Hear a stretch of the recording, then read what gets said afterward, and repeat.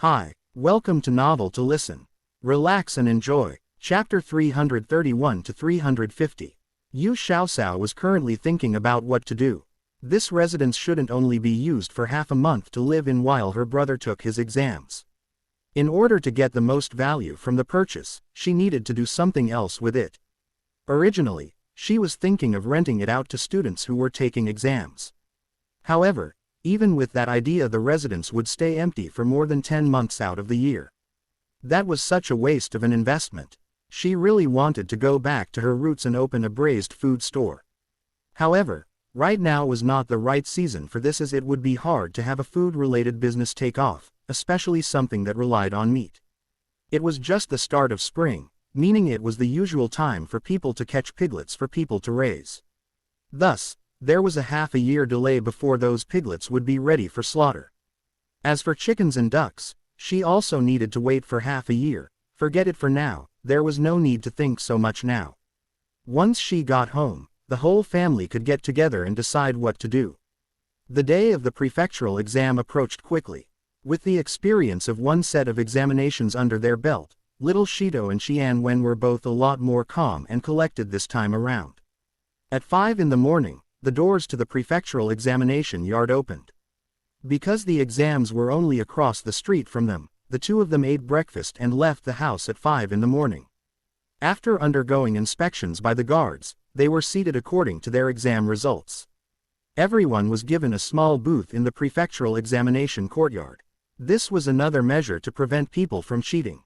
The prefectural exam consisted of vocabulary, essays, and essays discussing political affairs. It was split into writing from memory, poetry and prose, and current affairs. Writing from memory posed no difficulty at all for little Shido. Furthermore, prior to the prefectural exam, Headmaster Yuan had personally instructed him and gave him tutoring on poetry, prose, and current affairs. Therefore, the other two sections of the exam were also passable for him. There were a total of 50 people who qualified for the prefectural exams, and they were split into two ranks. The top 10 were considered the A rankers. When they were being seated, little Shido was at the tail end of the A rankers and was number 9. During the examinations, the prefectural magistrate and many of the examiners had all taken note of this exam candidate, who was the youngest of the bunch. They made sure to remember his name. When they were discussing the exam results and grading, they discovered that this cute and handsome little examinee had unexpectedly very good results. They went back to review the sign-up materials and discovered that he had studied at Rongshuan Academy, so his results were not surprising at all. Rongshuan Academy had produced many geniuses. An 8-year-old who could pass the county-level examinations was not off the mark. Even a 10-year-old top scorer in the Imperial Palace examinations could be produced from them. When they were looking at the results, Yu Bo deliberately waited over there. His name was also on the list. However, compared to the A rank that little Shido received, he was only a B rank and was only within the top 40. Someone who had passed the prefectural exam was someone who was halfway towards passing the entry-level exams as a whole. After passing the third in the series, only then was a candidate considered to be someone who had passed the county-level exams. Originally, Yu Bo was full of self-confidence. However, after he saw his little nephew's results and compared it to his own, he had to admit that comparisons were the devil. He had been studying for over a decade, yet he only scored at the back of the pack. His young nephew, on the other hand, had only studied for only 2 years, yet he was able to score in the top 10. He didn't believe that his own intelligence and efforts were any less than his nephew's. Instead, he placed all of the blame on the fact that little Shido was able to study at a famous school and he wasn't. Yu Bo even thought, if I was able to enter Rongshuan Academy last year, I would definitely have a better result than little Shido. Like at least the top 3. No one knew where his self-confidence came from. However, the top 3 on the prefectural entry exams were all students from Rongshuan Academy. In fact, within the A rankers, 7 of them were students from Rongshuan Academy. Were they not giving other people a chance? Based on that, it wasn't surprising that many people did everything they could to enter the school. Yu Bo restrained the raging jealousy within his heart and congratulated little Shido. The Yu family's siblings also congratulated him. After setting the time when they would head back, they went their respective ways. As for where the Yu family's siblings were living, Yu Bo didn't even bother to ask them. The day after the results were published, the two siblings packed up everything to go back home. There were a lot of tasks waiting for them when they got back. The most important out of all of them was to get the corn crop sowed into the ground. Although the last entry-level exam was also in the prefectural city, it only happened in the autumn. The county-level exams only happened twice every 3 years, and this year was the second of the two. Otherwise, they would have to wait until next autumn to take the exam. When they got back, the courtyard was covered in a carpet of green liveliness. It made a person feel comfortable just from looking at it. The front courtyard was planted full of green leafy vegetables that were already ready to be harvested and sold. Under their agreement with Junsho Restaurant, the vegetables were first sold to them to provide the Tanggu towns and prefectural cities branches. Then, the remaining vegetables could be sold to their frequent customers in Tanggu town. There were many buyers that had come over happily to inquire, but they had to leave disappointed. If they didn't have to plant and breed corn, Yu Xiaosao would have wanted to use the farmland in Tanggu town to plant early growing green vegetables. Could make a lot of money. That evening, the residents only had Madame Lu, Yu Kaifeng, Lu Yanner, and little Fangping. After asking, she found out that her father and her uncle had taken Lu Junping to the Yu family's farmstead to prep the land. They had already plowed almost all 100 mu and fertilized it too. They were just waiting for Yu Xiaosao to come back before they started planting the seeds. Farming matters didn't wait for anyone. The next day, early in the morning, Yu Xiaosao rode her little red horse to her family's farmstead in town with the young royal prince accompanying her. All of the corn seeds had been transported to the storehouse there, and there was always someone there watching over them every day. The tenants on the farmstead regarded the owners with awe and gratitude. Last year there was the drought as well as the locust plague, so there wasn't any harvest to be had, let alone enough to pay the rent. Even getting food to eat was a problem. Right about the time they were going to despair, the owners had waived them from paying rent and gave them a way to survive. After managing to survive the winter with difficulty, most families had no resources left. Just as they were at an impasse, the owners appeared again. At first, the news that they brought, that they weren't renting out the land anymore, had hit like a bolt of lightning. Some people started crying bitterly right then and there, and everyone kneeled in front of the masters to beg. Tenant farmers all came from poor families and didn't have much. They had somehow managed to survive the autumn and winter seasons of last year. If there was no land to be rented, then they would truly have to go out on the streets and beg for food. After the owners coaxed them all up and explained, they found out that the masters wanted to hire them to till the land. Those that did more work and did it well could get a reward. It was a bit like being hired on as long-term workers. However, the wages they offered were on the higher side and were quite fair. When it was time to plow and fertilize the fields, everyone worked their hearts out. Even the women and older children in their families came out to help. There were 170 or so mu to take care at this farmstead. All 16 families here had been farmers for generations. Those who had more hands at home could plow around 15 to 16 mu. Those that had fewer could still plow 3 to 4 mu. Most of the families on the farmstead were facing imminent starvation due to lack of food stores. Thus, Yu Hai made sure to hand out their wages on a daily basis. Those who plowed more and did a better job could receive more money. The families who plowed less or perhaps didn't do as good of a job would receive less or even no money. Thus, on the first day, there were some families who received 100 copper coins while others only received 20 to 30 copper coins. Even the people who only got 20 to 30 copper coins were quite satisfied.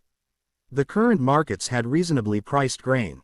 Coarse grains were 8 to 9 copper coins a caddy, so the money from a day's work could buy 3 caddies worth of grain. If you added on the wild herbs that the children gathered, the family could still eat until they were half full. However, those who only pursued speed and not quality on the first day learned their lesson for the second day and made sure to spend their time doing the job well. Sure enough, the money they received for the second day was a lot more than what they got from the first. As this happened, those who were trying to take advantage of the situation all settled down and began to carefully farm to earn money. Within a dozen days, all 170 or so mu of farmland had been carefully plowed.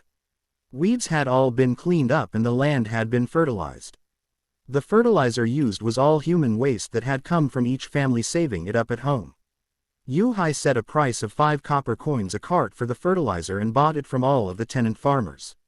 The tenants didn't expect that the fertilizer created from their own waste could also be sold for money, so they were even more deeply grateful towards their employer. When Yu Xiaosao arrived at the farmstead, she first met up with her father. After chatting a bit, the two of them separated to do their own work. Yu Xiaosao went into the storehouse to select seeds while Yu Hai gathered all of the tenant farmers up. With the manager of the farmstead there, Yu Hai, as the owner, didn't need to personally do these menial tasks. Zhu Junyang followed Yu Xiaosao and watched as she first went to the farmstead's well and drew up a bucket of water. In actuality, Yu Xiaosao was using the action of drawing up water to conceal the fact that she told the little divine stone to alter the well. The well water was now a very dilute form of mystic stone water. When he saw Yu Xiaosao struggling to carry the bucket of water, Zhu Junyang took the bucket over with a look of disdain. Your arms and legs are way too weak. Aren't you afraid that this bucket of water will cause you to collapse? Head steward Lu was shocked. Master is helping Miss Yu carry water. When did Master ever do such crude labor like this before? Master, leave it there and let me take it instead. Head steward Lu hurried forward to take the bucket of water from Royal Prince Yang. Yu Xiaosao didn't feel it was right for head steward Lu to do hard labor at his age, so she interjected, forget it, let me do it instead. The more I exercise, the stronger I'll get. All right, let's go. Where are we taking this? Zhu Junyang carried the bucket of water and ran forward. Yu Xiaosao had to run to catch up. Behind them was head steward Lu, whose face was wrinkled into a suffering frown. When they got to the storehouse, Yu Xiaosao took out her bottle of already prepared, special medicine, and poured it into the bucket to mix. Once done, she sprayed it on the corn seeds. Zhu Junyang didn't quite understand what she was doing, so he asked, what's the purpose of spraying this water on the seeds? To prevent pests and disease from harming the plants. Look, in the autumn, there were probably insects that laid their eggs in the soil. When spring gets warmer, those bugs will all come out and will start eating the roots and shoots of the crops. If I spray the seeds with this pesticide, we can avoid losing some of our crops. Yu Xiaosao was very earnest as she explained herself. In fact, the spiritual power within the pesticide could also increase the germination and survival rate of the seeds. These other factors were not easily explained to the young royal prince. If the young royal prince didn't follow her inside, she would have directly sprayed the mystic stone water onto them instead of going through the hassle of mixing pesticide. The seeds that had been sprayed with pesticide were all delivered out into the fields. The tenant farmers took the seeds and watched the owner demonstrate the depth of the holes and distance between the holes. Following that, they started to enthusiastically sow all of the seeds into the ground. Yu Hai and Lu Hu all had a decent amount of experience with this, so they were in charge of patrolling the land and watching over the process. They conscientiously recorded down every family's speed and quality of work. This was the first time that the tenant farmers had encountered the planting methods for corn, so some of them hadn't fully grasped on how to plant them. Yu Hai and the others identified those people and also patiently taught them the right method. The efficiency of sowing on the first day was relatively low. The faster families had managed to plant about 2 mu worth and they received around 80 copper coins in wages. The ones who planted the least were Widow Li and her son. There were only 2 of them and her son was only around 10 years old. Although the 2 of them were slow, they were very diligent and careful with their planting. In fact, Widow Li was afraid that they might plant the corn in the wrong distance, so she used a branch that she had broken into the correct length to measure as she slowly dug the holes. Yu Hai had seen everything they had done, so when they were getting their wages, they received 40 copper coins in total. Widow Li knew that the owners were taking care of her and her son, so she gratefully took the money but didn't say any extra words. There were a lot of widows in the world and she was afraid the people who did more work than her would start gossiping. However, she made sure to engrave the master's kindness deep within her heart. 40 copper coins was enough money to feed her and son for several days. Her son, who had starved into a bag of bones and only had a large head on his shoulders, would finally be able to eat a filling meal. The speed and quality of their work was closely tied with how much money they made. All of the tenant farmers were in good spirits. Every day they enthusiastically started working before the sun rose and reluctantly left when the sun finally set. Thus, all 170 or so mu were very quickly plowed, fertilized, and sowed with seeds. Afterwards, the tenant farmers became nervous. All farmers knew that the busiest times of the year were spring plowing and the fall harvest. The rest of the time they mostly weeded the fields and watered the crops. The owners had said that corn was a type of plant that could endure droughts but not floods, so it didn't require a lot of water. They weren't sure if they would still receive a wage during the idle time of the year. Before they could fret for too long, new work arrived. Royal Prince Yong had bought over 800 mu of farming land and needed them, the ones with experience, to teach the newbies how to till the land. The same wages that the Yu family set would also be paid. The fields over there had already been plowed, but they weren't plowed as well as the Yu family's fields.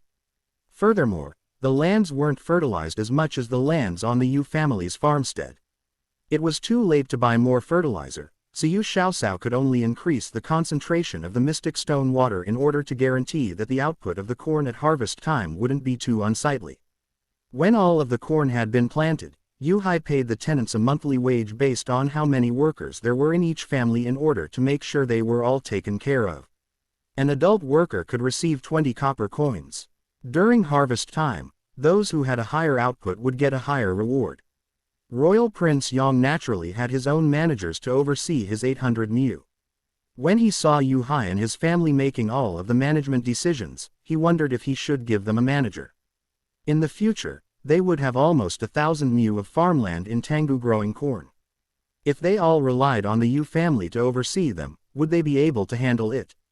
Zhu Junyang especially transferred over manager Nian from one of his farmsteads in the capital.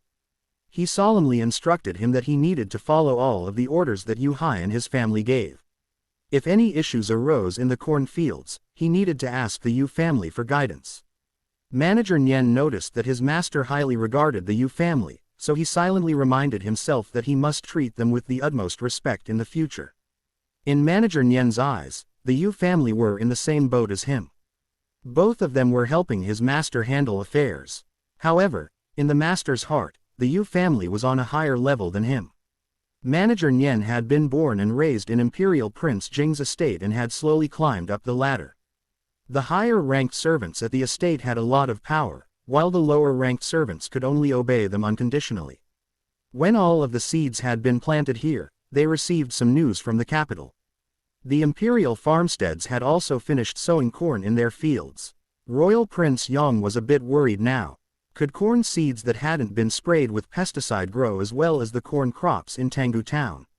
He sought Yu Xiaosao and her father and explained that he hoped that they would go with him to the capital for a trip. Everything important here had mostly been done. The watermelon fields were being taken care of by Lu Hu's entire family, and the farmsteads with corn had the farmstead manager as well as the manager Royal Prince Yong sent over to oversee. There shouldn't be any issues arising. Thus, Yu Hai went back home to discuss this proposal with the entire family and then decided to go into the capital with Royal Prince Yong. Yu Xiaosao had already altered all of the wells in the farmstead to contain a very low concentration of mystic stone water. This would not only promote the growth of the crops but would also have good effects on the humans that drank it. Yu Xiaosao also, out of the kindness of her own heart, altered the wells in the lands that the young royal prince had bought. This would guarantee that all of the corn in Tanggu town would grow well. After all of the loose ends at home were taken care of, the father and daughter pair traveled along with Royal Prince Yang's entourage. All of the villagers had heard that the two of them had been invited by the royal prince to the capital to plant crops, and they were all extremely envious. The Yu family truly had skill. They could even become famous from raising crops. The vast majority of villagers had only traveled as far as the town. Those who had been to the prefectural city had boasted about it, so going to the capital was a whole other matter. The Yu family members had been personally invited by the royal prince to go. If they completed the task well, perhaps they would even be rewarded with a residence in the capital or something. Perhaps the Yu family was going to move to the capital in the future. Under the envious gazes of their fellow villagers, the two of them climbed into the flashy carriage that the royal prince had brought over. The carriage left and traveled in the direction of the capital. Yu Xiaosao had brought along her little red horse. When she was in the mood, she would ride the tiny horse to appreciate the scenes round her. When she got tired, she would go into the carriage, drink a cup of tea, eat some snacks, and then take a leisurely nap. Once energized, she would go back on her horse and quibble with the young royal prince to pass the time. The distance from Dongshan village to the capital could be traveled in one day and one night if the person traveling was on a horse galloping at top speed the entire way. If they were on a carriage, traveling by day and resting at night, it took around 3 days of travel. Royal Prince Yong was afraid that Yu Xiaosao's body wouldn't be able to take a strenuous voyage, so they rested somewhat frequently in between. In the evenings, they did their best to stop at a small town and find a nice inn to allow Yu Hai and Yu Xiaosao to rest after traveling the whole day. At noon, if they weren't trying to get somewhere, they would rest on the side of the road and prepare lunch to eat to their heart's delight. Thus, the journey was not as tiring as Yu Xiaosao had originally thought. Instead, it was like going on a scenic tour and occasionally camping outside to prepare food. Originally, Royal Prince Yong had prepared a residence for the two of them. However, when Fang Zizhen found out that his adopted daughter was going to the capital, he made sure to notify his wife well in advance. When the group of them was about 5 kilometers outside of the capital, they spotted Lady Fang with her maid servants anxiously waiting for them. "Godmother, why did you personally come here? Where's little Linlin?" Yu Xiaosao jumped off the carriage and threw herself at Lady Fang. She rubbed her head against her godmother's abdomen. Lady Fang lovingly stroked her goddaughter's black and glossy hair and lightly laughed. "Little Linlin has recently been coughing, so he's at home with the wet nurse. I was afraid if I sent other people to wait, they wouldn't recognize you. Godmother finally was able to have you come over. Come, let's go home together." Yu Hai hesitated. The general wasn't in the capital, so it wasn't quite proper for him, an adult man, to stay at the general's estate. As if she had anticipated Yu Hai's misgivings, Lady Fang said, "Linlin's father is currently finishing up his affairs at the port, so he'll be back the day after tomorrow at the latest. Brother Dahai, please take the general's estate as your own home." There's no need to be polite. Yu Xiaosao was in an unfamiliar environment, so she didn't want to separate from her father.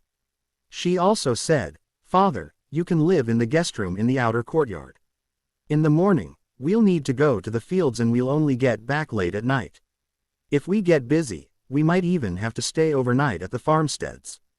If my godfather gets back tomorrow or the day after tomorrow and finds out you were living outside of the residence, he'd scold me to death." Lady Fang nodded her head from the side with a smile on her face. Yu Hai pointed at his daughter and said, "Could your godfather even bear to scold you?" "I doubt it," Royal Prince Yong interjected from the side. "If you guys don't want to live in the general's estate, I have a residence that's pretty close to the general's estate." Lady Fang hastily butted in, "Royal Prince Yong, please don't make things complicated. No one is an outsider here, so it's still best for them to live with me." Zhu Junyang knew that Yu Xiaosao had already made a decision, so he didn't say anything more. He personally escorted the father-daughter pair to the entrance of the general's residence and tactfully declined Lady Fang's invitation for him to drink some tea. He then spoke to Yu Xiaosao, "It's been a rough 2 days for you. Go to sleep early, tomorrow I'll come in the morning to take you to the fields." Before he finished, a voice full of surprise hit his ears. "Older brother Yong, you're back from Tanggu town. Are you here to see me?" Zhu Junyang immediately scowled and his face became as cold as ice. It was as if every cell in his body had been carved with the words, "No living thing shall come near me." Yu Xiaosao was very curious now. Just what sort of person was this to make the young royal prince react so strongly?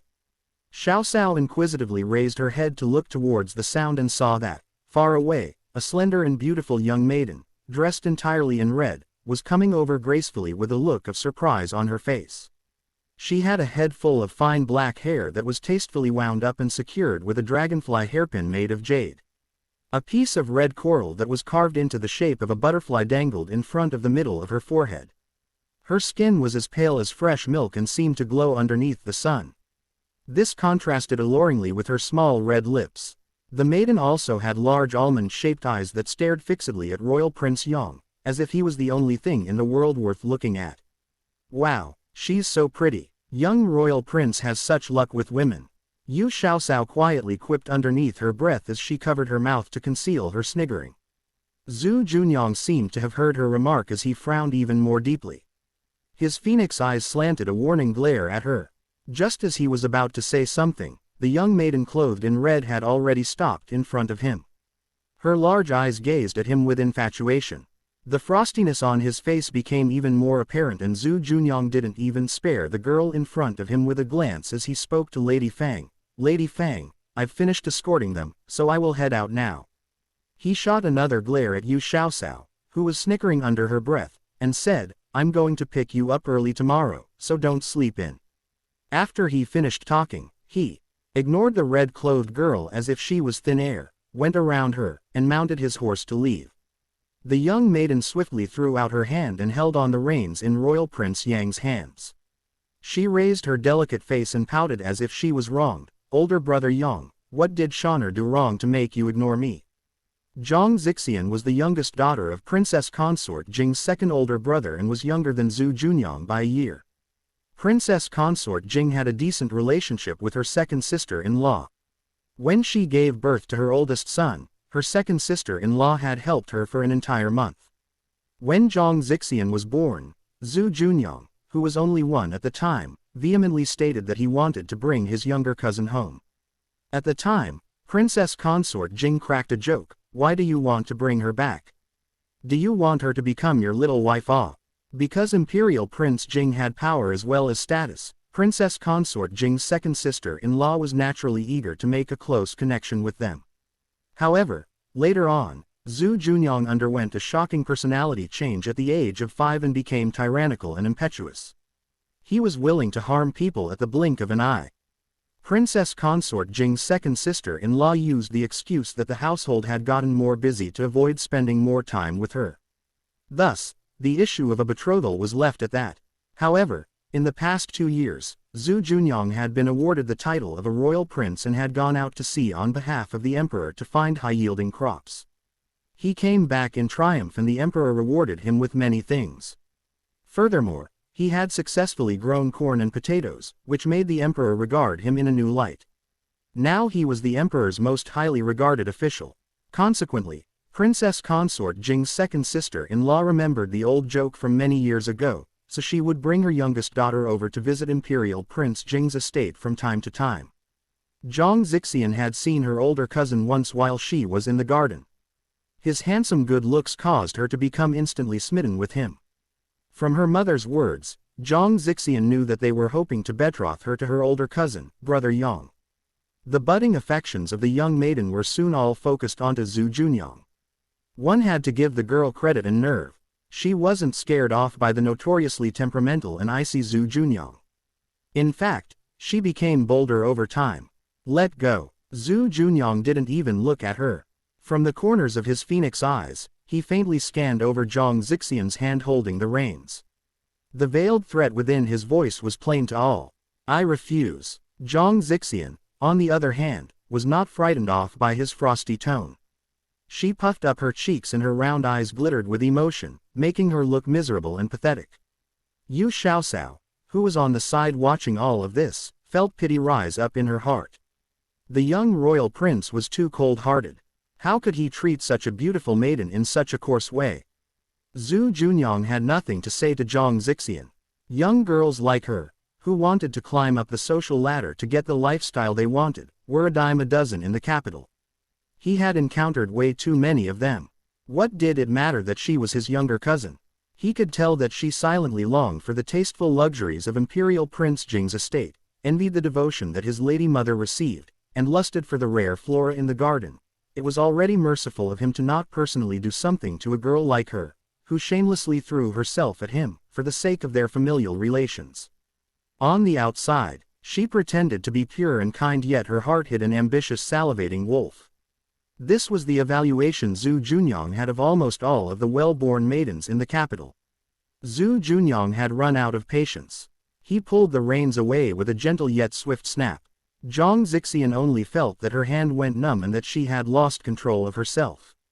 After stumbling back a few steps and finally getting steady, it was already too late. Royal Prince Yang had already spurred his horse forward and was speeding away. Zhang Zixian pursed her lips and her eyes flashed. Didn't her aunt say that older brother Yang liked girls who were pure, pretty and cute? Was she not adorable enough? She scanned Lady Fang and Yu Xiaoxiao from head to toe and then looked at the sign inscribed at the gate of the residence which said, Zhaoyang General's Estate. A flicker of contempt went through her eyes, just a third-ranked official. Why would old brother Yang become friends with these people? She looked at Xiaoxiao's lively large eyes which were as clear and limpid as a pure spring. A bolt of jealousy went through her. If she had such large eyes that could speak volumes, wouldn't her older cousin treat her better? She then looked at the clothes that Xiaoxiao was wearing. Zhang Zixian's almond-shaped eyes roamed quickly and then a smile blossomed onto her face. Lady Fang, your family's servant girl is so cute and lively. I lack a maidservant just like her. Can you sell her to me? Zhang Zixian's father didn't have a high-ranked office as he was only a fourth-ranked official in the Ministry of Ceremonies. However, her grandfather, who was also the father of Princess Consort Jing, was the imperial tutor and was one of the most respected teachers of the current emperor. Although her husband was a military official and didn't need to fawn upon the imperial tutor or other imperial teachers, it was better to avoid unnecessary trouble. Lady Fang's tone toward Zhang Zixian was quite courteous. Forgive me, Miss Zhang. The servant girl you're referring to is the adopted daughter of my lord husband. The scorn within Zhang Zixian's eyes deepened. Everyone in the capital knew that General Fang had adopted a little farm girl as his daughter. This little girl was able to fawn upon Zhaoyang General and make him willing to adopt her. To have such schemes at such a young age, this little girl was truly something.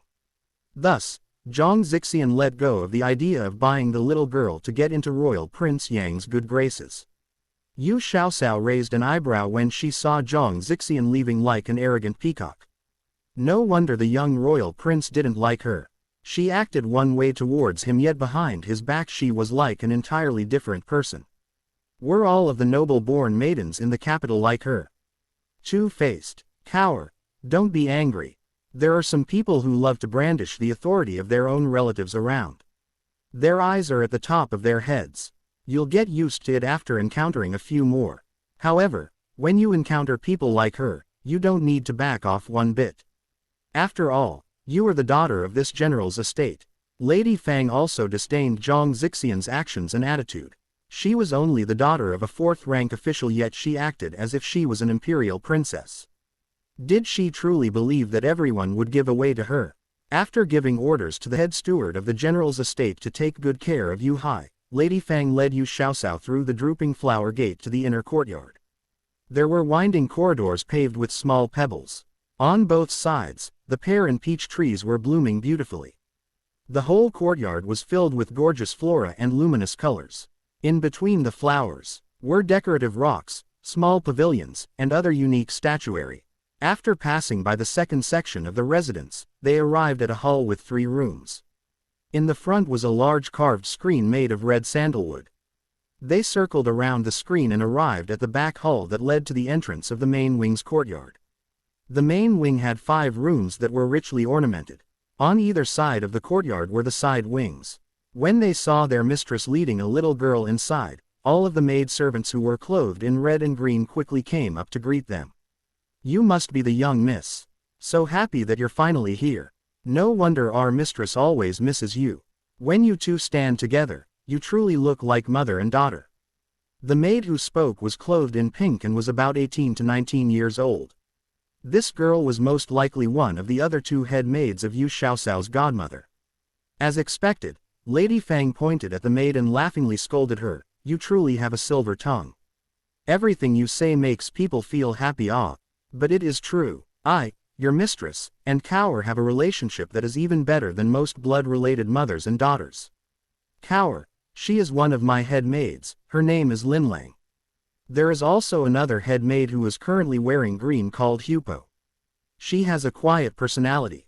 Now you know all 4 of my personal maid servants, you can take the 2 that suit you the most and have them run tasks for you." Yu Xiaoxiao hurriedly waved her hands. "No need, godmother. These older sisters are all your personal maidservants. If I took them away, who would take care of you? Godmother, listen to my idea first. If it was only you around, then being short a maidservant wouldn't be an issue. However, you also have little Linlin. If there were only 2 maids taking care of you and my little brother, where would they have the time? You also know what I'm like. Any 2 junior maidservants will do for me. Lady Fang wasn't convinced. How could junior maidservants be as good as Junju, Linlang and the others? Sure enough, Linglong had a good grasp on how to arrange things. She smiled. Mistress, I'll go help out young miss for a few days. During that time, I'll also train the junior maids so that they don't end up slighting her. Lady Fang knew that Linglong was a very reliable person. After thinking a bit, she nodded her head. Okay. You can go over to help and train a few maids until they are good enough. In the future, Kaur will be spending more time in the estate. She absolutely cannot have too few people taking care of her. When Linlang saw that Linglong had volunteered to take care of the young miss, she silently let out a sigh of relief. She smiled. Linglong truly knows the mistress's heart best. Even things she hasn't said, Linglong can anticipate. In actuality, Linlang didn't take this goddaughter very seriously. In her eyes, Yu Xiaoxiao didn't even reach the level of her mistress's niece. At least that young lady was related by blood with the mistress. The daughter that the general adopted seemed to be petty and unsophisticated and was really not presentable to good company. What sort of profits could she make by staying next to this type of master? Linlang wasn't the only one with thoughts like these. Many of the other junior maidservants in the estate also had the same misgivings. The personal maidservants by the mistress, other than Linglong, were all getting older. When they passed the age of 20, they might be let go. If they were able to show their good sides to the mistress and entered her eye, they might be promoted to her personal maidservant. However, there were also some junior maidservants who thought differently. Mistress usually treated this adopted daughter of hers with great importance. She not only sent off delicious snacks, beautiful clothes and jewelry to her on a regular basis, but she also constantly talked about her. If the young miss chose one of them, they would immediately become personal maidservants, meaning they would have to struggle for fewer years. No matter what these young maids were thinking about, none of them had any power over any decisions. When Yu Xiaoxiao was picking out servants, she made sure to pay attention to the junior maidservant's eyes and expressions. She didn't pick any of those who evaded her or tried to avoid her eyes. She only chose a few who had honest and clean gazes and didn't really pay much attention to their outward appearances. However, in the end, the 4 maidservants she ended up picking were all beautiful and full of life. Lady Fang was a bit worried that her adopted daughter had a simple and pure heart and only picked them by appearances. She was afraid she might have picked a few who had ulterior motives. She could tell that Royal Prince Yong treated her daughter differently than other girls. Her daughter's personality was a bit mischievous and lively. If these beautiful maids had other thoughts, she was afraid that Yu Xiaoxiao wasn't thinking that far. She watched as her 4 new personal maidservants all recognized her and was pleased with their looks. Who didn't like beautiful things? At this time, the wet nurse came out of the side room holding the little master and went to Lady Fang's side. She smiled. The little master is very close to you, mistress. As soon as he woke up, he wanted you. If he can't see you, he won't be happy. Little Linlin saw his mother and stretched out his chubby little arms, begging for a hug. Yu Xiaoxiao hadn't seen little Linlin for more than half a year. When she saw her pleasantly plump, adorable, and cute little brother, she couldn't help but reach her arms out to try to hold the little guy. The wet nurse was a bit anxious and stopped her as she said, "Young miss, don't be fooled by his young age, he's quite heavy. I'll hold him instead." Little Linlin's lips quivered when he wasn't able to go into his mother's warm arms. He was about to cry when he suddenly smelled his sister's innate body scent. He used his arm, which was about as thick as a lotus root, and held onto Xiaoxiao's neck and buried his face into her neck. He lightly sniffed at her and then raised his head. He pouted his tiny lips and planted a kiss on her face while also spreading his saliva on her. Lady Fang felt very happy at the sight and grinned. "Oh ho, our Linlin still remembers his older sister. He knows that his older sister is the one closest to him other than his parents." The wet nurse also repeatedly nodded her head as she remarked in surprise, "That's right. The little master is only close with you, mistress. Everyone else he treats as a stranger. He's never even kissed the master before."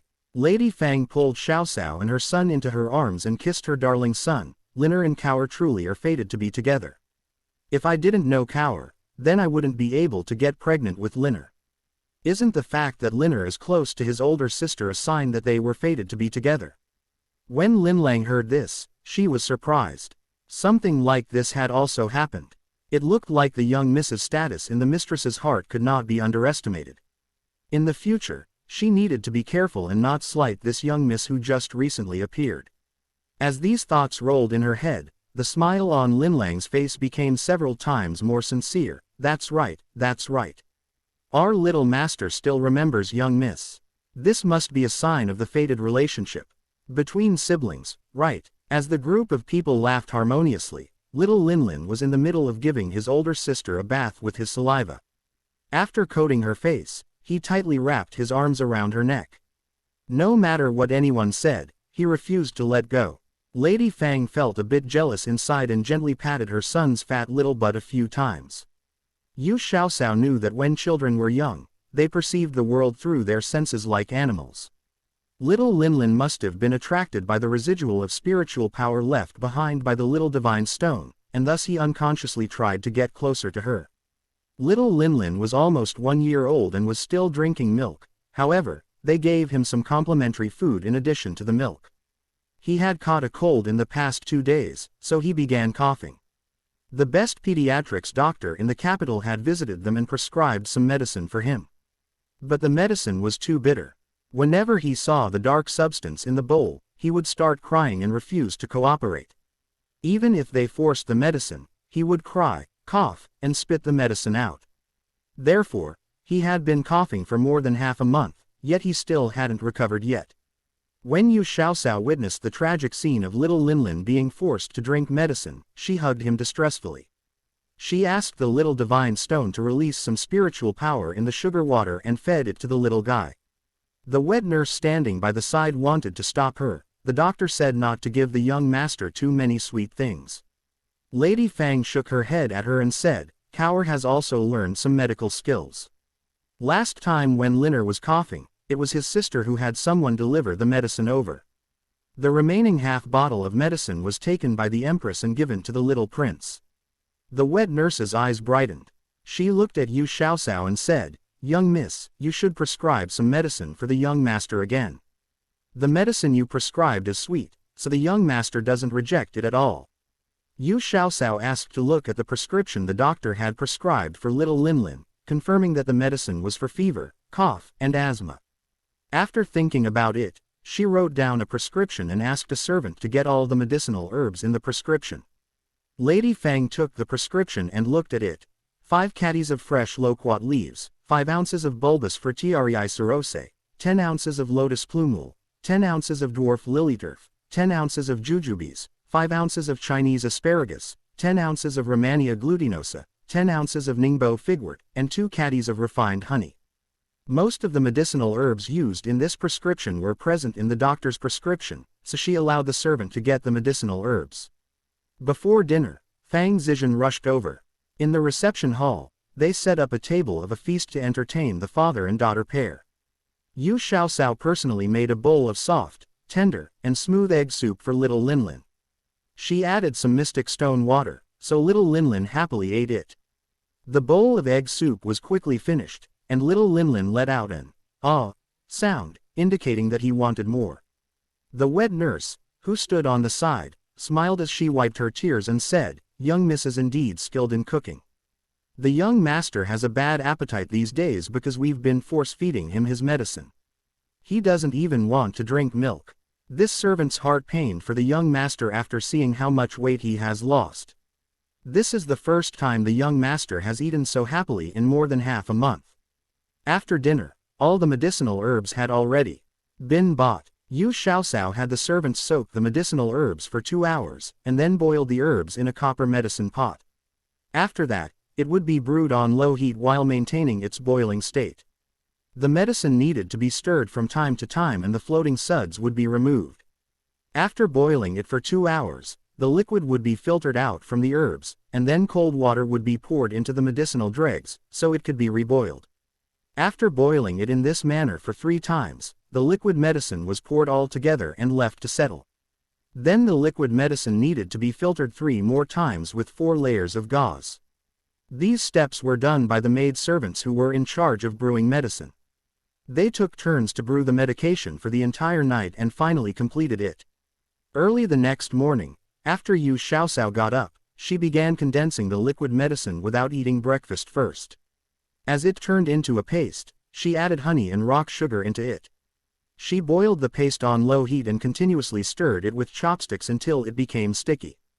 Finally, the final product was packed in small porcelain bottles, which could be stored and eaten after it completely cooled down. When little Linlin woke up, Lady Fang had made a bowl of bulbous Fertiarii Cirrose and loquat leaf cough syrup for him to drink. Little Linlin was about to cry when he saw the reddish-brown liquid medicine, so Yu Xiaoxiao dipped the chopsticks in the medicine and placed it in his mouth. The little guy smacked his mouth and realized that it was sweet. The tears that had gathered in the corners of his eyes were gone as he looked at the liquid medicine with a hesitant expression. Yu Xiaoxiao took the little guy and allowed him to sit comfortably in her embrace. She whispered softly, "Little Linlin, this is sweet sugar water. Do you want to drink it?" Little Linlin still had a hesitant expression on his face. He wanted to drink it, but he was afraid that he would be deceived again. After he fell ill, he had been deceived so many times that he had become doubtful. What should he do if this bowl was also bitter medicine? Have a taste first. If it's bitter, you can just spit it out. Yu Xiaoxiao scooped a spoonful of medicine with a spoon and blew on it, then she delivered it right in front of the little guy's mouth. The little guy hesitated for a moment. Before putting on a courageous front like he was heading to an execution ground, he opened his mouth and let the spoon enter his mouth. Yu Xiaoxiao titled the spoon and poured the liquid into little Linlin's mouth. The little guy wrinkled his face and kept the medicine in his mouth without swallowing. However, he soon realized that the medicine wasn't as bitter and unappetizing as before. Instead, it was sweet and delicious, so he gulped it down. Lady Fang usually didn't spoil him and rarely gave him sweets. The sweet liquid medicine tasted pretty good. Little Linlin stared at the medicine bowl in his mother's hands. Yu Xiaoxiao scooped another spoonful of medicine from the bowl in her godmother's hands. The little guy waited with his mouth wide open even before she put the medicine in his mouth. Just like this, spoonful after spoonful, the bowl of liquid medicine was almost finished. Little Linlin unexpectedly appeared to want more. Yu Xiaoxiao wiped his mouth and smiled. "Let's leave some room for later. Older sister will make you a bowl of vegetables and ground meat porridge later." In the Fang family's glass greenhouse, besides precious flowers and plants, there were also lots of vegetables. Lady Fang specifically ordered the gardener to plant them after she returned from Dongshan village. The gardener felt very helpless about this. He was very good at handling precious flowers and plants, and he even had a reputation for it in the capital. Yet he was unexpectedly sent here to waste his talents by planting vegetables. Fortunately, the few beautiful and hard-to-plant orchids in the greenhouse allowed him to clear his head and realize his value. It wasn't necessarily bad to grow some vegetables in the greenhouse. At least, he and his masters would not lack vegetables to eat this winter. Being able to freeload some off-season vegetables was the only advantage of growing vegetables. The ingredients that Yu Xiaoxiao used to make the vegetables and ground meat porridge were chicken and cabbage core. Chickens were rich in protein. It could strengthen the baby's physique and protect him from diseases. Cabbage cores were rich in vitamin C, which could effectively prevent young children from catching a cold. Of course, there was also mystic stone water added in, which could strengthen the body and enhance the taste of the dish. Everyone had a bowl of vegetables and ground meat porridge at the dining table. Not only did little Linlin eat with relish, but his small bowl of porridge also wasn't enough for him. Lady Fang was also full of praise for the ground meat porridge, and everyone commended Yu Xiaoxiao's cooking skill. After breakfast, the steward in charge of the outer courtyard came to report that Royal Prince Yong had come to visit. Yu Hai and his daughter knew that he had come to take them to Imperial Plantation. Yu Xiaoxiao carried an enormous earthen jar from her room, claiming that she had made this medicine that could protect against insects and diseases last night. Ling Long brought along a maidservant named Yingtao. Yingtao was one of the 4 maidservants chosen by Yu Xiaosao. She appeared to be around 14 to 15 years old and was very nimble. When she saw her young miss carrying the earthen jar from the room, she took the jar over and held it carefully. It was the same carriage as before. Yu Xiaosao stepped on the small wooden stool that the servants had placed in front of the carriage and climbed up the carriage. Seeing that it wouldn't be easy for Yingtao to get on the carriage with the earthen jar, she reached out and helped her up. Yingtao was originally somewhat nervous, but she had now calmed down completely. Her master appeared to be someone with a good temper, so as long as she didn't make any mistakes, she probably wouldn't get punished. The maid servants, who used to serve Miss Shaw, used to privately say that Miss Shaw appeared obedient and smart in front of the madam, but she had a really bad temper when the madam wasn't around. If she didn't get what she wanted, she would beat and scold the servants. A maidservant had been marred by scars from her beating. Therefore, when she and the other maidservants were selected by Yu Xiaosao, they felt somewhat uneasy, for fear that they had to serve a difficult master. Along the way, Yu Xiaosao noticed that the young prince was somewhat silent today and his complexion wasn't looking too well. Could it be that something happened when he returned to Prince Jing's estate yesterday? Suddenly, she thought of the girl clothed in red that she had met yesterday. The desire to gossip was ignited within Yu Xiaosao's heart. Young royal prince, did the beauty chase you all the way to your house yesterday? Had it been anyone else, even if they were beaten to death, they still wouldn't dare to converse with the young prince when he had such a dark expression on his face, let alone joke with him. Miss Yu is so foolishly brave. Head steward Lu glanced at her and ridiculed in his heart.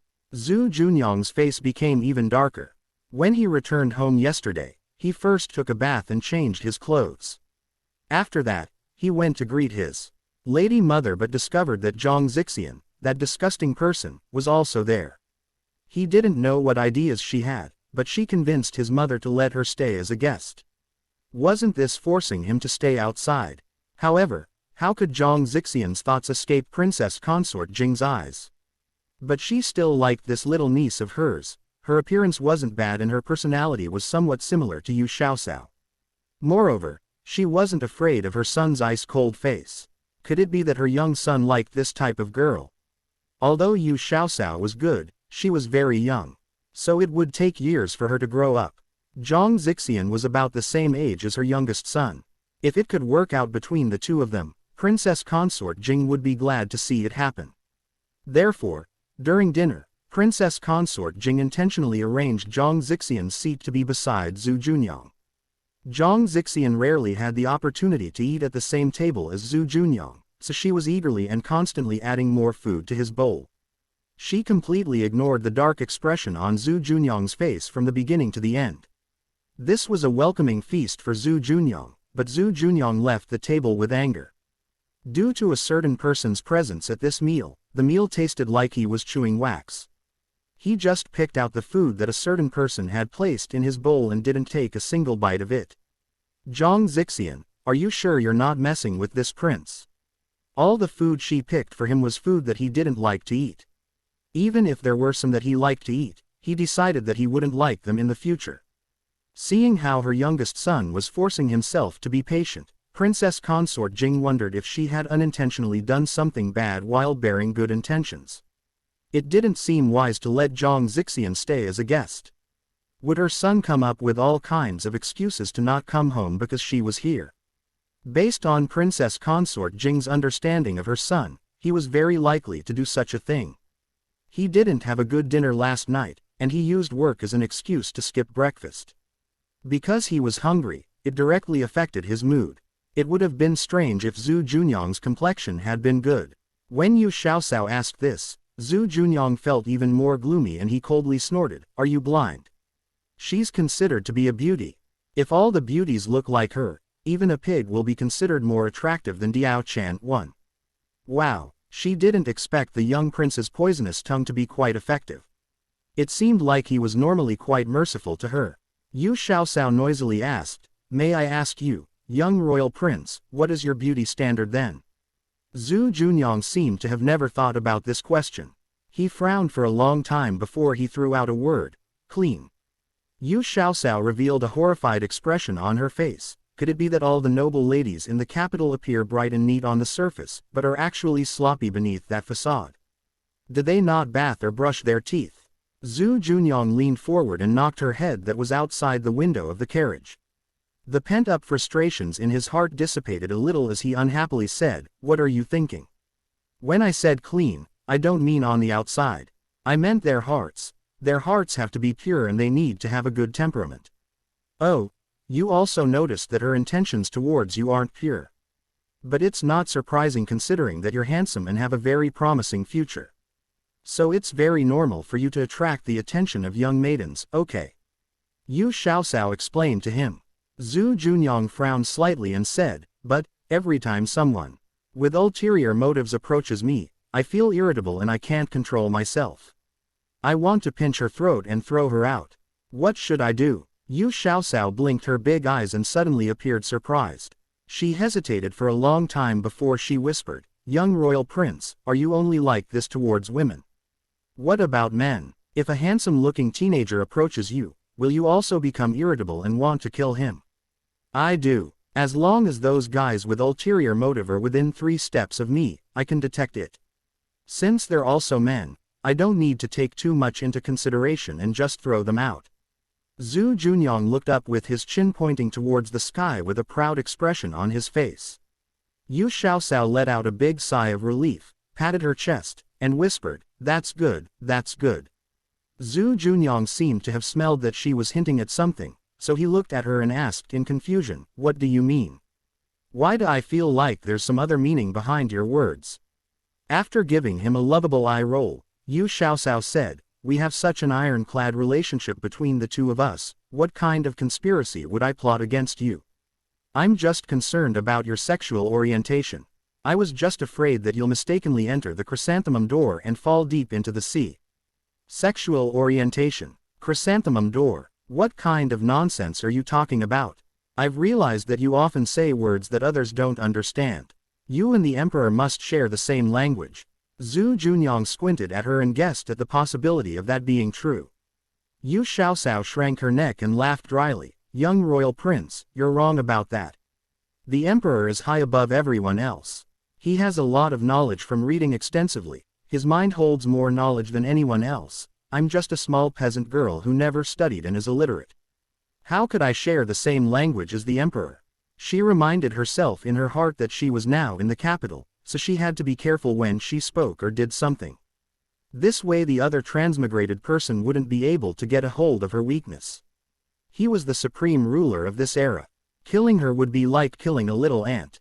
Although she posed no threat to the emperor, she must still be careful.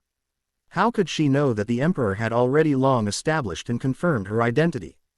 Like a cat playing with a mouse, he had been watching her movements secretly. Just when Yu Xiaoxiao was staying silent because of her guilt, head steward Lu couldn't hold back and coughed twice. He quietly told his master, "Some of the wealthy people in the capital have special hobbies. They like to walk the back door. They call a certain part in the behind the chrysanthemum. I assume the chrysanthemum door that Miss Yu is talking about is related to this." Zhu Junyang was born and grew up in the capital, so he naturally heard of those dirty matters. He even had some experience himself. When he was a child, his appearance was beautiful and delicate and he liked to be alone. One day he left the house by himself and was taken away by an official who had such a special hobby. He had seen some unbearable sights. The filthy scene turned him violent on the spot and he killed the official that tried to do something to him. When his father brought him back, he was immersed in his own consciousness and almost couldn't ever wake up again. Recalling such an unfortunate event, Zhu Junyang became extremely agitated. He jumped off his horse and dragged the carriage from the back to halt it. Then he charged into the carriage and twisted Yu Xiaoxiao's arm and asked, "Who told you these filthy things? If that person tells you such nonsense in the future, don't listen to them, lest you dirty your ears. Tell me, who told you these things? I will personally dismember his body."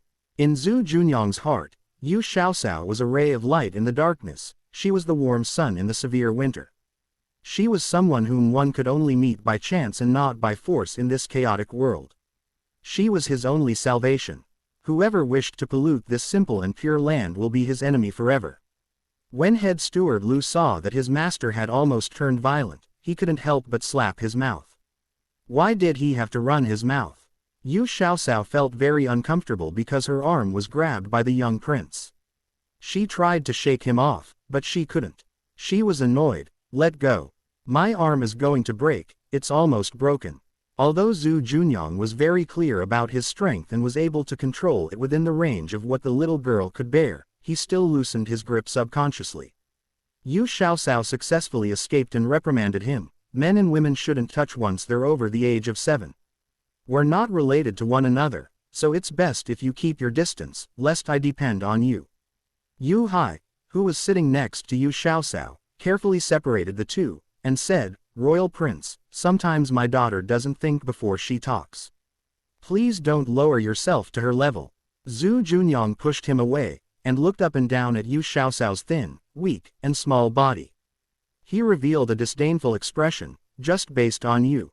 I don't have fetish for kids. If you want to rely on me, then we'll talk about it in 3 or 5 years. Also, you must grow nicely, don't grow short on looks. When that time comes, I will have to reluctantly accept you. Yu Xiaosao was coldly glaring at him, her hair was standing on ends in anger. She was burning in anger as she raised her eyebrows and said, Stop looking down on people, I will definitely grow into a beautiful lady in the future. After she finished speaking, she touched her tall and straight nose, big bright eyes, and her small fan-like eyelashes. Although her height was unremarkable, she was still a cute Lolita. Her natural factors were pretty good, so when she grew up she can. That's not right. What did the guy just say? Except her. You think I'm Hello Kitty because this old lady didn't show you my powers yet. Let me tell you this clearly. This lady will not be a concubine. Even if I can't marry someone in my lifetime, I still won't wrong myself. Yu Xiaosao pointed at Zhu Junyang's perfect nose as she made her intentions clear in an imposing manner. Zhu Junyang narrowed his long, narrow, and charming almond-shaped eyes slightly. He restrained the snickering in his heart and put on a deadly earnest face and said, I didn't expect you to be big-hearted even though you're so short. If you don't want to be a concubine, then I'll let you be a ranked concubine. This is good enough. Yu Hai expressed that he was very dumbfounded. The atmosphere just a moment ago was full of anger that was about to explode. How did the topic turn into a discussion about concubines and ranked concubines? His daughter was still young, and he needed to protect her from being taken away by a big wolf. Even if it was the royal prince, he won't. He was just about to express his opinion when he was pulled out of the carriage by head steward Lu. Yu Hai found that even though he was such a big man, he was unable to struggle at all in the hands of the old and weak eunuch. Could this be the martial arts that older brother Zhao talked about? When he was pulled away, he could hear his foolish daughter screaming angrily, ranked concubine. Who would want to be your ranked concubine? Scram. You don't want to be a ranked concubine either. Then what do you want? Do you want to be an equal wife?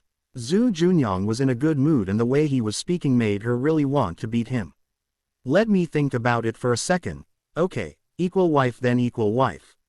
You need to be good to me in the future. Yu Xiaosao was furious. She threw the cushion in the carriage at Zhu Junyang's face. Stamping with fury, she shouted, keeping dreaming. This old lady won't marry and share a husband with other women. This old lady wants to be a pair for a lifetime. If you can't, then scram as far as possible. The guards around that were in charge of protecting the carriage all had a constipated expression on their faces. Just at that moment, a carriage passed by them. The curtains were lifted up, exposing a beautiful face. To be a pair for one lifetime, it was something every woman yearned for. What kind of woman would be able to express herself so bravely and clearly? Miss, it seems to be Royal Prince Yang's carriage.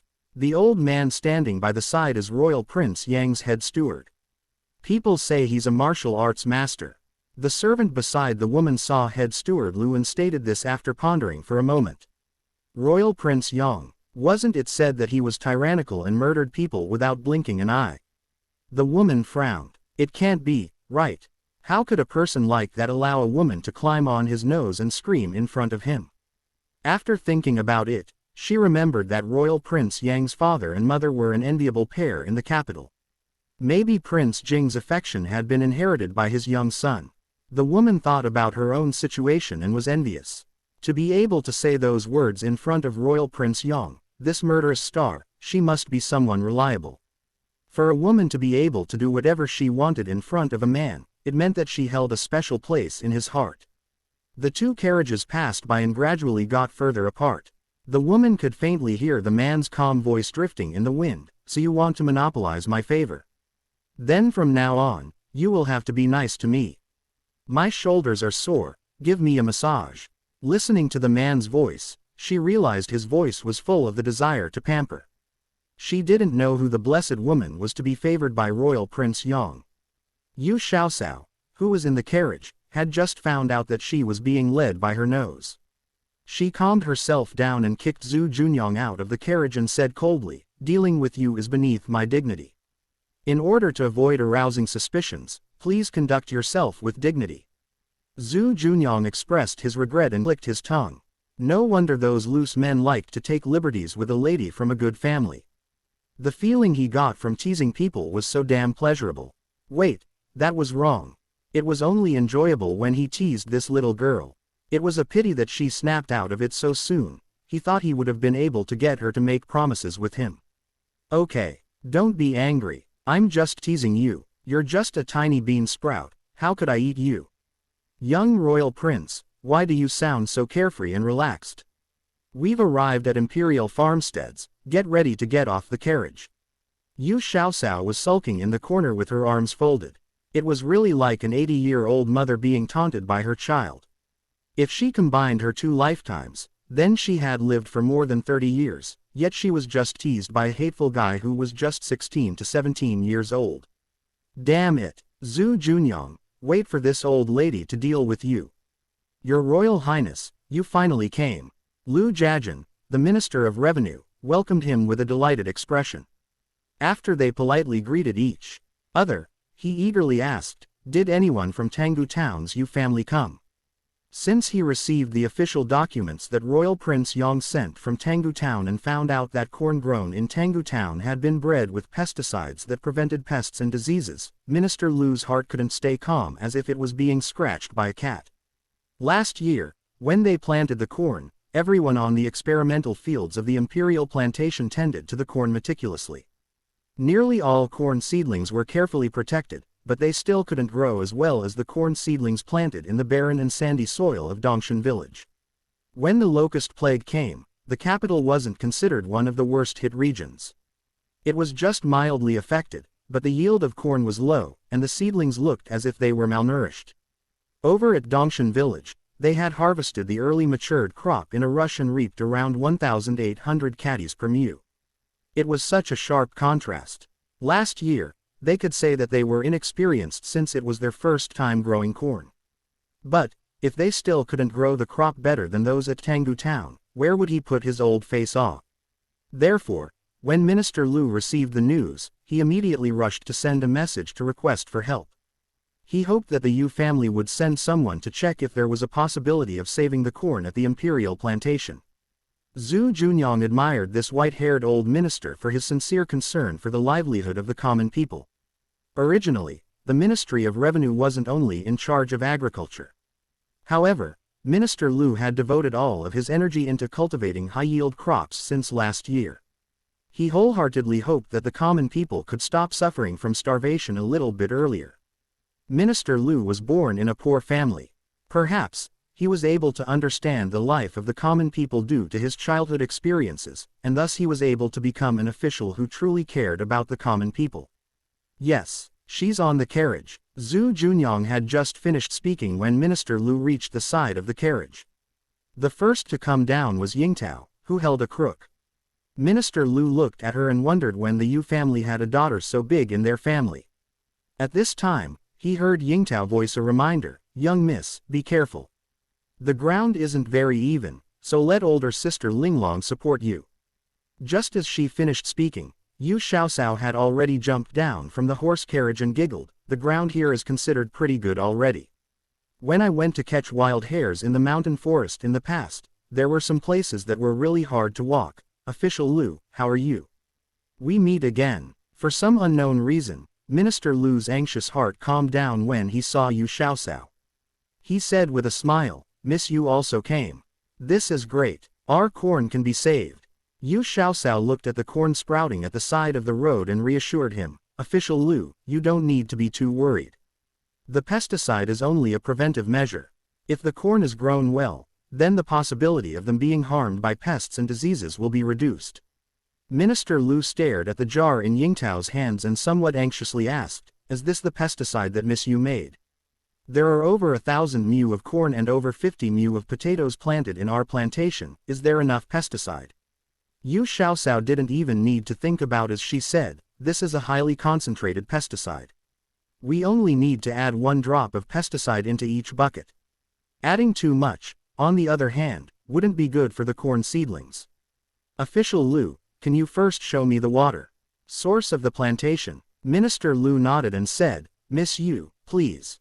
Zhu Junyang, who was on the side, interrupted their conversation, aren't we going into the farmstead to rest for a while and have a cup of tea first? Minister Lu came to a sudden realization and said, just look at this brain of mine. I'm only thinking about the corn fields. Come, Miss Yu, you, dear nephew, I should be around the same age as your father, so I'll just refer to you as my nephew. Yu Hai quickly replied, thank you, Official Lu, for such a great honor. Please do as you will wish. However, Yu Xiaosao glanced at Zhu Junyang and said, official business is more important. We came in the horse carriage, so I'm not tired. Official Lu, let's go check out the water source first. As Minister Lu gladly led the way, he asked, is the water source related to the growth of the corn? Yu Xiaosao thought about it and said, it's not too closely related. As you know, corn can endure droughts but not floods. If it's not as dry as last year, rainfall will be enough. It's just a precaution to check the source of water. Minister Lu nodded in slight confusion and said, oh, okay. The imperial plantation was situated in front of a small mountain on the outskirts of the capital. The spring water from the mountain gathered behind the plantation and formed a natural lake. The imperial plantation was relatively large, so wells were dug out certain distances apart to fight against and prevent droughts. Inside the lake, there were fish, shrimp, and other creatures. Yu Xiaosao didn't want to attract things like water monsters, so she didn't do anything to the lake. After she checked all the wells and changed the quality of the well water, she said to Minister Lu, although the water isn't quite as good as that of our Dongshan village, it still meets the standard. Is there enough manpower? We can start working. This time, Minister Lu had also brought along 2 vice ministers and the director of the Granaries Bureau. He was the boss of the Ministry of Revenue, so how could he take care of everything? Minister Lu turned his gaze towards the director of the Granaries Bureau. Official Li quickly said, there are over 100 households in the imperial plantation, and there are over 400 adult male workers. If it's not enough, this subordinate can borrow some people from nearby plantations. The imperial plantation was in an area with good terrain and fertile soil. In addition to the imperial plantation, many rich and influential people also built plantations here. One of the neighboring plantations belonged to an idle prince in the capital. This idle prince was the younger male cousin of the Emperor Emeritus. He was also born from a farmer's family and had no special skills. After the founding of the new empire, he was bestowed the title of an imperial prince. He didn't have any authorities and only received an official salary. If calculated seriously, Zhu Junyang would have to call him granduncle. Yu Xiaosao thought about it and said, no need. It's not heavy labor, so women and children around the age of 8 can also do the work. In fact, it wasn't a difficult task. They just had to add mystic stone water into the water bucket, and then sprinkle it onto the roots of the corn seedlings. However, it took patience to irrigate the crops one by one. Official Li gathered the workers together, and they busily fetched water and irrigated the crops. The whole plantation bustled with activity. Yu Xiaosao didn't stay idle either. She reckoned that the pesticide that she brought over wasn't enough, so she pretended to brew a pot of pesticide with the herbs that she brought along. When no one was paying attention, she added a bottle of mystic stone water inside and completed the task. There were 600 to 700 people and over 2,000 mu of farmland, so with each person working on around 3 mu of land, they were able to complete the job in a day. There were people from the Ministry of Revenue supervising the plantation. Zhu Junyang was afraid that Yu Xiaoxiao would be bored, so he suggested, although there isn't any big game in the back hills, wild hares, pheasants, and so on appear from time to time. Do you want to go take a look? The vegetation of Dongshan village's west mountain had been destroyed by the locusts, so the small animals had all run away. Yu Xiaoxiao hadn't been able to have a taste of pheasants again since last summer. She thought about it and said, okay. I have nothing to do anyway. If we can catch a pheasant or wild hare, then we can have an extra dish for lunch. When Yingtao heard that they were going up the mountain to catch game, she volunteered to go with them. Yu Hai was worried about his daughter being alone with the royal prince, so he followed her closely, for fear that his daughter would be deceived by the cunning wolf. The hills behind the imperial plantation were full of green grass and covered in a vast sea of green. Yu Xiaoxiao had learned to track the steps of prey from Zhao Han. In the places that the wild hares and pheasants didn't appear, she didn't set up traps but left traces of mystic stone water in the nearby thickets. Zhu Junyang didn't bring any hunting tools, but this didn't affect him. He cut several bamboo poles, sharpened one end, and prepared to use it as a spear. The locust plague in the capital might not have been as serious as Dongshan village, so from time to time, they would be able to see wild hares passing through the grass on the hills. There's not a lot of game here. Let's walk over there. There weren't any vicious beasts on the mountain, so what did they have to worry about? Yu Xiaoxiao beat the bushes with a bamboo pole as she followed behind head steward Lu and Zhu Junyang. Suddenly, there was movement in the grass not too far away. Yu Xiaoxiao picked up a small rock and threw it over there. Flapping its wings in panic, a colorful pheasant came out of the thicket and darted towards Zhu Junyang. Zhu Junyang calmly hit the pheasant's head with the bamboo pole, and the pheasant stopped moving after fluttering its wings twice. Yingtao had never experienced hunting before. She rushed towards the game happily, and then came back holding the pheasant's wings. Young miss, it seems like this pheasant has fainted. This servant will tie its wings so that it can't run away when it wakes up. Yingtao tied the pheasant securely and put it into the basket that she was carrying. There are pheasant eggs over at the place that the pheasant just came out from. The little divine stone lazily reminded her. Yu Xiaoxiao retracted her steps and walked back towards the relatively dense thicket. Yingtao also curiously followed her. After Yu Xiaoxiao pushed away the bushes, she immediately exclaimed, young miss, young miss. There are pheasant eggs 7 or 8 pheasant eggs. Yu Xiaoxiao was infected by her joyous mood and laughed, hurry and go collect the eggs. For lunch, let's make stir-fried wild scallions and eggs. It will definitely taste great. Yingtao excitedly picked up the pheasant eggs and placed them in the basket. She carefully covered them with grass, and then asked, young miss, we have pheasant eggs, but what's wild scallions? Yu Xiaoxiao took a few steps, bent down, and pointed at a long and thin plant in the grass. She said, look, this is wild scallion. Be careful pulling them out. It's best to also pull out the round rhizome underground. Yingtao was in high spirits. After she heard Xiaoxiao's words, she started pulling out the wild scallions with her butt sticking out. When the soil was hard, she would dig the soil with a small piece of bamboo and did her best to ensure the wild scallions were intact.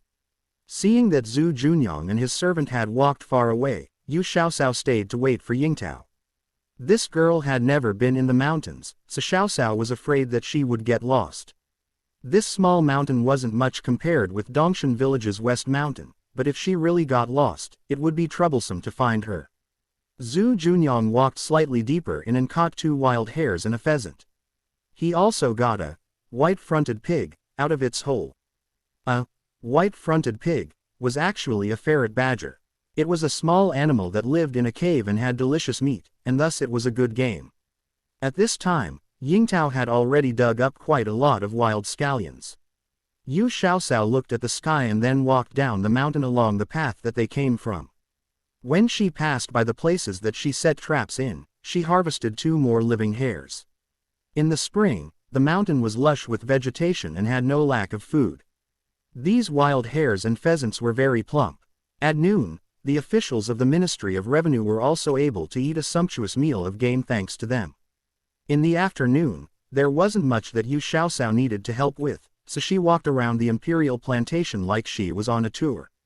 Zhu Junyang was like a tour guide as he introduced her to the origin of the imperial plantation. In the early days of the Great Ming Dynasty, the officials of the former dynasty either died or fled, and the farmsteads owned by those officials were returned to the imperial court.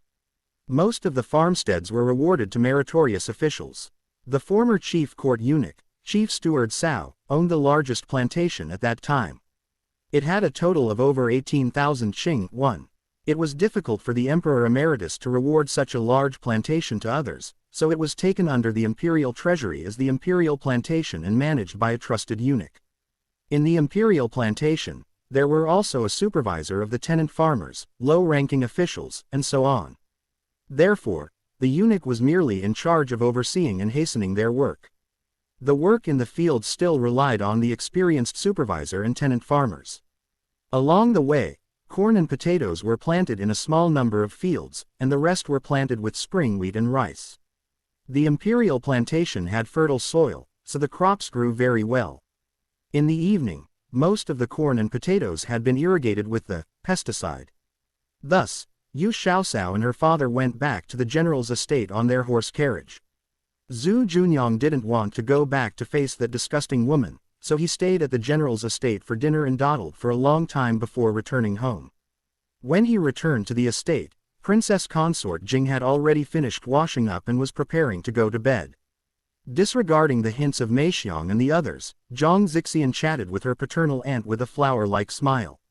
But, with an anxious heart, her eyes frequently looked towards the door. Princess Consort Jing knew that her youngest son had gone to the imperial plantation for work, but it was weird for him to not return when it was already so late in the evening. She looked at her absent-minded niece and sighed in her heart, perhaps I was wrong and should not have agreed to let my niece stay. In the past, when her son came back from Tanggu town, he would accompany her for at least half a day. Even if her son was not good with words and barely spoke for the entire day, she could clearly feel her son's closeness to her. But, when her son came back yesterday and saw Zhang Zixian, he looked as if he had just swallowed a fly. He didn't say a single word for the entire dinner and immediately left after eating. She heard that he went to the study in the outer courtyard and played chess with his lord father for most of the night. Today, he had gone out before dawn. He rushed around in a hurry as if there was a vicious dog chasing him. She looked at the chime clock in the room, which was a rare item that her son brought back from the west. It was very convenient to check the time with this. It was almost 10 o'clock. It was long past the time she usually went to rest, but her youngest son still hadn't returned. Moreover, this tactless niece of hers was still dawdling in her room. Zushang, is Lady Mother asleep? Just as Princess Consort Jing was feeling regretful, her youngest son's low voice sounded from outside the door. Zhang Zixian, who sat on the edge of her bed, suddenly jumped up. When she saw Princess Consort Jing's surprised and discontented gaze, she embarrassedly sat down again.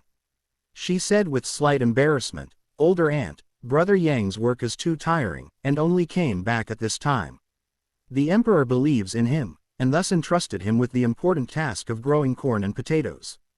Due to the natural disasters last year, many good crops were wasted. If it fails again this year, the emperor will probably put the blame on him." There was a slight sense of worry within Princess Consort Jing's tone. Zhang Zixian's eyes shifted and said, "I think older brother Yang can hand over the task. Aren't there the officials of the Ministry of Revenue? Brother Yang is born with a silver spoon in his mouth and has never done any farm work, so why does he need to take this thankless job?" In her opinion, Zhu Junyang's management of the imperial plantation's experimental fields was just a job in which he had to deal with bumpkins. No matter how capable he was, there wouldn't be a chance to show it. Moreover, he would become one of those lowly farmers that the nobles speak of. It was a degradation to his own status and a disgrace to the education class. Zhu Junyang was slightly surprised when he heard that his lady mother hadn't gone to bed yet. However, when he entered his mother's bedroom and saw Zhang Zixian lingering inside, Zhu Junyang fully understood the reason. In his heart, he felt even more disgusted with this woman, who would do anything to achieve her goals. Lady Mother, why are you sleeping so late today? Didn't the imperial physician warn you? With your health, you can't stay up too late and can't be too tired. As if Zhang Zixian, who frequently winked at him, didn't exist, he said in a slightly complaining yet caring tone. I'm not tired. Before Princess Consort Jing had finished speaking, she yawned, and tears flowed out of the corners of her eyes. She smiled sheepishly. Older brother Yang, it's all my fault. I was chatting too amiably with Aunt that didn't I realize that it was already so late. Zhang Zixian took this opportunity to move closer and looked at Zhu Junyang with a pair of big eyes that were like a pool of clear spring water. Zhu Junyang's face turned cold. He looked at Mei Xiang and Lan Xiang, who were serving in the room, and reprimanded, "Are you two dead? Certain people are tactlessly lingering here, yet you guys don't know to drive them out. If anything goes wrong with Lady Mother's health, will you be able to take responsibility? Your Highness, please don't be angry. These lowly servants know that we're wrong." Mei Xiang and Lan Xiang felt very aggrieved within their hearts. They had reminded Miss Zhang more than 5 times, but Miss Zhang kept diverging the conversation. She was a guest, so they couldn't exceed their authority and kick her out, right? Zhang Zixian, who stood one step away from Zhu Junyang, was dying of embarrassment.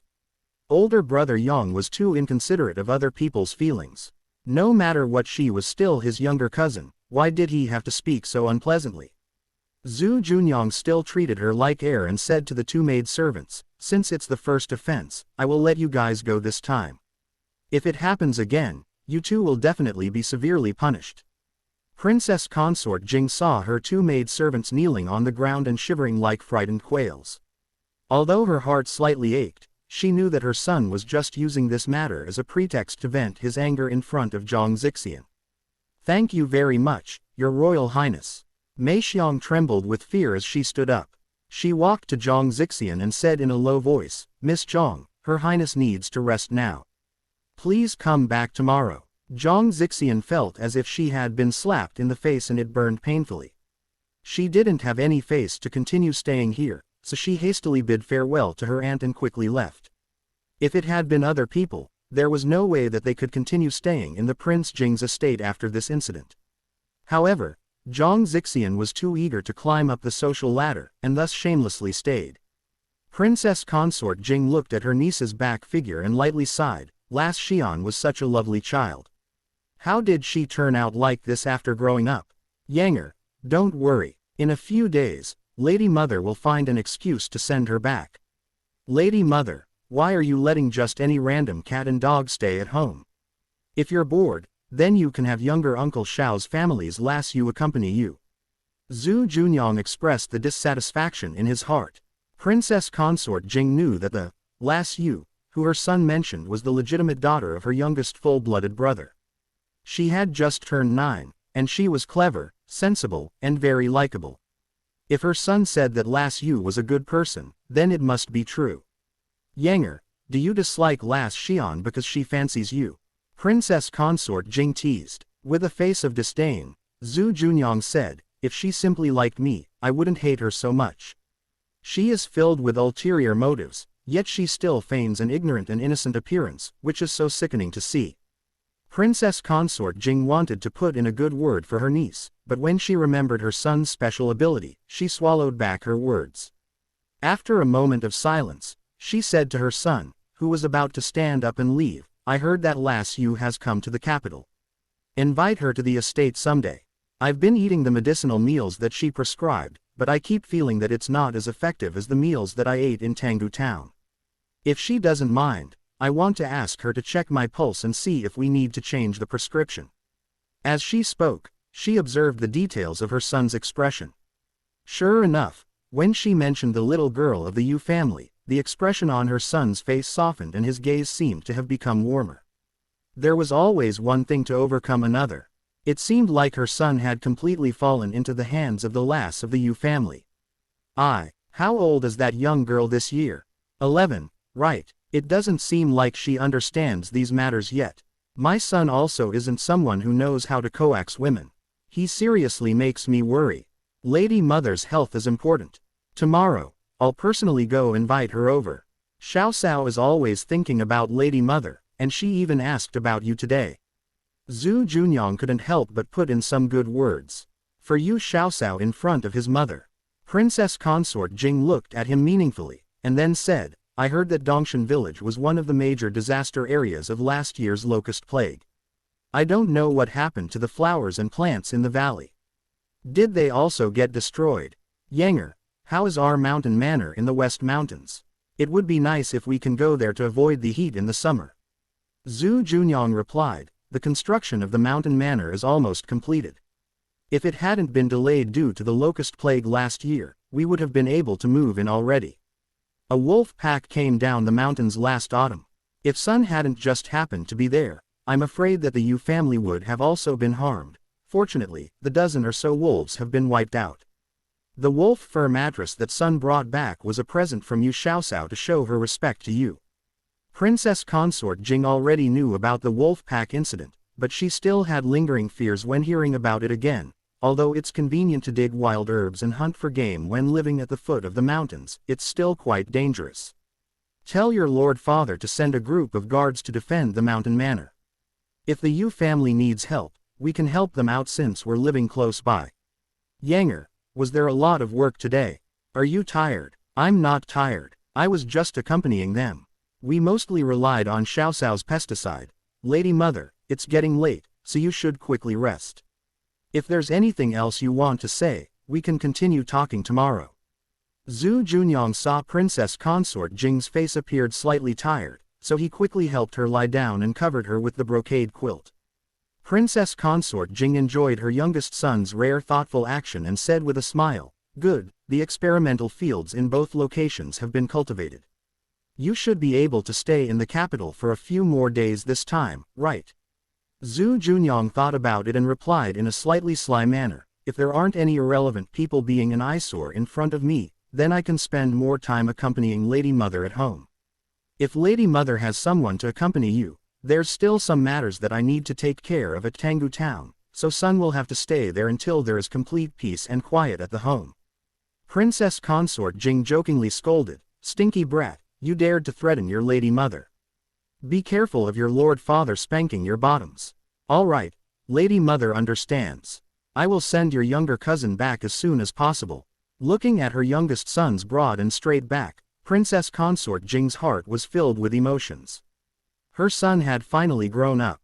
He could gradually control his emotions without being affected by the negative energy that he perceived.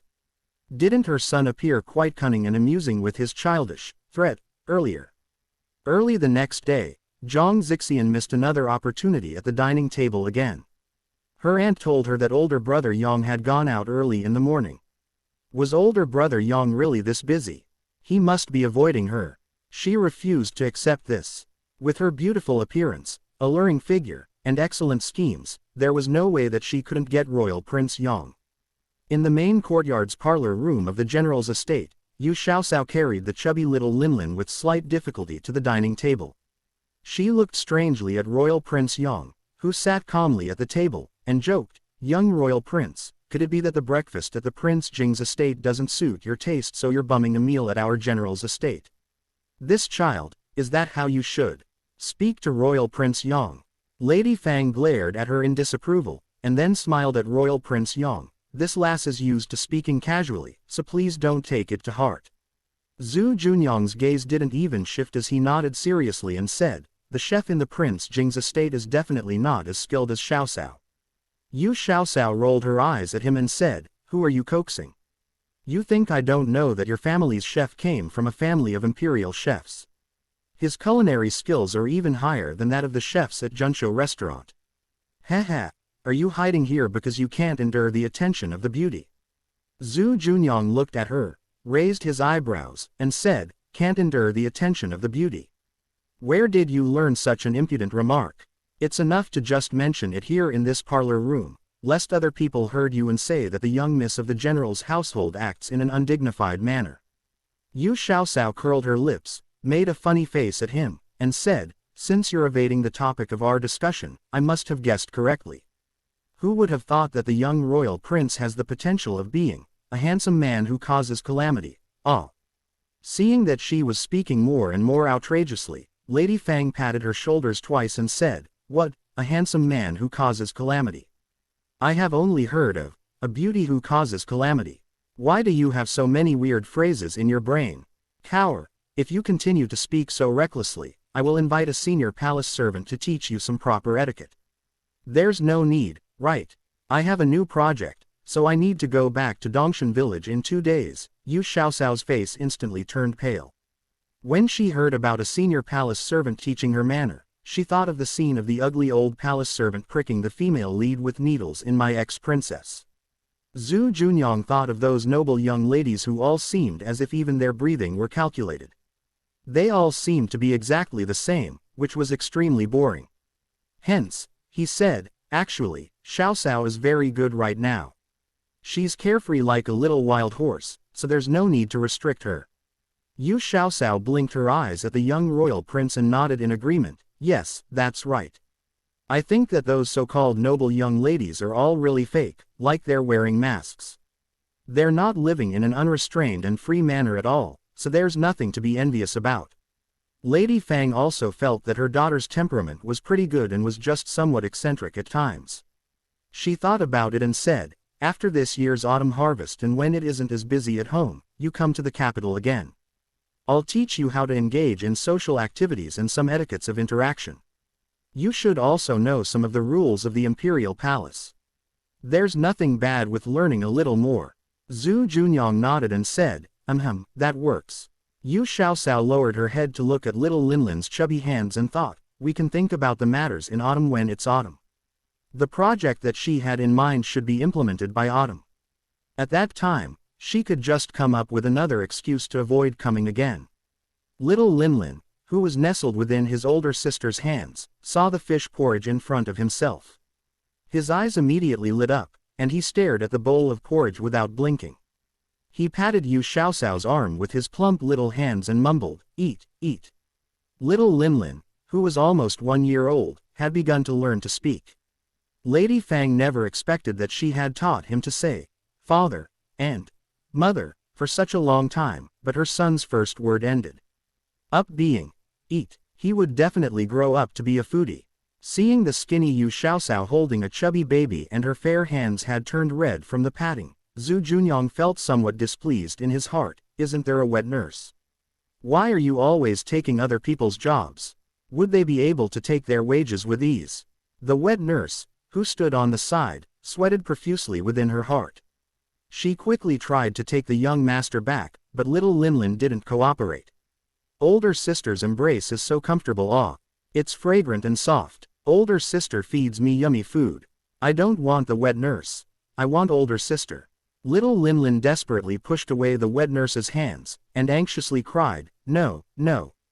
Zhu Junyang stood up. With his hands under the little guy's armpits, Zhu Junyang picked him up and stuffed him into the wet nurse's hands. Little Linlin kicked his chubby little legs, but when he turned and saw the dark-faced royal prince, he pouted in fright. He turned his body and looked in the direction of Yu Xiaoxiao. "Sister. Sister." Lady Fang felt sad in her heart.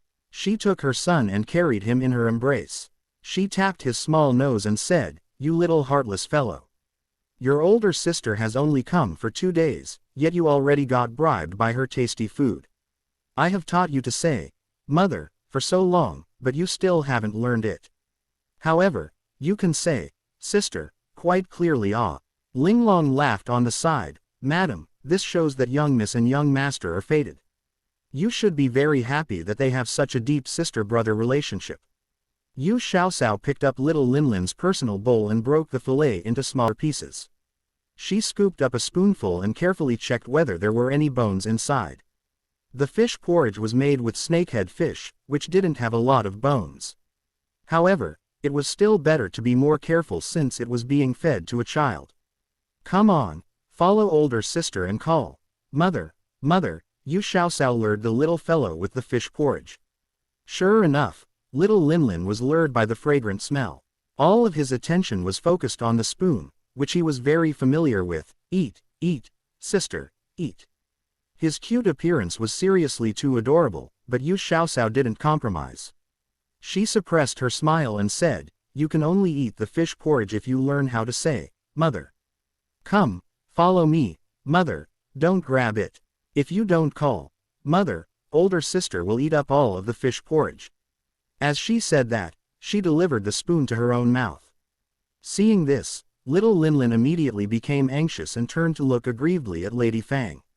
He pointed at Yu Xiaosao, who had already put the fish porridge into her own mouth, and complained tearfully, "Mother, eat, eat." When Lady Fang heard her son calling her mother for the first time, she was so elated that tears welled up in her eyes. She softly said, "Good, good. Since our Linner wants to eat fish porridge, mother will feed the fish porridge to Linner." Yu Xiaosao washed the spoon with boiled water, and then she scooped up another spoonful of the porridge. This time, she didn't tease the little fellow and directly delivered it into little Linlin, who was waiting to be fed. Yu Xiaosao had woken up early in the morning to make the fillet porridge in the small kitchen. The porridge was soft and aromatic, while the fish was delicious and tender. So, it was the best supplementary food for children. After little Linlin ate the various supplementary foods that Yu Xiaosao made these 2 days, he didn't even drink milk anymore, which saved him from the painful experience of weaning. After he finished the bowl of fish porridge, little Linlin burped and continued to stare at other people's fish porridge. Lady Fang was afraid that he would overeat, so she didn't dare to feed him anymore and told the wet nurse to take him back to his room. "Don't forget to feed little Linlin the medicine." Yu Xiaosao couldn't help but remind her. When little Linlin heard the word medicine, his face instantly wrinkled up and he looked as if he was about to cry. The wet nurse quickly coaxed, "We're not eating it. Our young master won't eat that bitter medicine, but we're eating the sweet sugar water instead. You just ate it last night. Did young master forget?" When the sugar water was mentioned, little Linlin's tears immediately stopped like it was tap water. "After drinking the yummy sugar water, my throat feels very comfortable and I won't cough anymore." While the wet nurse prepared the loquat leaf cough syrup, little Linlin stared fixedly at her as if he was supervising her to ensure that she didn't change the sugar water into the bitter medicine. When she tried to feed him the first spoon, he still had his lips pursed together. He lightly touched it with his lips, and then licked his lips. After he confirmed that it was indeed sweet, he drank it in big mouthfuls. Yu Xiaosao watched from the side and said with a smile, "Godmother, younger brother is really smart. He already knows that he needs to guard against others deceiving him at such a young age." Lady Fang showed a gratified smile on her face, but then sighed and said, "It's just that he has a weak constitution, and thus easily falls ill. Children have weak immunity. I know a prescription for enhancing one's immunity. In the next 2 days, I will make it into a honey paste. Mix it with some water and drink it at least 3 times daily." What honey paste? In actuality, it was just an excuse to cover Yu Xiaosao's usage of the mystic stone water. Adding honey would give it a sweet taste, which children favored. Zhu Junyang was bored to death as he sat on the side. Seeing that she had finished breakfast and feeding medicine, she should have time to pay attention to him now, right? He cleared his throat and said, "Xiaosao, Lady Mother knows that you have come to the capital, so she wants to invite you to come visit to our estate. It's our negligence. When we were at Tanggu town, Her Highness took great care of us, so it's only right and proper that we visit her." Lady Fang asked Royal Prince Yang to wait for a moment. She picked a set of clothing for Yu Xiaosao to change into, and then had Hupo comb her hair into a cute and lovely hairstyle. After that, she personally prepared a gift that was neither too conspicuous nor disrespectful, and took her goddaughter to Prince Jing's estate. Royal Prince Yang, who rode on a tall steed, followed behind the general's estate's horse carriage all the way to the Prince Jing's estate. Some of the noble young masters in the capital recognized Royal Prince Yang. Upon seeing that it wasn't Princess Consort Jing's carriage, they were very curious about who would have such a great honor to be personally escorted by someone favored by the emperor. They entered the Prince Jing's estate through the side entrance. Mei Xiang had been waiting by the festooned gate. When she saw the mother and daughter pair, Mei Xiang smiled politely and said, "Lady Fang, it has been a long time since you have come to chat with Her Highness. Our mistress really misses you all." With a smile, Lady Fang politely replied, "My child is still young, so it's hard to leave him alone. I'll personally apologize to Her Highness when I see her later." Yu Xiaosao followed behind her godmother with a smile and quietly listened to the two of them exchanging polite greetings. However, Her eyes weren't idle. It was a rare chance to come to the Prince Jing's estate, so she would treat it as a tour. The courtyard was surrounded by green walls and lush weeping willows, with flower-filled corridors on all sides and decorative stone mountains along the pathways in the courtyard. The entire courtyard appeared elegant and magnificent. Fine and lush vegetation, dazzling and precious flowers, pavilions and terraces, carved railings and beautiful buildings. Yu Xiaoxiao felt like she could barely take everything in with her eyes. Zhu Junyang coughed twice and said with a smile, "Pay attention and don't make it seem like you're a country bumpkin who came to the town for the first time." Yu Xiaoxiao freed up some time to throw daggers at him with her eyes. She snorted twice and said, "So ignorant. I'm Granny Lu visiting the Grand View Gardens 1. Besides, what's wrong with country bumpkins? Country bumpkins don't eat, drink, or use anything that belongs to you, so how are they in your way? On the other hand, you, the dignified young royal prince, often bums off meals at a country bumpkin's house empty-handed." Mei Xiang secretly glanced at her young master and saw that he actually had a smile on his face. It seemed like he had been amused by Miss Xiaoxiao's words. Her young master was really tolerant of Miss Yu. Had it been another person, that person would have already been frozen to death by the cold air that he emitted. "Older brother Yang, you're back off."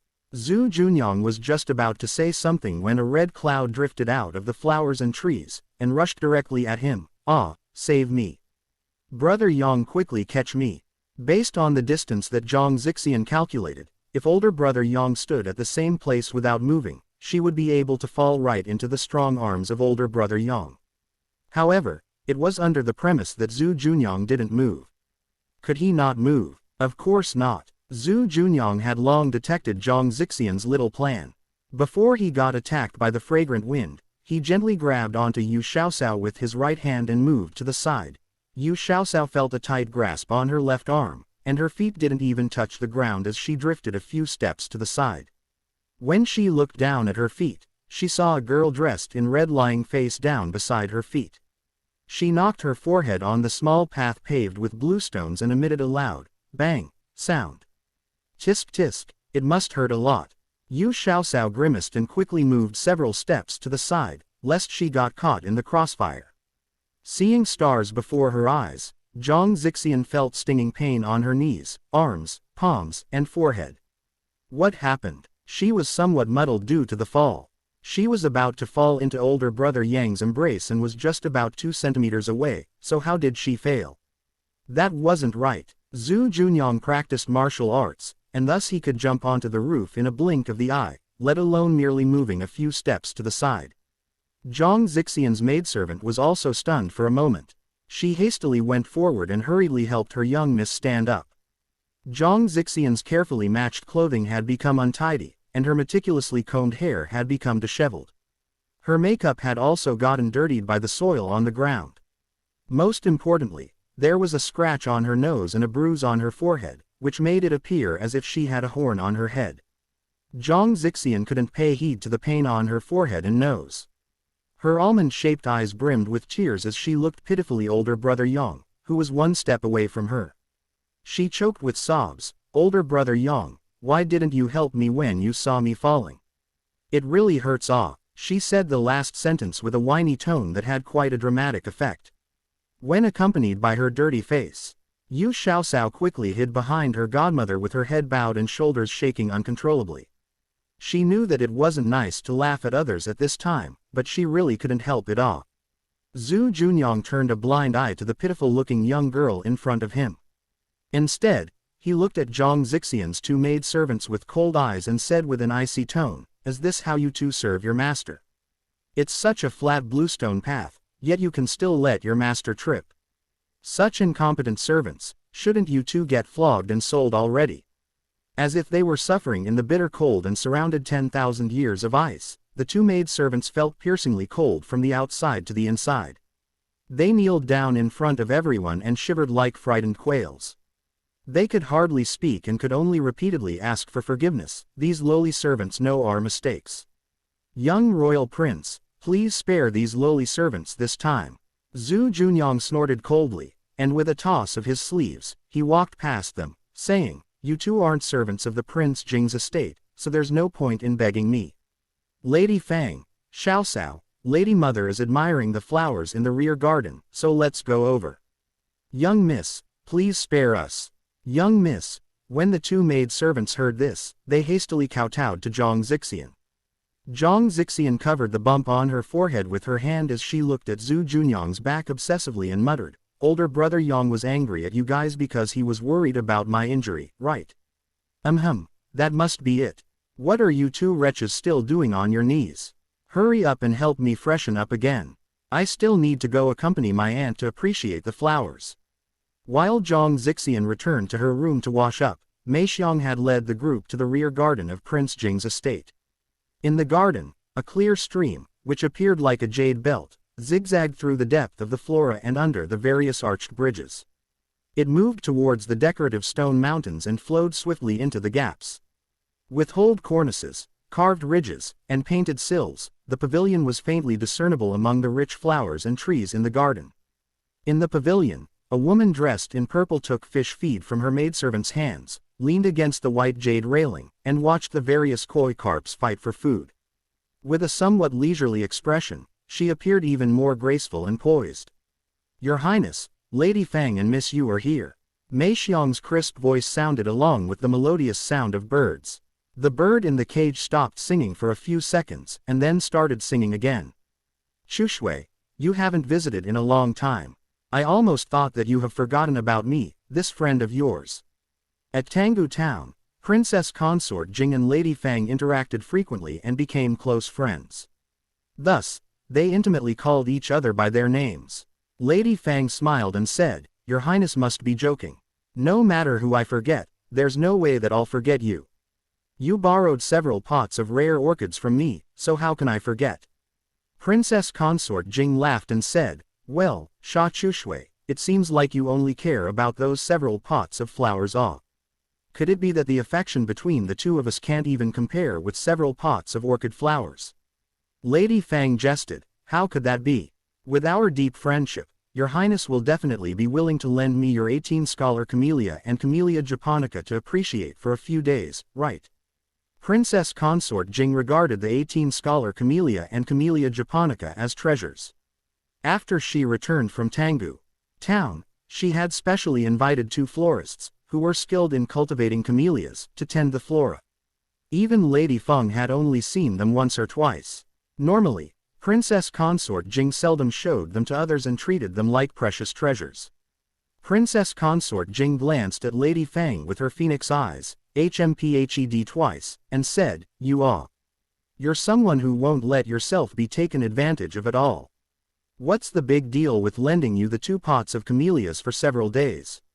Anyway, Xiaosao gifted them to us as a form of filial piety. By the way, Xiaosao, was that valley badly damaged? Can the flora be saved?" Yu Xiaosao was holding a cup of tea and watching the two dignified women quarrel when their conversation suddenly shifted to her, which resulted in a delayed response. After being stunned for a few seconds, she showed a bright smile and replied, "Rest assured, Your Highness. I purposely went to check at the beginning of spring. Most of the flowers and plants had grown new branches and buds. However, I don't really know much about flowers. When Your Highness's mountain manor in the West Mountain is completed, I'll take older sister Meixiang and older sister Lanxiang to transplant more camellia flowers back." Hearing that the camellias in the valley weren't badly damaged, the concerned Princess Consort Jing had eased and the smile on her face had become brighter. When Zhu Junyang saw that his lady mother's mood had become better than usual, he said to Yu Xiaosao, "Xiaosao, my lady mother's health has become a lot better after consuming the medicinal meals you prescribed. But, recently, it seems like the effects of medicinal meals aren't as obvious as before. It is time to change the prescription." When they were at Tanggu Town, it was Yu Xiaosao who cooked the medicinal meals for Princess Consort Jing, and thus mystic stone water was added in it. Later, when Princess Consort Jing was taken back to the capital, she had prepared herbs needed for the medicinal meals, which were all saturated with the little divine stone's spiritual power. Counting the days, it seemed like those medicinal herbs were almost used up, and thus it wasn't surprising that there was a reduction in their effectiveness. Yu Xiaosao thought about it and asked, "Your Highness, can I take a look at your recent pulse records?" She still wasn't very skilled at examining one's pulse. However, there was an imperial physician who stayed exclusively at the Prince Jing's estate. The monthly pulse conditions should all be recorded. Princess Consort Jing told Lanxiang to retrieve the pulse records from Imperial Physician Zheng, and then she had Zushang bring over some easy-to-digest pastries. After she warmly told Lady Fang and Yu Xiaosao to eat some snacks, she also ate some Yijiao cakes. A joyous atmosphere was overflowing in the pavilion when Zhang Zixian came over with her maid-servants. When she walked up the steps, her two maid-servants held onto her arms gingerly for fear that their young miss would trip again or sprain her ankle. Even if the royal prince wouldn't do anything to them, his grim gaze was enough to frighten them. When Princess Consort Jing saw the swelling on her niece's forehead, she quickly put down the pastry in her hands. She worked hard to suppress her laughter and asked, "What happened? I didn't see you for a moment, yet you turned out like this." Zhang Zixian couldn't help but look at Zhu Junyang. She timidly pretended to be pitiful and said, "Aunt, it's older brother Yang's fault.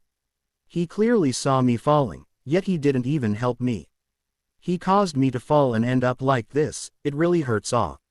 Zhu Junyang coldly glared at her and interjected before his lady mother could say anything, "You look so ugly after the fall, yet you're not embarrassed and still come out to scare people. It's not your fault that you're ugly, but it's wrong for you to come out to scare people. Do you think that other people won't have nightmares at night?" Zhang Zixian, who originally looked like she was about to cry, immediately turned into a weeping beauty. She had such a bad fall, yet Brother Yang was still making cynical remarks. So annoying. She remembered how she looked in the mirror earlier, bruised forehead and scraped nose. She was doomed. She had only wanted to appear in front of older brother Yang more frequently while he was home and enhance their relationship. However, she never thought that she would end up with this ugly appearance. Brother Yang had seen everything, and he disliked her now. What should she do? What should she do? Princess Consort Jing noticed her niece's embarrassment and quickly said, "You're already injured like this, have you let the imperial physician check on you? You mustn't be careless about the wounds on your face. If you leave a scar, you'll end up with it for the rest of your life." Zhang Zixian became even more anxious. In her own opinion, her biggest advantage against her female cousins was her good-looking appearance. With a scar on her face, even if older brother Yang didn't mind, it would still be impossible for her to be his main wife. If he married a woman with a scar on her face as his wife, older brother Yang would be ridiculed by others. She hastily left the garden and told her maidservant to call for Imperial Physician Zheng. The eyesore finally left. Zhu Junyang's attitude relaxed a lot and the expression on his face softened considerably. Princess Consort Jing looked at her own son and lightly shook her head. It seemed like inviting her niece to stay at home was the worst move that she had ever made. Fortunately, she had seen through the situation early on, and it shouldn't be too late to repair the situation. Princess Consort Jing bowed her head in deep thought, trying to think of a reason to send Zhang Zixian back. On the side, Yu Xiaosao widened her eyes and stared at the young royal prince, as if she was in disbelief. Zhu Junyang glared back at her with a displeased expression and grumpily said, "What are you looking at? Even if you continue to stare, flowers still can't bloom on my face." Yu Xiaosao's gaze stayed on his handsome face for a moment, and then she joked, "Flowers can't blossom on your face, but your face is originally more pleasing to the eyes than the most beautiful flower in this garden." Cower. Lady Fang secretly glanced at Princess Consort Jing. Was it really all right to say such frivolous words in front of his mother? Though Royal Prince Yang's face was indeed pretty good-looking, she pretended to scold her. "What nonsense are you saying? How can a young maiden say such words?" Princess Consort Jing stared at her son's face for a moment, and then chuckled, "Chushui, don't scare the child. Xiaosao is just speaking truthfully. Among my 3 sons, Yanger resembles me the most. But, since he's a combination of the good points of me and my lord husband, if he was a girl, he would definitely look more beautiful than when I was young." With a helpless expression, Lady Fang said, "Cower isn't that young anymore. Those who grow up faster are already graceful young maidens. How can she call a man handsome right in front of him? It's just that she's normally close with Royal Prince Yang. Had it been someone else, they would probably think that she's crazy about men." Yu Xiaosao pouted and said with an aggrieved expression, "Godmother, daughter can tease the young royal prince because we're familiar with each other. If it was someone else, I wouldn't be so impetuous, Sir Su. Ran is very good looking, but I would just secretly look at him a few more times and wouldn't go up to him and say, "Sir, you're really handsome." It would be weird if I don't get beaten up. Haha. If someone says that I'm very good looking, it just means that she has good taste. Why would I be unreasonable and hit others? A gentle voice sounded among the flowers. On the small path paved with bluestones, a tall figure slowly approached. A modest gentleman was like a refined jade. Only the tenacity, gentleness, delicacy, and implicitness of jade could describe the endless charm that Su Ran slowly emitted. Right. The pure and outstanding man leisurely walked out of the flowers and trees, as if he was those banished immortals flying in the paintings. Seeing that Yu Xiaoxiao's eyes were fixed on another man, Zhu Junyang felt as if there was a big piece of cotton stuffed in his heart, and that feeling irritated him. He quietly tugged at Yu Xiaoxiao's hair that was hanging loosely behind her, which caused her to glare at him in anger. Zhu Junyang raised his eyebrows. As long as her eyes aren't focused on other men, I don't mind suffering a little and getting glared at a few more times. As the head steward court eunuch, Su Ran was in charge of the training and assessment of the emperor's personal imperial bodyguards and the imperial guards. Thus, Princess Consort Jing naturally didn't dare to put on airs in front of him. After they exchanged some polite greetings, Princess Consort Jing sat down with a proper smile on her face and asked, "Is Chief Steward Su visiting for official business or?" Su Ran withdrew the smile on his face, and with a slightly stern expression, he said in a low voice, "The reason that Su Ran came to the Prince Jing's estate without notice is to ask for help." Princess Consort Jing was shocked. She swiftly stood up and asked, "For help? What does Chief Steward Su mean?" Perhaps, in the palace, Princess Consort Jing thought of all the dirty things that could have happened in the imperial palace. The current emperor was a brilliant ruler who was loved by the people and supported by all officials. Why would there be a need to ask for help? Su Ran glanced at the grim expressions on Lady Fang and Royal Prince Yang, yet saw the muddled expression on the face of the little girl of the Yu family. He quickly calmed them. "Your Highness, Princess Consort Jing, please don't worry too much. It's a matter of the Eastern Palace. The young imperial prince got poisoned, and the imperial physicians in the imperial palace don't know what to do. I want to borrow Imperial Physician Zheng of Prince Jing's estate to go there and have a look." When Lady Fang heard that it was a secret matter in the palace, she quickly stood up and said, "Your Highness, I just remembered that there's some matters that I need to deal with at home, so we shall take our leave. Lady Fang, please stay." Su Ran looked at Yu Xiaoxiao, who had also stood up with a foolish expression. He said in a low voice, "I heard that your daughter has studied medicine for several years, and she has a unique understanding of medicine." Lady Fang could no longer worry about offending Chief Steward Su, and replied in a fearful manner, "My daughter has only studied medicine under the village doctor for less than a year, and she usually just treated the villagers, minor illnesses and injuries. The one in the palace has a precious status. With my daughter's feeble medical skills, we don't dare to be conceited and show our slight skills in front of the imperial physicians." It had been 8 years since the emperor ascended the imperial throne at the age of 20. Normally, he was diligent in government affairs and wasn't immersed in the affairs of the inner palace. At present, including the empress and imperial concubines, there were only 6 or 7 people in the imperial harem. The emperor currently only had 2 young offspring, 1 prince and 1 princess. Thus, it was apparent how precious they were. Moreover, even the imperial physicians weren't certain about the imperial prince's condition. If Xiaoxiao got involved, wouldn't that be the same as the god of longevity hanging himself, wanting to die earlier? The smile on Su Ran's face had faded, and those familiar with him would all know that he was angry. His voice still sounded gentle as he said, "Lady Fang is being too humble. Who was the one who nursed Princess Consort Jing's health? How was Lady Fang able to give birth to the young son in your family? If Miss Yu has feeble medical skills, then there aren't any highly skilled doctors in the world anymore. Lady Fang, Su Ran know what you're worried about. Rest assured, since it was I, Su Ran, who brought her into the palace, I will definitely bring her out. I, Su Ran, will guarantee with my life." Lady Fang wanted to make her last attempt at getting out of this situation, but Su Ran spoke again. "Lady Fang, if you continue to delay the young prince's illness, neither of us can bear the responsibility." Lady Fang could no longer voice her refusal. With tears in her eyes, she looked at Yu Xiaoxiao, who didn't really understand the situation. She gently caressed her head and choked with sobs as she said, "Coward, you got implicated because of Godmother. Godmother will accompany you into the palace. If Godmother will accompany you." Imperial physician Zheng had already been invited over by a servant. Without further delay, Su Ran hastily went out of Prince Jing's estate with Imperial physician Zheng and the mother-daughter pair. When they mounted the carriage, he turned his head and saw Royal Prince Yong following them. He had wanted to say something but ended up swallowing back his words. The horses galloped at full speed and the horse carriage also moved at full speed. Fortunately, Prince Jing's estate wasn't too far from the imperial palace. They soon arrived outside of Donghua gates. In consideration of the aged imperial physician Zheng and young Yu Xiaoxiao, Su Ran had prepared sedans. They rushed all the way to the eastern palace.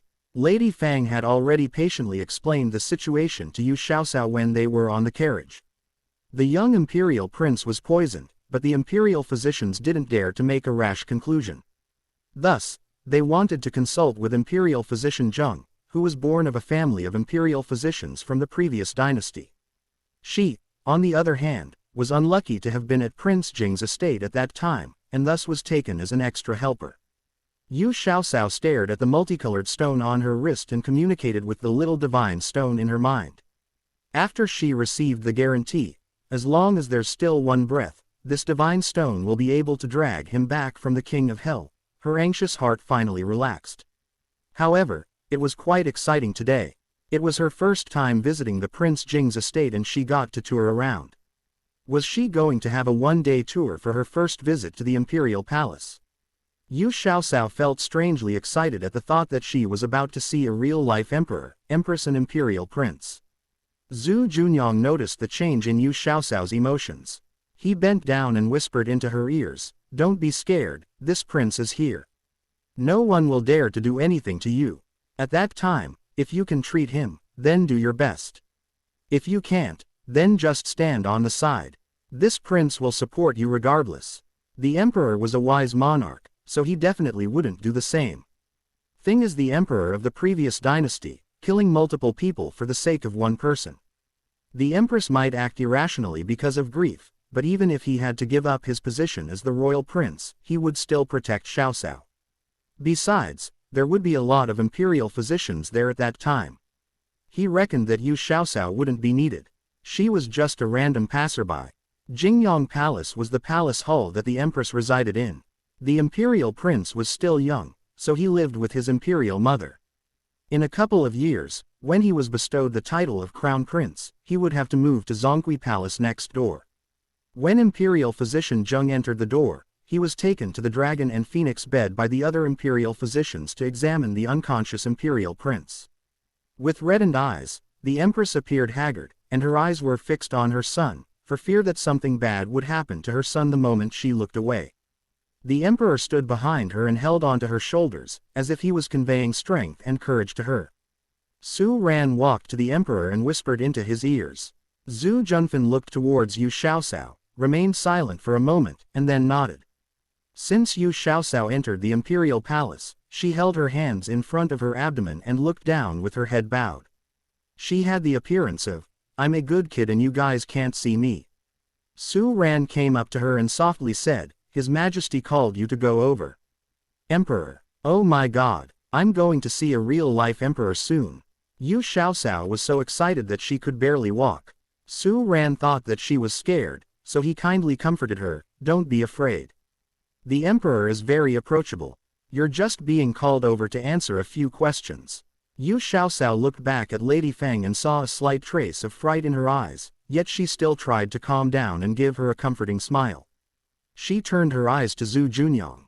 He had a calm and gentle gaze that seemed to have the power to appease one's heart, as if it was saying, "This prince is here, so what are you afraid of?"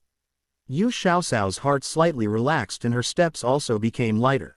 According to the palace etiquettes that her godmother taught her on the way, she quickly performed a proper bow when she saw the hem of a bright yellow robe. "This commoner, Yu Xiaoxiao, greets the emperor and the empress." Long live the emperor. May the empress live for thousands of years. There seemed to be a ball of fire within the empress's heart. She didn't even look at Yu Xiaosao and said with a voice full of impatience, "Why is Su Ran bringing a little girl over at this time? Isn't that just causing more trouble? Aren't you going to hurry up and take her out?" Zhu Junfan hastily patted her shoulders and softly said, "Miss Yu has studied medicine since she was young, and knows some intricate prescriptions. The young son of the General Estate's Lady Fang, who got whooping cough, was cured by her. Last time, when our son was coughing and refused to drink medicine, he had also gotten better after taking the medicine brought back from the general's estate. When Su Ran went to Prince Jing's estate, she just happened to have been invited over to nourish Princess Consort Jing's health, so he also brought her along." Hearing this, the Empress quickly replied, "Little miss, I had been rash with my words just now. Do you have confidence in treating the young prince's illness?" She was also recklessly finding doctors because she was anxious about the illness. How could a 10-year-old little girl be confident in her treatment when so many imperial physicians were solemnly consulting each other about it? Although Yu Xiaosao thought that the emperor's voice sounded familiar, she did not dare to casually lift her head to confirm his identity. She frankly answered, "This commoner dare not simply come to conclusions. I must first see the patient to know." The Empress wiped the corners of her eyes and nodded, "Then go and have a look. There's more hope with one more person. Chief Steward Su, are all the kitchen staff apprehended? Investigate carefully. I want to see which evil person dares harm my son." Zhu Junfan comfortingly patted the Empress's back, softly saying, "The imperial physicians haven't concluded that it's poisoning, right? Be calm. The person who dares to harm my son will definitely be severely punished." Some old officials in court had mentioned the selection of concubines, but he had always used various excuses to push the matter away. In his previous life, he had accompanied his mother in watching a few palace intrigue drama series, in which 3 women were enough for an entire drama. Once the number of concubines increased, so would the drama. There was already enough infighting to give him a migraine even though as of now, he only had several concubines. If he had more concubines, he would probably want to flee the palace and the court. It was too scary, women's jealousy and their vigor to fight for favor. Originally, he thought that the concubines in his harem fighting over his favor was just a small matter. He had a son and a daughter, and his son was smart while his daughter was obedient. He had planned to wait until the prince born of the Empress had grown up and appointed him as the crown prince before he had more children in order to prevent what happened during Emperor Kangxi's reign, in which 9 of his sons fought for the throne and caused chaos within the palace and the court. Since he didn't have many children, the concubines were still quite well behaved and had not tried to scheme against the little prince and princess. He was also secretly gleeful over his smart decision, but who could have known that the little prince now displayed signs of poisoning? It was really a slap in his face. Zhu Junfan had a cold expression on his face.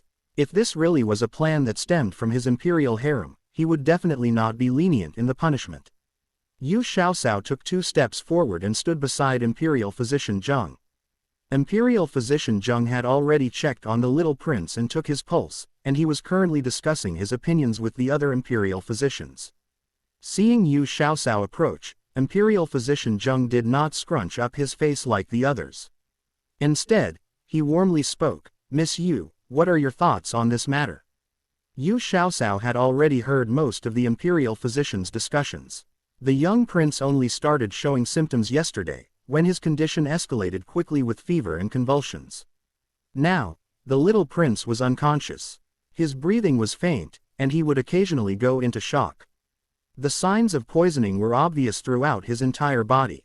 The little divine stone used its power to scan the little fellow's body when she approached the bed. It laughed amusedly, saying, "This brat has been brought up with too much care, causing his digestive system to be weak. Now his stomach aches after eating something dirty." Yu Xiaosao turned to ask the imperial physicians and the little prince's servants, "Since yesterday, has the little prince experienced diarrhea?" Disdain was written on the faces of the other imperial physicians.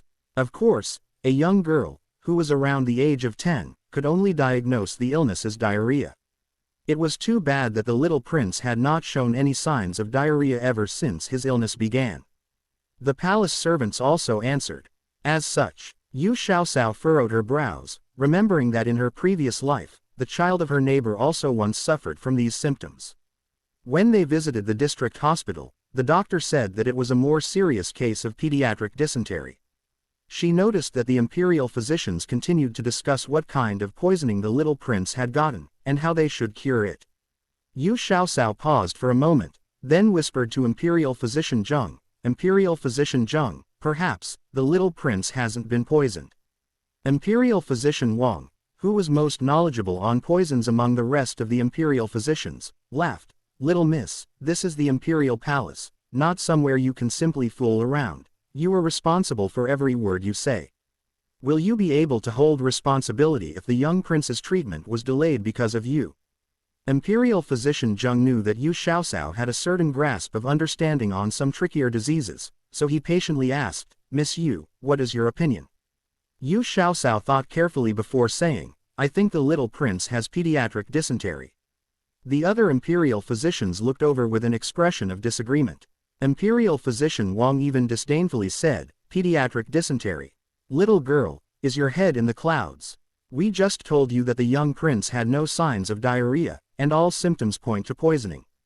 Against all the pressure, Yu Xiaoxiao explained, "There are mild and there are serious cases of pediatric dysentery, and both have different symptoms.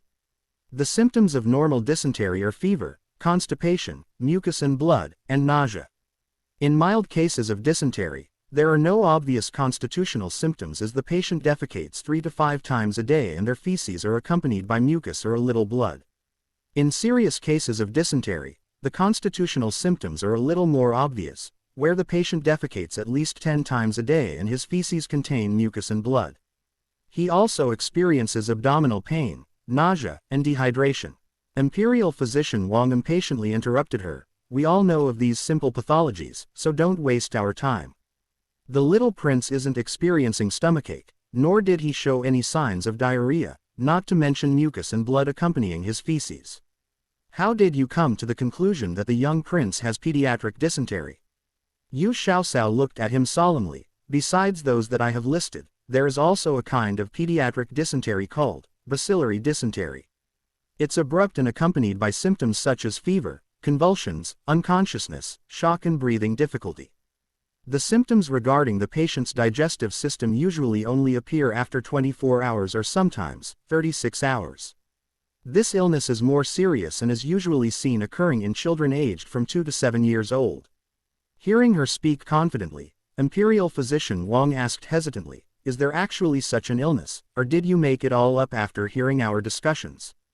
"Little girl, even if you wanted to take credit for this, you still have to be alive to be able to claim it. This is the imperial palace, and the patient is the child of the emperor and empress. You mustn't implicate us."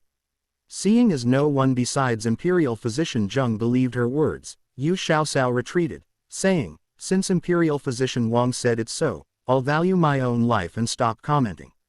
All of you are very experienced imperial physicians, so you should have already come up with a way to treat the little prince from your discussions. If you fail to cure the little prince with your treatment, please try treating him from the perspective of treating pediatric dysentery." The imperial physicians glanced at each other, still unwilling to believe the words of a 10-year-old girl. They then began treating the young prince with the method and medicine they had come up with earlier. Although they could not trace the poison, if it was poisoning, gentle detoxification should be effective. The medicine was quickly brewed and fed to the young imperial prince. The imperial physicians nervously watched the little prince, hoping that his condition would improve. "This is bad. The little prince is panting. It looks like he's short of breath." A palace servant at the side softly exclaimed upon noticing the young prince's uncomfortable state. The imperial physicians quickly surrounded the little prince to give him emergency aid. Fortunately, the little prince's breathing returned to normal afterwards. Not long after they fed the little prince his second bowl of medicine, everyone started to smell a pungent, rotting scent. The palace servants discovered that the young prince had lost control of his bowels, and the product of his diarrhea contains mucus and blood. The imperial physicians immediately remembered Yu Xiaoxiao's words from before. The symptoms regarding the patient's digestive system will only appear after 24 hours. Were they wrong after all? Was it not poison, but actually just a form of pediatric dysentery? The imperial physicians then decided to change the medicine to 3-Huang dysentery relief decoction. Very soon, the medicine was brewed and fed to the little prince. Within the short period of half a day, the little prince had been fed a total of 3 bowls of dark, bitter medicine. Yu Xiaosao resisted but still could not help herself from whispering, "Wouldn't it be faster if we administered enema instead?" Imperial physician Zheng secretly pulled on her sleeve while glancing in the empress's direction, whispering, "Are you mad to even consider enema? The little prince is going to be the crown prince in the future, and if there are no accidents, he will ascend the throne after the emperor abdicates. How could we use such a lowly method to treat his illness?" Yu Xiaosao pouted, inwardly thinking, is his pride more important than his life? But then again, if the little prince, who will be emperor in the future, knew that his anus had been violated, I really don't know what he would do. For my own sake, I should just keep a low profile. Zhu Junfan obviously heard what she had said as he gestured for her to go over to his side, whispering, "Will the method that you mentioned help treat my son's illness?" Yu Xiaosao secretly glanced at the emperor. Then, her eyes widened in disbelief. Oh God, the emperor actually looks the same as the heir of Prince Jing. Are they twins? That wasn't right. Prince Jing is the emperor's imperial uncle. Could it be that the emperor's father was infertile, so he took in imperial Prince Jing's son as his own? But that also didn't seem right. If it was like that, the news should have already spread wide and far. So there was only one possibility. The emperor was traveling outside under disguise, and used the heir of Prince Jing's name. Yu Xiaosao turned her head around to glare at Zhu Junyang. This bastard even hid the truth from me. I won't cook good food for him in the future. Zhu Junfan could tell from Xiaosao's expression that she had already recognized him, so he lightly nodded to her and said, "Since we already know each other, what can you not say openly?" After much hesitation, Yu Xiaosao finally whispered, "Enema can directly transport the effective composition of the medicine directly into the colon and rectum to take effect without risking damage from digestion in the stomach and small intestines. Imperial physician Wang, go and brew the medicine for enema. I will personally administer it to my son." Zhu Junfan only had this one son after all. Moreover, he had been personally involved in the growth of this smart son since he was born, so they were naturally closer to each other than ordinary fathers and sons of the imperial family. If his son were to blame someone for this, let that person be him. How could he consider so much when it was about his son's illness? Since the emperor already gave out the order, the imperial physicians would not dare to disobey him. Imperial physician Wang glared fiercely at Yu Xiaosao, then left to personally brew the medicine. Yu Xiaosao felt wronged. "Why are you glaring at me? I wasn't the one who ordered you. If you don't want to do it, why don't you argue with the emperor? Don't you think it's too much to specifically choose this persimmon, me, to squeeze just because it's soft?" The imperial physicians were also quite skilled as the little prince's conditions quickly stabilized. However, the empress was still worried and decided to make Yu Xiaosao stay in Jingyang Palace for a few days until the little prince recovered from his illness.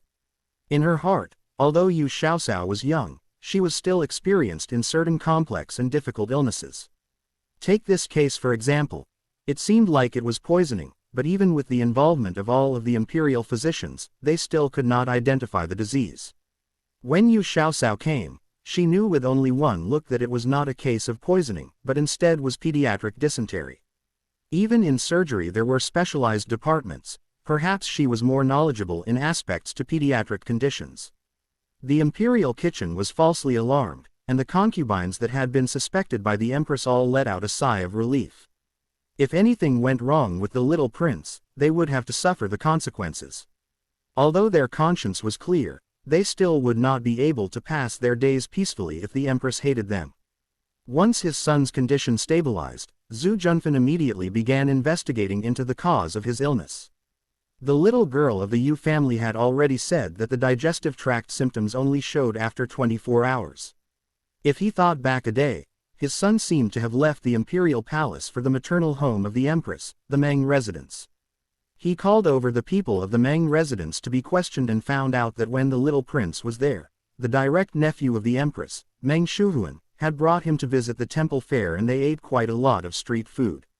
Meng Shuhuan often practiced martial arts with the master at home, so his body was healthier and stronger. He was fine after he ran to the toilet twice after going home, but the little prince was brought up too carefully, so he immediately fell ill after returning. As it was her own nephew's fault, even though the empress's heart ached for her son, she didn't punish the Meng family. However, the empress's older brother, Meng Shuhuan's father, did. He beat him up and locked him in the ancestral hall to starve for 2 days. In the end, the matter was allowed to pass because the old madam pitied her grandson and pleaded for his pardon. Since then, every time the little prince visited the Meng residence, everyone would serve him with extreme care, especially in aspects to the food that he ate. It must be tested and tested again before they dared to serve it to the little prince. Zhu Junfan felt that his son was too protected even though he was already 5 years old because he was brought up at the empress's side. As the future emperor, he should not be brought up by a woman alone, so when the little prince recovered, he was moved into Zongqi Palace, which was next door. 2. Bodyguards skilled in martial arts were also placed by his side to teach him the ways to strengthen his own body. In order to cultivate the little prince's interest in martial arts, Zhu Junfan also got him a few companions of the same age to practice with. But this was all afterwards. Back to Yu Xiaosao, who had been made to remain in the imperial palace. After she had bid her godmother farewell, she followed tiredly behind Chunhong, the maidservant that had been assigned by the empress to serve her.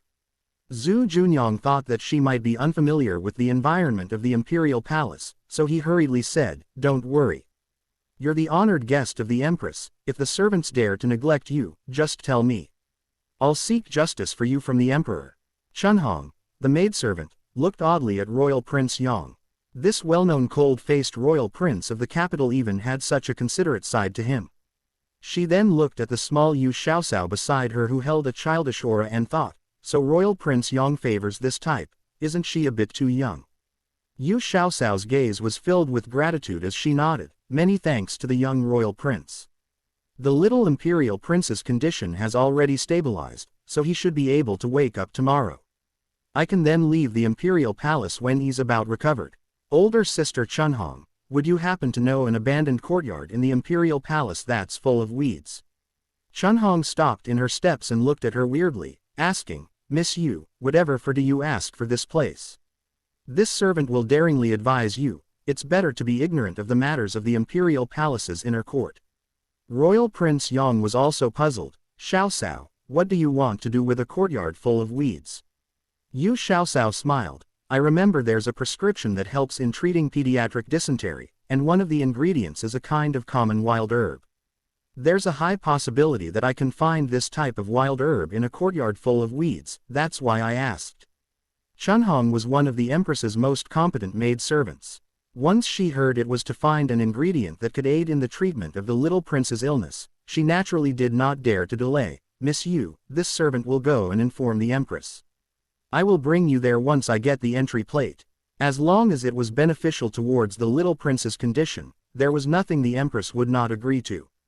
Chunhong obtained the entry plate and led Yu Xiaosao in the northwest direction. The further they went, the more remote and desolate the surroundings became. Since the founding of the nation, there had been successive years of war which had emptied the treasury, so how could there be money for the renovations of the palaces? The imperial palace of the great Ming dynasty was still the same one as the previous dynasty, and as the concubines in the imperial harem were only so few, there were still a lot of palaces that were empty, even though some eunuchs and maidservants were left to take care of the cleanliness. But as they proceeded further north, they saw fewer people, until eventually there was almost no one around. Older sister Chunhong, where are we going? Yu Xiaosao saw that more and more weeds grew in the cracks between the bricks under her feet, and the nearby courtyards seemed more and more dilapidated. Even the imperial palace had such a run-down side. Zhu Junyang whispered, "The cold palace of the previous dynasty is in front. The Emperor Emeritus and the Emperor have been merciful, so it has always been empty." Chunhong found the old eunuch, who looked after the cold palace, to open the rusted, copper padlock. Once they pushed open the door, their view was immediately filled with overgrown, waist-high grass. Half of the house had already collapsed while the other side was crumbling. It looked as though they had arrived at a ruin. Zhu Junyang pulled out a sturdy stalk of grass and swept it about in the weeds to chase away all creepy crawlies. Yu Xiaosao followed behind him arduously, trying to identify the wild herb amongst the weeds. Chunhong was filled with fear seeing the cold palace in such a state of disrepair, so she only led Yu Xiaosao to the doors of the cold palace before she stopped in her tracks. The good thing was, the porcelain that Yu Xiaosao was looking for was pretty common.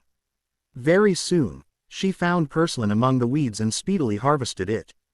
The sky was beginning to darken, and the cold palace was not a good place to hang around, especially when there were rumors about the many imperial concubines who had died unjustly here. With Zhu Junyang's help, Yu Xiaosao managed to harvest enough porcelain within half an hour. Once they returned to Jingyang Palace, she also asked the empress for some cane sugar, saying it was important for the medicine. Since it was to be fed to the little prince, without a doubt it needed to be checked by the imperial physicians. The ingredients that Yu Xiaosao required to make porcelain candy was simple. It only required porcelain and cane sugar. Aside from being a common wild herb, porcelain was also used to reduce swelling, cool and detoxify the body. In her previous life, the child of her neighbor also took porcelain candy along with the medicine they got from the hospital.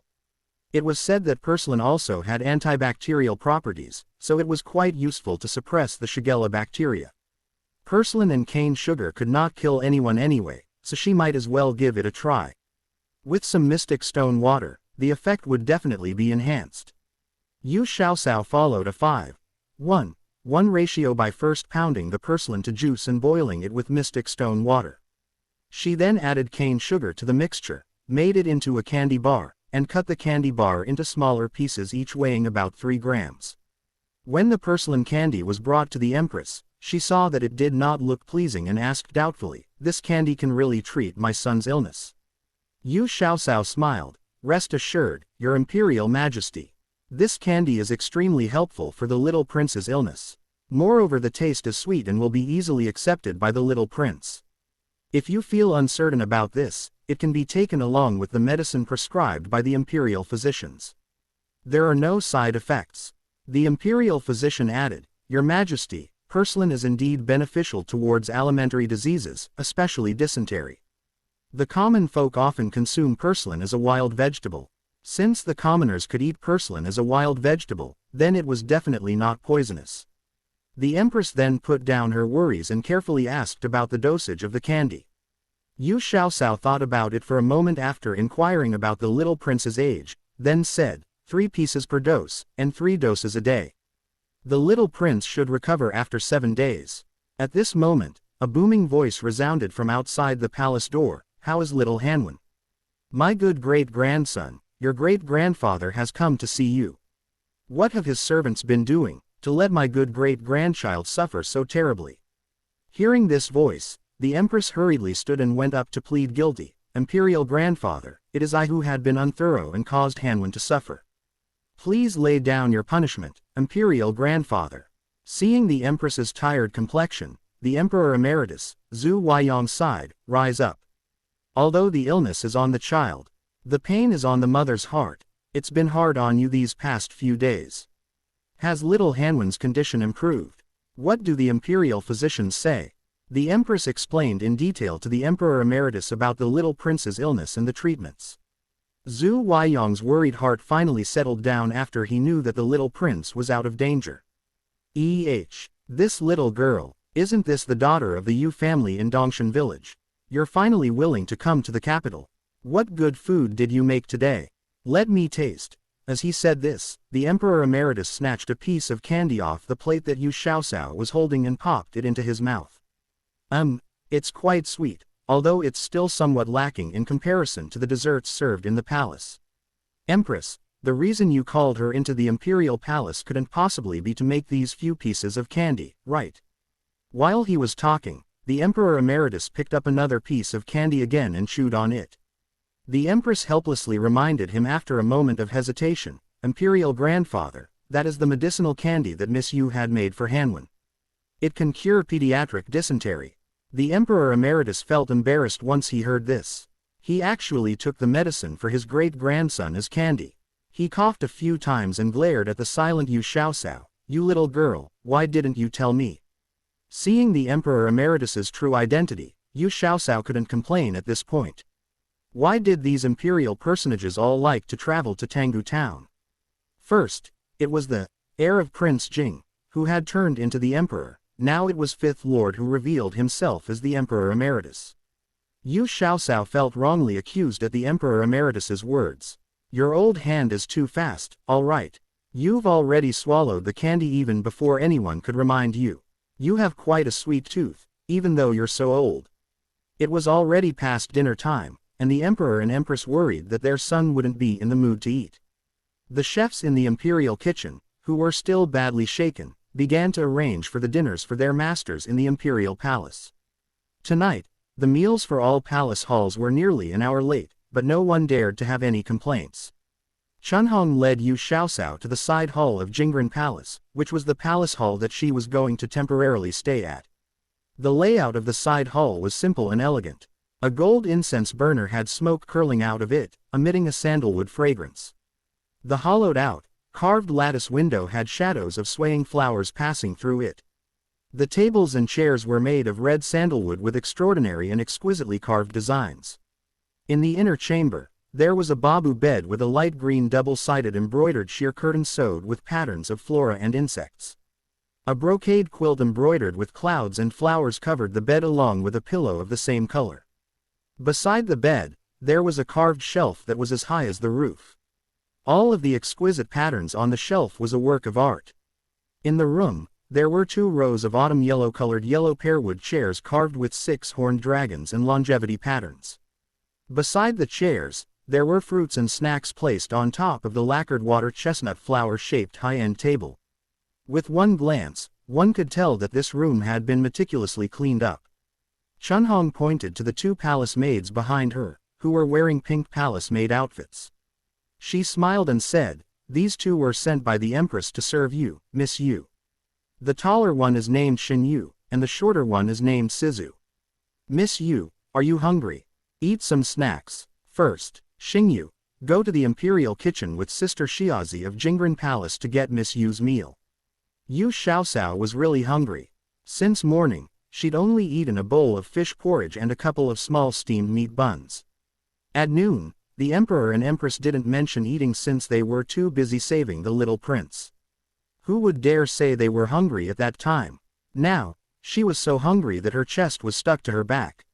When she heard this, she didn't hold herself back. With Sizu's help, she cleaned her hands and sat on the carved yellow pearwood chair.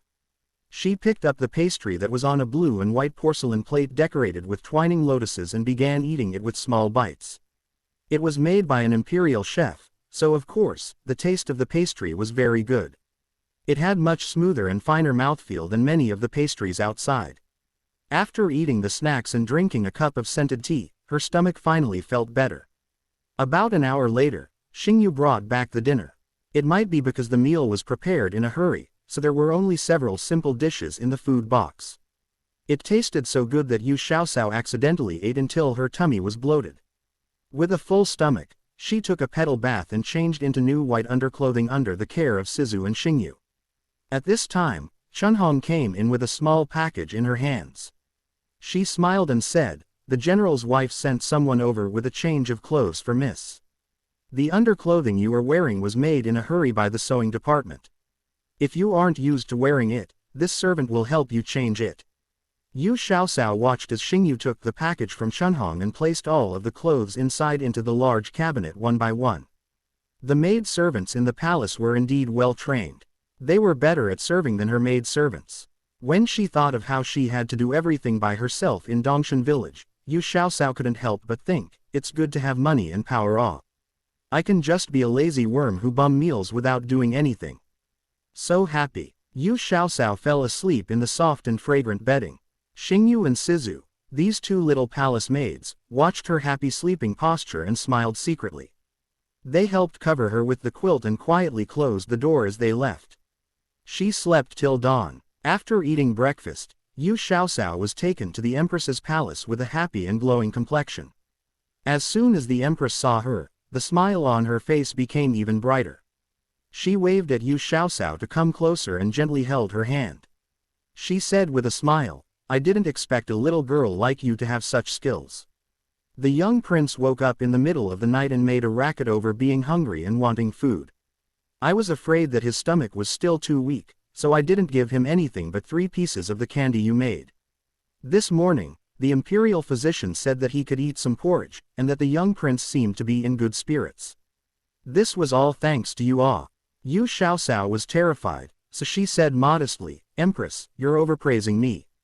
This is the combined contributions of the imperial physicians.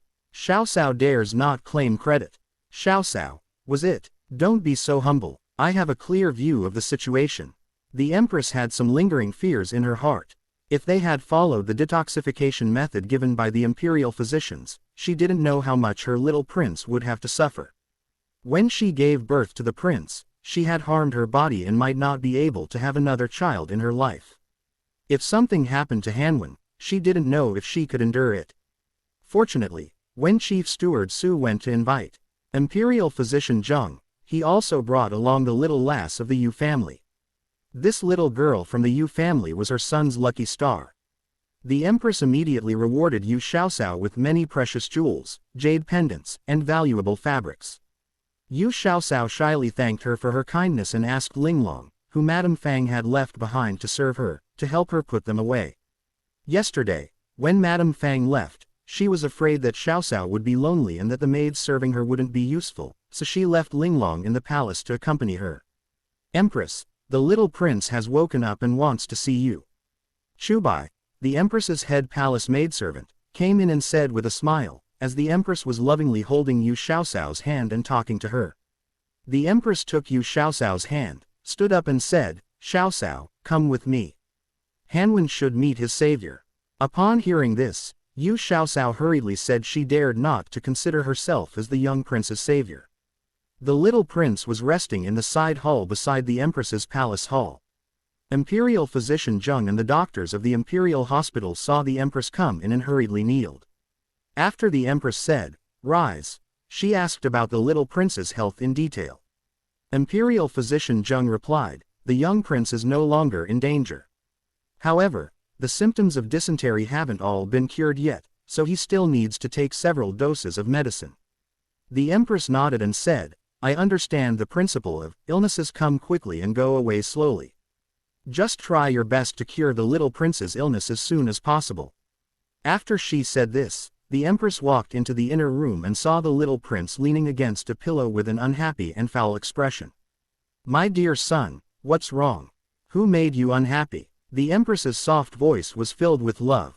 She sat down beside the young prince and stroked his soft hair. With a pale complexion, the little prince appeared somewhat weak. He flung himself into the Empress's arms and acted spoiled. Imperial mother, can't I just eat candy and not drink those bitter medicines? The Empress was about to say something, but Zhu Junfan's voice sounded from outside, bitter medicines have a better effect. Hanwen, is this how Imperial father usually teaches you? The little prince hurriedly sat up straight and looked serious when he heard his father's voice. His round eyes, however, looked at the Empress beggingly. The Empress touched his little face, feeling sorry for him. She turned and looked at the Emperor and said, Your Majesty, our dear son is still sick. He understands these principles, so he will understand if you just tell him calmly. A loving mother is more likely to nurture a good-for-nothing son. Phagia, we only have this one son. He's going to take on important tasks in the future, so we can't let him do whatever he wants. Zhu Junfan walked over and touched his son's forehead, putting his heart to rest. Son will be obedient. I'll drink the medicine on time and won't eat random food anymore. Imperial father, don't scold Imperial mother anymore. The little prince's soft, childish voice and timid expression made him look very soft and adorable. The Empress, who was very moved, hugged her son and said with teary eyes, Good boy, Hanwen really is Imperial mother's darling son. Looking at the pair of loving mother and filial son, Zhu Junfan couldn't maintain the stern expression on his face anymore and showed a faint smile. At noon, when drinking the medicine, the little prince didn't throw a tantrum and obediently drank the medicine. However, the medicine was too bitter and carried a strong flavor of traditional Chinese medicine. With a miserable expression, the little prince resisted the opposition he had in his heart. He took a deep breath and swallowed it in a couple of mouthfuls. However, after coughing a couple times, he ended up vomiting most of the medicine, which he had swallowed with much difficulty. The little prince burst into tears. Imperial father, Hanwen didn't do it on purpose. The medicine is too hard to drink. Can I not drink it?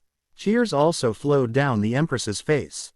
She used her handkerchief to wipe them away, and then she looked at Yu Xiaoxiao, asking, Xiaoxiao, if he doesn't take the liquid medicine and just eat the candy you made, would it be able to cure the little prince's illness? Yu Xiaoxiao stood up and calmly said, may this commoner ask the little prince some questions. With his obsidian-like bright eyes, the young imperial prince looked curiously at Yu Xiaoxiao, who was several years older than himself. He couldn't help but ask, who are you? Did you make the candy that can cure the illness? You're so young. Are you a doctor, too? Yu Xiaoxiao looked at the little prince, who was almost the same age as little Dudu, with a gentle and sweet smile. She said in a soft voice, Your Highness, I'm also the doctor who examined your illness. I'll ask you a few questions. If the answers are satisfactory, then you don't have to drink the bitter medicine anymore. As soon as the little prince heard this, he quickly gathered his attention. He nodded his head and said, okay. Quick, please ask. Yu Xiaoxiao gently pointed to his belly and asked, how many times has your little belly hurt since this morning? How many times have you gone to the bathroom? My belly ached 3 times, and I went to the bathroom 2 times. Last night, I used the bathroom more often and it hurt a lot more. It feels better now. The little prince was a little shy, but he answered Yu Xiaoxiao's question seriously. The little prince's physique was pretty good. Normally, he seldom got sick and his body had no resistance to drugs. Thus, after several doses of drugs from yesterday and over the night, the dysentery bacteria in his body was largely suppressed. Yu Xiaoxiao nodded her head satisfactorily and asked, did you eat your breakfast like you were supposed to? What did you eat? The little prince pouted and answered discontentedly, I could only have the plain white porridge they prepared. There wasn't any taste in my mouth, so I didn't want to eat. I just ate half a bowl. I'm a little hungry now. Little doctor, can I eat pastries? Yu Xiaoxiao smiled and said, young imperial prince, you were unconscious for all of yesterday without consuming even a single grain of rice, so you need to eat plain white porridge to nourish your stomach. You can have some pastries that can be easily digested. As for lunch, you can have some seasoned purslane salad with porridge or some razor clam seafood porridge. The little prince's eyes brightened. He rubbed his belly and asked, what's razor clam seafood porridge? Is it good? Imperial mother, I want to have razor clam seafood porridge for lunch. The empress looked at Yu Xiaoxiao with a questioning gaze. Yu Xiaoxiao smiled and said, razor clams are a kind of shellfish. They taste delicious and have a high nutritional value. It can help with deficiencies and also has some therapeutic effects on dysentery. A type of shellfish. It takes around 2 days to get to the oceanside on horseback from the capital. It's a bit unrealistic for my imperial son to have seafood porridge for lunch. The empress frowned and blamed herself for not being able to give her son what he wanted. Yu Xiaoxiao saw this and hurriedly said, there should be razor clam meat in the dry goods store. It has some of the same effects if you soak it before cooking it in the porridge. However, its effects are not as good as fresh razor clams. Zhu Junfan was normally strict with the little prince, but he was very worried about his son's illness. Upon hearing it was good for his son's illness, he immediately ordered, Su Ran, send people to quickly go on horseback to go oceanside to buy razor clams. You will personally leave the palace in person and go to the Zhou family's dried food store to buy dried razor clams. Our imperial son must have seafood porridge before dinner. The little prince pouted and quietly said, what about lunch? Are you gonna let me have plain white porridge again? There's no flavor, it's so hard to drink. The empress softly comforted him. Dr. Yu said that you can have it with some seasoned purslane. Your stomach can't handle eating anything else right now. What about the medicine? Can I stop drinking bitter medicine now? The little prince looked at Yu Xiaoxiao with expectant eyes and pouted. He looked very cute. Yu Xiaoxiao managed to barely restrain her desire to pinch the little guy's cheek and nodded. If your stomach doesn't hurt in the afternoon and you don't have to run to the bathroom, then you don't have to take the medicine. Eating the purslane candy alone should be fine then. The little prince rubbed his stomach. When he heard that he didn't have to drink the bitter medicine, he happily said, my tummy hasn't hurt for a while, does that mean I'm getting better? Almost. Eat a few more days' worth of candy to stabilize your condition. Yu Xiaoxiao was very patient with children. For a sick child, the little prince didn't cry or make a fuss. He could be considered a very sensible child and very cooperative little patient. Sure enough, the children of the imperial family matured earlier. Emperor, Consort Li has brought the little princess to come visit the little prince. Rong Sheng, the head eunuch of Jingyang Palace, respectfully reported the new guests with a lowered chest and a hunched back. An unnecessarily white face, respectful eyes and brows, a humble smile that wouldn't change for 1,000 years, and a chest that would never straighten out. This was the image of an eunuch in Yu Xiaoxiao's mind. Su Ran's gentle and refined manner, being neither humble nor arrogant, didn't match the word eunuch in any way. Consort Li looked like she was in her 20s. She was wearing a light green palace dress that was embroidered with butterflies fluttering among flowers. The broad hems of the dress were embroidered with layers of a decorative pattern, and her hair was coiled into a winding bun such that she exposed her temple. Her light makeup revealed her delicate beauty, and her lips had a thin layer of rouge swiped on. She looked like an elegant chrysanthemum in the fall, with a lingering charm. Her hand was lightly grasped with the hand of a small girl, who was clearly younger than the imperial prince. She looked like a pretty little porcelain doll and was dressed in a light pink dress embroidered with gold threads. It made her skin seem even more luminous than snow. The little girl resembled a cute little dumpling and was incredibly adorable. The 3 or 4-year-old little girl followed her consort mother and elegantly greeted her imperial father and her imperial mother. Then she quietly and gently stood in front of the sickbed and spoke to the little prince in a milky sweet voice, "Imperial brother, is your illness better now?" The little prince only had this one younger sister, and their relationship was considered pretty good, so he nodded and said, "Don't worry, younger sister. With the exception of my tummy hurting occasionally, there aren't any other problems. If your tummy hurts, let Imperial Mother rub it for you. Last time, when Danny ate too much and my tummy hurt, it got better after Consort Mother rubbed it." Zhu Danyi, the little imperial princess, looked at her imperial brother cutely as she seriously proposed a solution.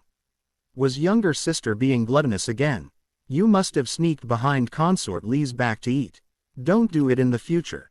Lying in bed and being unable to move like I am is the result of eating random food. Two little ones had a conversation like this face to face. The emperor was handsome, the empress was dignified and graceful, and Consort Li was elegant and beautiful. Thus, their children's looks would naturally be first class. In addition, they were young and their voices were sweet. This made them extremely cute. Yu Xiaoxiao smiled unconsciously as she watched the two children interact. Xiaozi, one of the palace maids, came back from the imperial kitchen.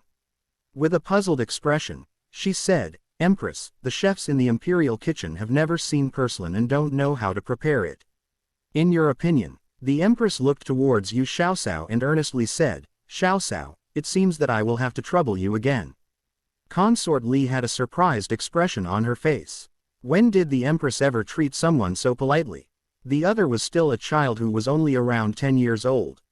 What made this little girl so special? Zhu Junfan solved the puzzle for her by saying, "The little prince's life was saved thanks to Xiaoxiao. She's skilled in the difficult and miscellaneous diseases that children can get." Consort Li heard these words and had her own thoughts about it. To be able to be recognized by the emperor and empress meant that the lass had real talents. When children were young, it was inevitable for there to be headaches and fevers. It would be good for the little princess if they made friends with a doctor who was skilled in pediatric medicine. With this in consideration, Consort Li's gaze toward Yu Xiaoxiao carried some politeness and sincerity. Yu Xiaoxiao gave the 3 giants of the imperial palace a proper salute and followed Xiaozi to the imperial kitchen. Once she was out of Jingyang Palace, Yu Xiaoxiao's steps became lighter. She breathed in the free air. Being in front of the empress and emperor was too constraining. Yes or no? She felt as if she were shackled, thinking twice before she could do anything. To be with the emperor was the same as living with a tiger. It wasn't a good feeling. When they arrived at the imperial kitchen, the porcelain was already prepared. Chunhong had taken several eunuchs and palace maids to pick it, bring it back and clean it for use. Yu Xiaoxiao first ran boiled water over the porcelain to remove any vegetal smell and then used cold water to clear away the sticky liquid before chopping it up. Once the pot was hot, she put in some sesame oil and stir-fired the porcelain to make it fragrant. She added a bit of salt to season and then took it out of the pot. Washed superior japonica rice was put into the pot and then water was added to boil. The stir-fried porcelain was added. The whole mixture cooked over low heat until it became soft and tender. Only then was it ready to be taken out of the pot. While the porcelain porridge was being simmered over a small fire, Xiao Xiao began to make the seasoned porcelain salad. This was relatively simple. The porcelain was first blanched in boiling water and then it was rinsed with cold water several times to get rid of the sticky juice. Afterwards, it was cut into sections and put onto a plate. A bit of salt, some garlic sauce, some sesame oil was added to the dish and it was done. Just as the porcelain porridge was finished, the Emperor Emeritus appeared in the doorway of the imperial kitchen, peering in. A little eunuch, who was helping the cooks, noticed him. Then the entire imperial kitchen proceeded to kneel down. Yu Xiaoxiao also kneeled down in confusion. Get up all of you.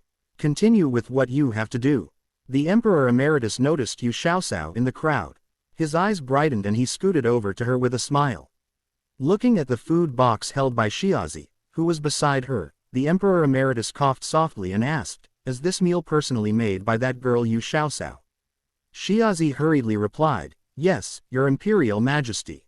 The Emperor Emeritus looked at the food box and considered what to say to let Xiaozi leave the food box behind. Yu Xiaoxiao seemed to have seen his thoughts and said, "Emperor Emeritus, the little prince can't eat anything else right now. This subject has made porcelain porridge with seasoned porcelain salad, which can help the prince recover from his episode of dysentery." The Emperor Emeritus made a serious face, nodded and said, "Has the little prince not had lunch yet? Why haven't you hurried and sent it over? Can you afford to starve my dear grandson?" Xiaozi shivered in fear and left with the food box in hand. The Emperor Emeritus was really subject to quick changes in his moods. In the future, she would have to be careful around him. The Emperor Emeritus saw that Yu Xiaoxiao was turning around, preparing to leave. He immediately gave his accompanying guard a meaningful glance. The guard reached out and stopped Yu Xiaoxiao. Yu Xiaoxiao looked back at the Emperor Emeritus in surprise. The Emperor Emeritus coughed a few times in embarrassment and said, "Lass, aren't you interested in opening a braised food shop in the capital? You're pretty skilled at making braised pig head meat. It's a waste to not open a braised food shop." Yu Xiaoxiao considered it carefully and shook her head. "To be honest, Imperial Majesty, this subject intends to open a braised food shop, but not in the capital." The Emperor Emeritus frowned and asked in surprise, "Why not? There are many rich people in the capital. You could reach out on the streets and grab a handful of them easily. There's also an open market for a braised food shop in the capital. However, not all the aristocratic families are like you, Imperial Majesty, who likes to eat braised pig's head meat. There are many influential families in the capital who view pork as vulgar food. Most of the ingredients for the braised food made by my family are pig's heads and pig's offals. No matter how good the taste is, those aristocratic families, who value reputation and fear becoming a joke for eating vulgar food, won't buy it. There will even be some people who will mock those who buy braised foods, saying that braised pig's head meat is the food of the poor." Yu Xiaoxiao has considered this quite a lot. The officials in the imperial court who came from common civilians or humble families were still all right. However, the older noble families were all protective of their public images. They only mingled with men of letters and posed as lovers of culture. Those people would definitely not become one of the customers of the braised food shop. The Emperor Emeritus had contempt toward those aristocratic families who pretended to be lofty and noble. What were they pretending for? Many of these aristocratic families had hundreds of years of history, yet they were gradually declining. Who were they putting on airs for? What was wrong with eating pork? What was wrong with enjoying braised pig's head meat and intestines? He was the Emperor Emeritus, yet even he, the noblest of them all, could eat it, so why couldn't they eat it? The food of the poor. He wanted to see just who dared to say to his face that this was food fit only for poor people. "Xiaoxiao, let's talk about opening the shop later. Look, the imperial kitchen just happens to have a pig's head. Can you help with the braising?" The Emperor Emeritus was gluttonous, going out of the way to order the imperial kitchen to have the pig's head prepared. After all, this was a recipe that Yu Xiaoxiao came up with. Although the skills of the imperial chefs in braising the pig's head weren't as good as Yu Xiaosao herself, it was still better than having nothing. The Emperor Emeritus, who loved to eat braised pig's head, always had the imperial kitchen braise one every month, which allowed him to sat his craving. Yu Xiaosao, who saw that the pig's head and the seasonings were already prepared, smoothly braised the pig's head since it wasn't too difficult at this point. The pig's head meat was added with all kinds of braising ingredients and cooked slowly in the pot. By dinner time, it would almost be ready. She took into consideration that the Emperor Emeritus was old and a bit overweight. Since she suspected that he would have the 3 common ailments, she also added 3 drops of mystic stone water into the pot when no one was paying attention. This way, the marinated pig's head would taste better and be beneficial for the body. Yu Xiaosao also braised the pig's feet and knuckle that she found in the kitchen. In her previous life, aside from the pig's head meat, the top 3 best-selling dishes of her braised food store also consisted of braised pig's feet. Not that she was boasting, but she had excellent control of the fire when braising the pig's feet. With just one bite, one could feel the chewiness of the pig's skin and the soft, tender texture of the meat.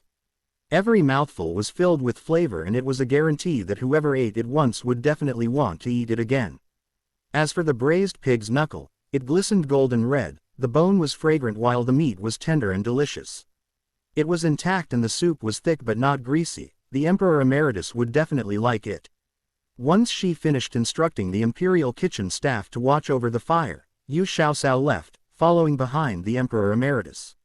When she got back to Jingyang Palace, she saw the Emperor and the Empress smiling pleasantly. Seeing Yu Xiaosao, the Empress waved for her to go over, then affectionately held her small hands. She said with a smile, "Xiaosao, you're quite capable even though you're very young. Not only do you know how to treat illnesses, you also have amazing culinary skills."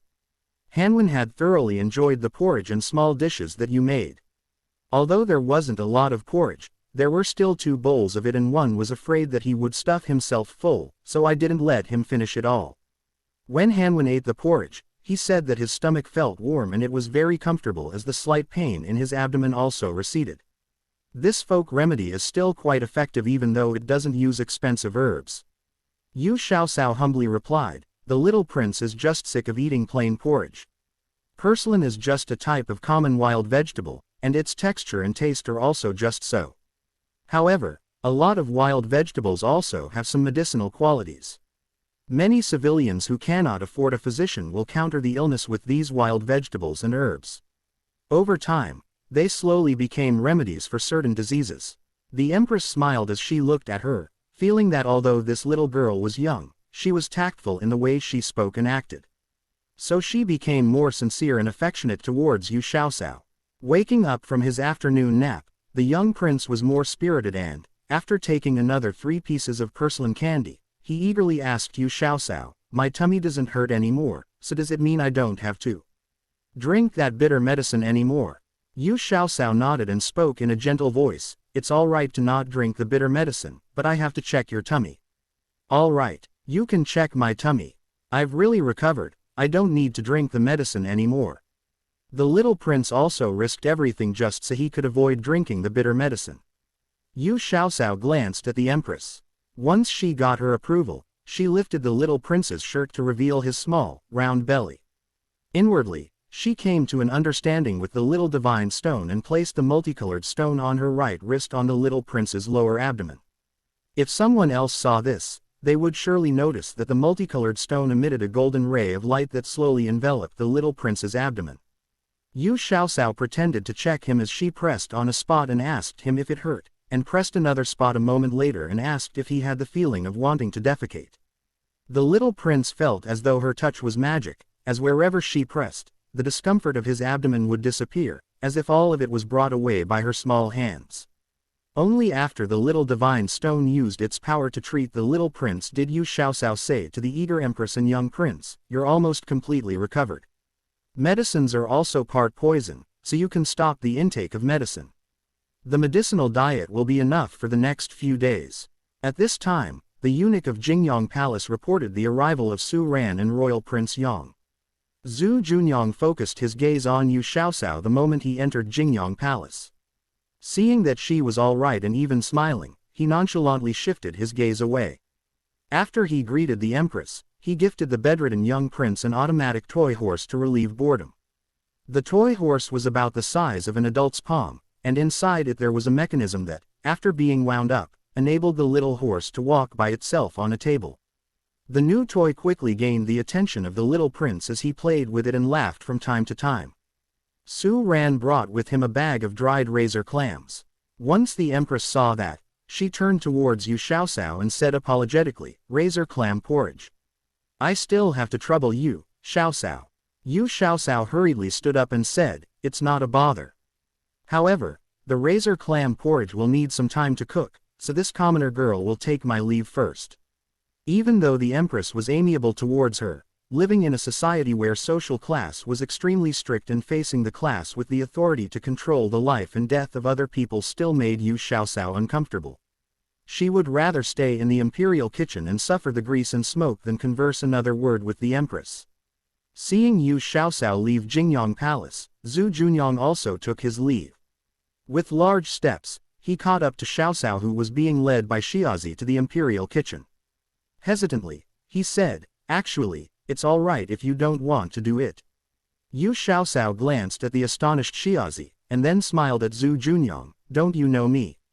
I like the process of cooking. When you were at Dongshan village and ordered all those difficult dishes, didn't I also try to make them for you too? I was born for a hard-working life. If you wanted me to sit idly, I would feel ill at ease. It was I who asked to help cook the little prince's porridge." Zhu Junyang saw that there was not a trace of reluctance on her face and smiled, saying, "You dare mention that? In Dongshan village, this prince ordered 10 dishes, but it's already considered good enough if you made me too. Only you have the guts to fool me." Yu Xiaoxiao stuck out her tongue at him. Her eyes gleamed with mischief as she said, "This commoner girl was born into a farmer's family, and only knows how to cook some common dishes. The sea cucumber and abalone dishes that you ordered all required expensive ingredients. Even if we caught them, we would rather sell them for money. How could we be willing to try them? Be smarter the next time and order some more ordinary dishes, only then can I guarantee to satisfy you." Xiaozi looked even more astonished. Who can tell me whether this man, who's smiling and whose gaze is filled with affection and indulgence, is actually the cold royal prince who everyone in the capital shied away from? He wouldn't have been possessed by something, right? Also, the little miss of the Yu family, you don't take the royal prince seriously, do you? You actually dared to use such a casual attitude to talk with the moody prince. Are you seeking an early death? The thing that made her jaw drop even more was that the cold royal prince's expression was not cold at all. His face lit up with a smile and his voice was gentle as he said, "All right. In the future, I will order only the dishes that you can cook." The moment they entered the imperial kitchen, Zhu Junyang could smell the strong fragrance of braised meat wafting in the air. "Xiaoxiao, you braised pig's head this afternoon? If so, I must find an excuse to stay. I want to eat the pig's ear strips with chili oil that you made." "You brat, the braised pig's head was requested by me, your grandfather. It's all mine, don't even try to snatch it from me." Ever since the braised pig's head had gone into the pot, the Emperor Emeritus had been loitering around the imperial kitchen. When he smelled the fragrance, he could not help but come inside and have a look, but when he heard that Zhu Junyang was about to steal his pig's ears, he felt unhappy and began to protect his food. However, Zhu Junyang was not afraid of his imperial grandfather, and immediately began to bicker. "Imperial grandfather, it's such a big pig's head, can you finish it all? Aren't there 2 pig's ears? You're so generous, wouldn't you give your grandson one?" Zhu Weiyang scrutinized his little grandson, feeling that he was different from before. Previously, he would only scowl and leave. How would he say these words that sounded like he was acting cute? Also, his cold gaze was comparatively livelier than before. Had his grandson's illness been controlled? Which divine doctor was so skilled? To avoid provoking his little grandson, the Emperor Emeritus made a pained expression and hardened his heart. "All right. Seeing as you're so well behaved today, I'll award you 1 pig's ear." Zhu Junyang pressed on, "Imperial grandfather, this grandson also likes to eat pig's snout." "No, you can only have 1 pig's ear. I won't give any more. If you say any more, you won't even get the pig's ear." The older the Emperor Emeritus was, the more childish he became. The attribute of protecting his food also increased in vigor with his age. Yu Xiaosao saw that these two were fighting over a pig's head until their faces turned red, so she hurriedly advised, if you think one pig's head isn't enough, you can tell the Imperial Kitchen to prepare a few more pig's heads. We can stew the meat in braising sauce overnight, so you can thoroughly enjoy your meal tomorrow. Although, the weather is quite warm nowadays, so the braised dishes shouldn't be kept overnight. If you can't finish it, just award it to others. The Emperor Emeritus was full of reluctance and mumbled, I have an ice house in my temporary imperial residence. If I can't finish it, I'll just keep it frozen there and reheat it whenever I feel like eating it. Little girl, how long do you plan to stay in the capital? I want to eat vermicelli pork stew, chicken and mushroom stew, and northeastern mixed stew. In his previous life, Zhu Weiyong was a true man from northeast China. Since his transmigration, he had rarely been able to eat authentic northeastern dishes and had missed them quite dearly. Even in his dreams, he dreamed of eating those northeastern signature dishes. Yu Xiaosao thought about it, then said, I will probably have to stay in the imperial palace for a few more days to ensure that the little prince is fully recovered before I can leave. For these few days, just tell the Imperial Kitchen to prepare the ingredients for the dishes that you, Emperor Emeritus, want to eat and I will make them for you. It's just that, this commoner girl isn't sure that my cooking will suit your taste. Of course, it's to my taste. With your skills in making braised pig's heads, how can any of the dishes you cook be bad? The Emperor Emeritus grinned and nodded. In his heart, he thought that he would stay in the Imperial Palace for these few days, so he gave the order to stay in Ningshou Palace tonight. The old eunuch, who had served the Emperor Emeritus for decades, already knew the Emperor Emeritus's thoughts. Inwardly, he said to himself, ever since the Emperor Emeritus abdicated his throne, he was either traveling and sightseeing, or he stayed in the temporary imperial residence in the outskirts of the capital. Not one day did he stay in Ningshou Palace, which had been prepared for him for 7 to 8 years. Who could have thought that he would be willing to remain in the imperial palace for an ordinary meal? The allure of good food must not be underestimated. Yu Xiaosao began preparation to make the razor clam seafood porridge. The few old imperial cooks of the Imperial Kitchen shooed away those eunuchs who acted as assistant cooks and came up to her to assist her. They were obviously trying to covertly learn her recipes while watching from the side. However, Yu Xiaosao had not planned to keep the recipes of the seafood porridge, braised pig's head and northeastern dishes to herself. She was only going to stay in the capital for a few days, and in her opinion, the Emperor Emeritus was quite interesting. He was intimate with the people and did not carry himself in a haughty manner. Thus, she was quite willing to leave the recipes of some of his favorite dishes to him. She first soaked the dried razor clams in some water and then rinsed them with some boiling water. After all of the grit and sand was washed out, they were finely minced. Then she instructed one of the imperial chefs take some fresh shrimp, peel and clean them before cutting them into small pieces to use. After the rice was washed, it was put into a large deep pot to simmer into congee. The minced dried razor clams, shrimp, and some ham was also put into the pot to stew slowly. Since the little divine stone had healed the little prince in the afternoon, she knew that his stomach would be able to digest more, so she was able to put more delicious ingredients in the food. After the congee finished cooking, she sprinkled some crushed roasted peanuts on top to add an additional layer of flavor. A little bit of sesame oil was also drizzled on for the same purpose. Throughout the entire process, Yu Xiaosao didn't try to hide any of the steps from the imperial chefs. When they had questions, she even patiently explained her reasoning. Thus, the impression the imperial chefs had of this little girl, who knew how to make many odd things, had improved a lot. Other than the noble masters in the palace, these old imperial chefs didn't really put anyone else in their eyes. However, they now treated Yu Xiaosao with a lot more respect and reverence. That night, the 3 great personages of the palace ate to their delight. It was said that the empress was very fond of the braised pig trotters, while the emperor liked braised pork knuckle and also enjoyed braised pig head meat. However, the Emperor Emeritus hogged most of the braised pig head meat and only gave the emperor a miserly tiny portion. The Emperor Emeritus ate more than half a large plate of braised pig head meat by himself and almost finished all of the sliced pig ears seasoned with chili oil. He couldn't bear to give the leftovers to the eunuchs and palace maids, so he had the servants carefully pack the food up and had it stored in an ice cellar. He stated that he planned on eating the rest at his next meal. The young prince was also very pleased. He ate 2 small bowls of seafood congee and still wasn't satisfied, so he also ate a goblet of razor clams stewed with egg. He was so stuffed afterwards that he had to stroll around his room several times with a palace maid to help with digestion.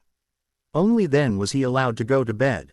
All of the imperial physicians were amazed at the speed of the little prince's recovery. Usually, a patient would need at least a few days to recover from even the mildest bout of dysentery. However, only 2 days had passed yet the prince had made almost a full recovery and no longer needed to take medication. Was it because the Yu family's little girl's recipe for medication was really that good? Even Imperial physician Wang, who had some resentments towards Yu Xiaoxiao, had to admire the efficacy of the girl's medicine recipe. During the time that Yu Xiaoxiao was in the palace, she had to spend some time almost every day in the imperial kitchens to make 2 dishes that the Emperor Emeritus personally ordered. The dishes she made for him included sweet and sour crispy pork, dry fried pork strips, pickled vegetables with fatty meat and blood sausage. The Emperor Emeritus ate until he was completely satisfied. He praised the food, stating that these dishes were more delicious than all of the northeastern cuisine dishes he had during his entire life.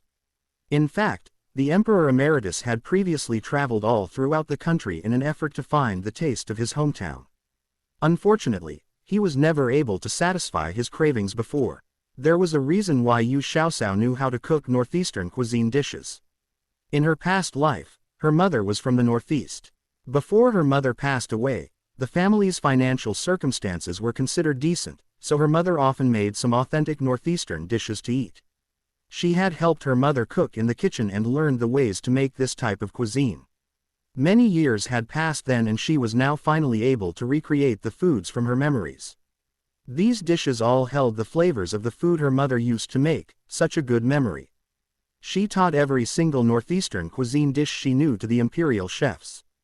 The master opened the door, but cultivation progress depended on the individual person.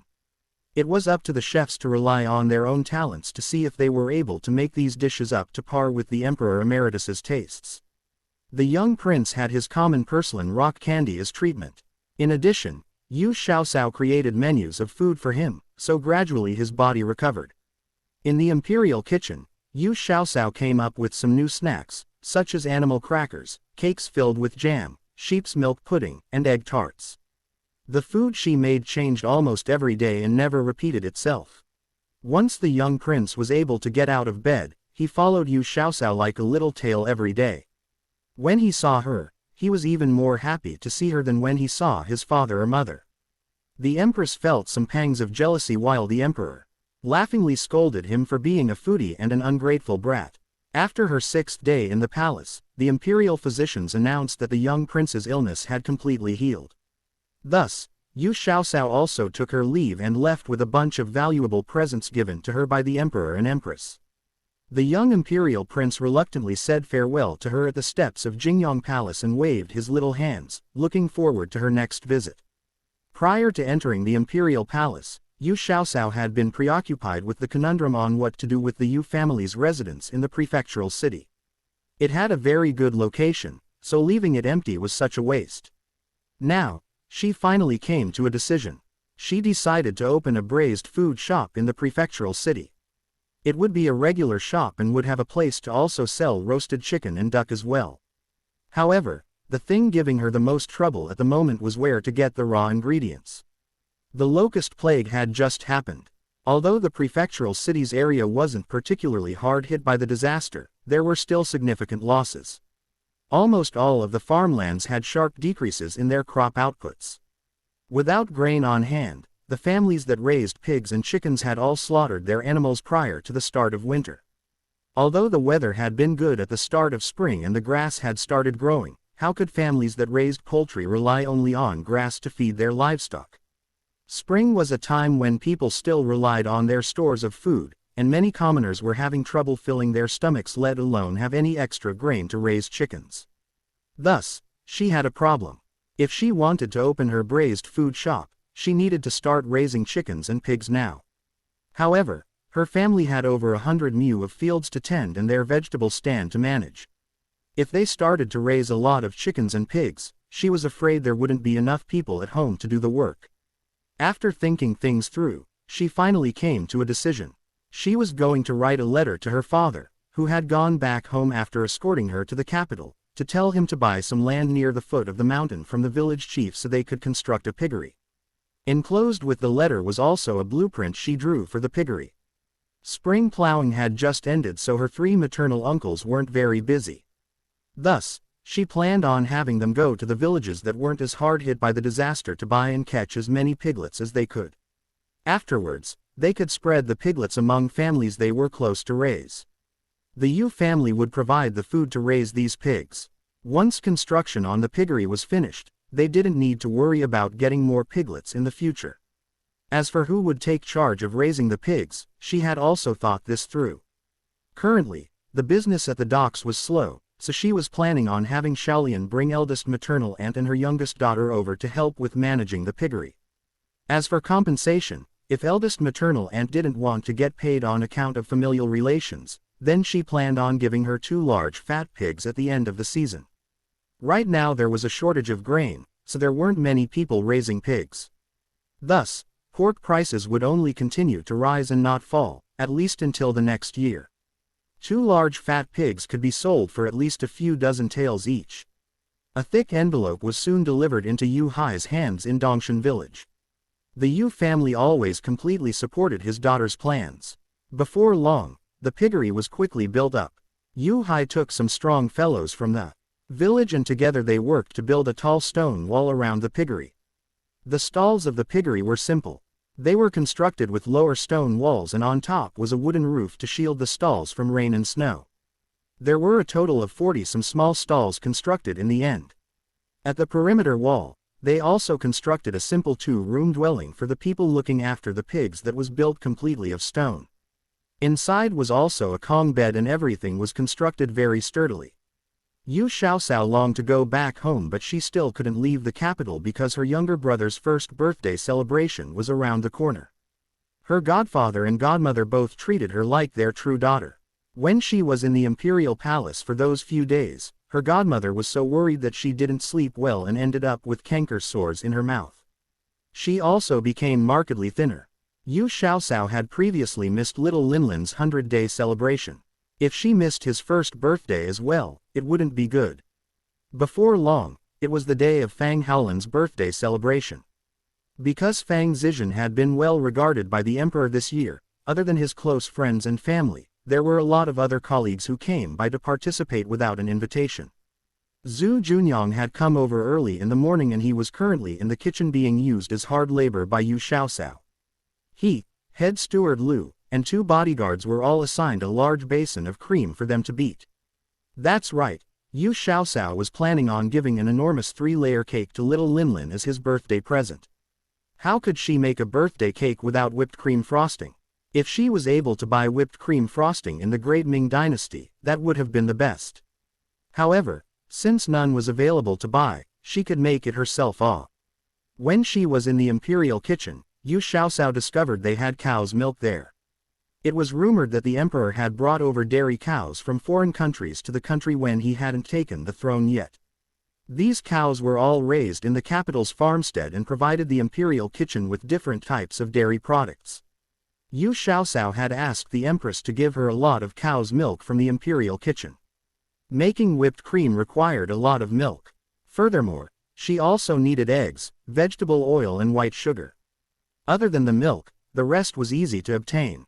In order to make whipped cream frosting, the person making it needed to whip it constantly at a high speed. Yu Xiaosao originally planned on asking her godfather for a few bodyguards to help her. However, who would have thought that Zhu Junyang would voluntarily come to the door and act as free labor? It'd be a waste not to use him. Yu Xiaosao took out a few large and sturdy basins and first placed some egg whites in them. She had Zhu Junyang and the others continuously whip the egg whites in one direction. The 4 of them all were skilled martial artists who had beaten many experts in the capitals.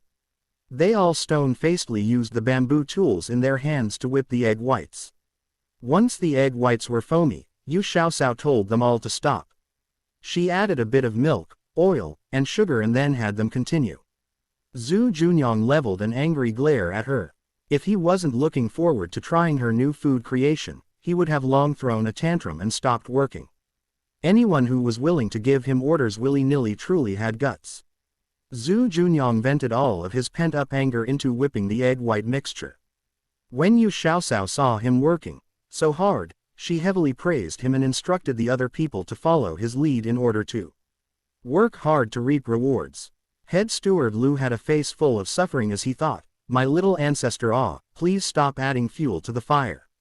Can't you see that His Royal Highness has an expression so dark it's dripping ink When the master loses his temper, it's more scary than natural disasters and fierce beasts When Yu Xiaosao saw that the mixture in Zhu Junyang's basin had thickened, she quickly told them all to stop. She then added an appropriate portion of milk to each of their basins, as well as more oil and sugar. Then, she happily gave them a few compliments before hinting that they had to continue. While the 4 people were crafting the whipped cream frosting, Yu Xiaosao had mixed up the cake batter and poured it into 3 separate pans. The pans were placed into the oven and she had Yingtao keep an eye at the heat. She continued to instruct Zhu Junyang and the others how to make the frosting. After adding more milk, oil and sugar another 2 times, Yu Xiaosao saw that the frosting was at the right viscosity. She took the bamboo beater from Zhu Junyang's hands and gently tested the texture of the frosting. When she saw that the frosting didn't deflate, she proclaimed that they were done making it. Zhu Junyang let out a heavy snort and waved his sleeves as he left. Head steward Lu used a finger to point at Yu Xiaosao a few times before he sighed and also followed his angry master out of the Fang Estate's kitchen.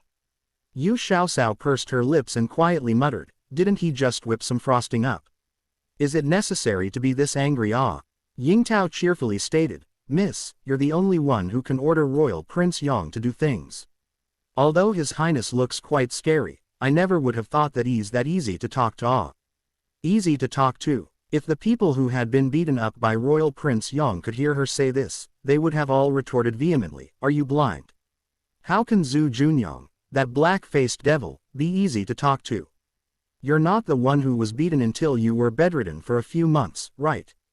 After the cake finished baking, Yu Xiaosao first cut it into 3 circles of differing sizes and spread on a layer of frosting. Then, she prepared a piece of oiled paper, rolled it into a triangular-shaped tube, and poured the whipped frosting into it. Using her pastry bag, she squeezed out beautiful flower decorations on the cake. In her past life, Yu Xiaosao had worked at a pastry shop prior to opening her braised food shop. Because she had skillful hands, all of the cakes she decorated were praised. At first, she was a bit unfamiliar with this process. As she continued, the skill came back to her and each consequent flower was more beautiful than the previous and more lively. Since the season wasn't right, there weren't any ingredients available for her to use as food dye. Thus, all of the icing flowers she squeezed out were a pure white color. However, Yu Xiaosao had the servants take out some preserved jams from last year from the ice cellar. There was bright red strawberry jam, orangey yellow tomato jam, purple grape jam. She also used some spinach juice mixed with honey to create a green-colored dye. With these 5 colors available, she used them all to gently brush onto the flower's edges. The whole cake immediately became bright and lovely. Yingtao and another head maid, Muxi, stared in awe at all of the stunning flowers on the cake. Their eyes were opened wide as they took in the sight. The cake had 3 layers and the first layer was about 20 inches in diameter. The second layer was around 16 inches and the topmost layer was around 12 inches.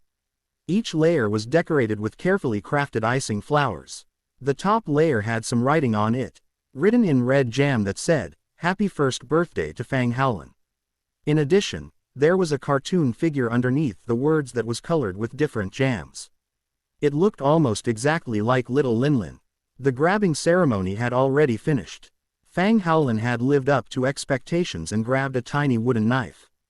This caused everyone to exclaim, "Like father like son." For the banquet, they invited the head chef of the capital's Junsho restaurant, Liu Bai, who was personally in charge of cooking. This caused many guests to be pleasantly surprised because the head chef of Junsho restaurant was very hard to book.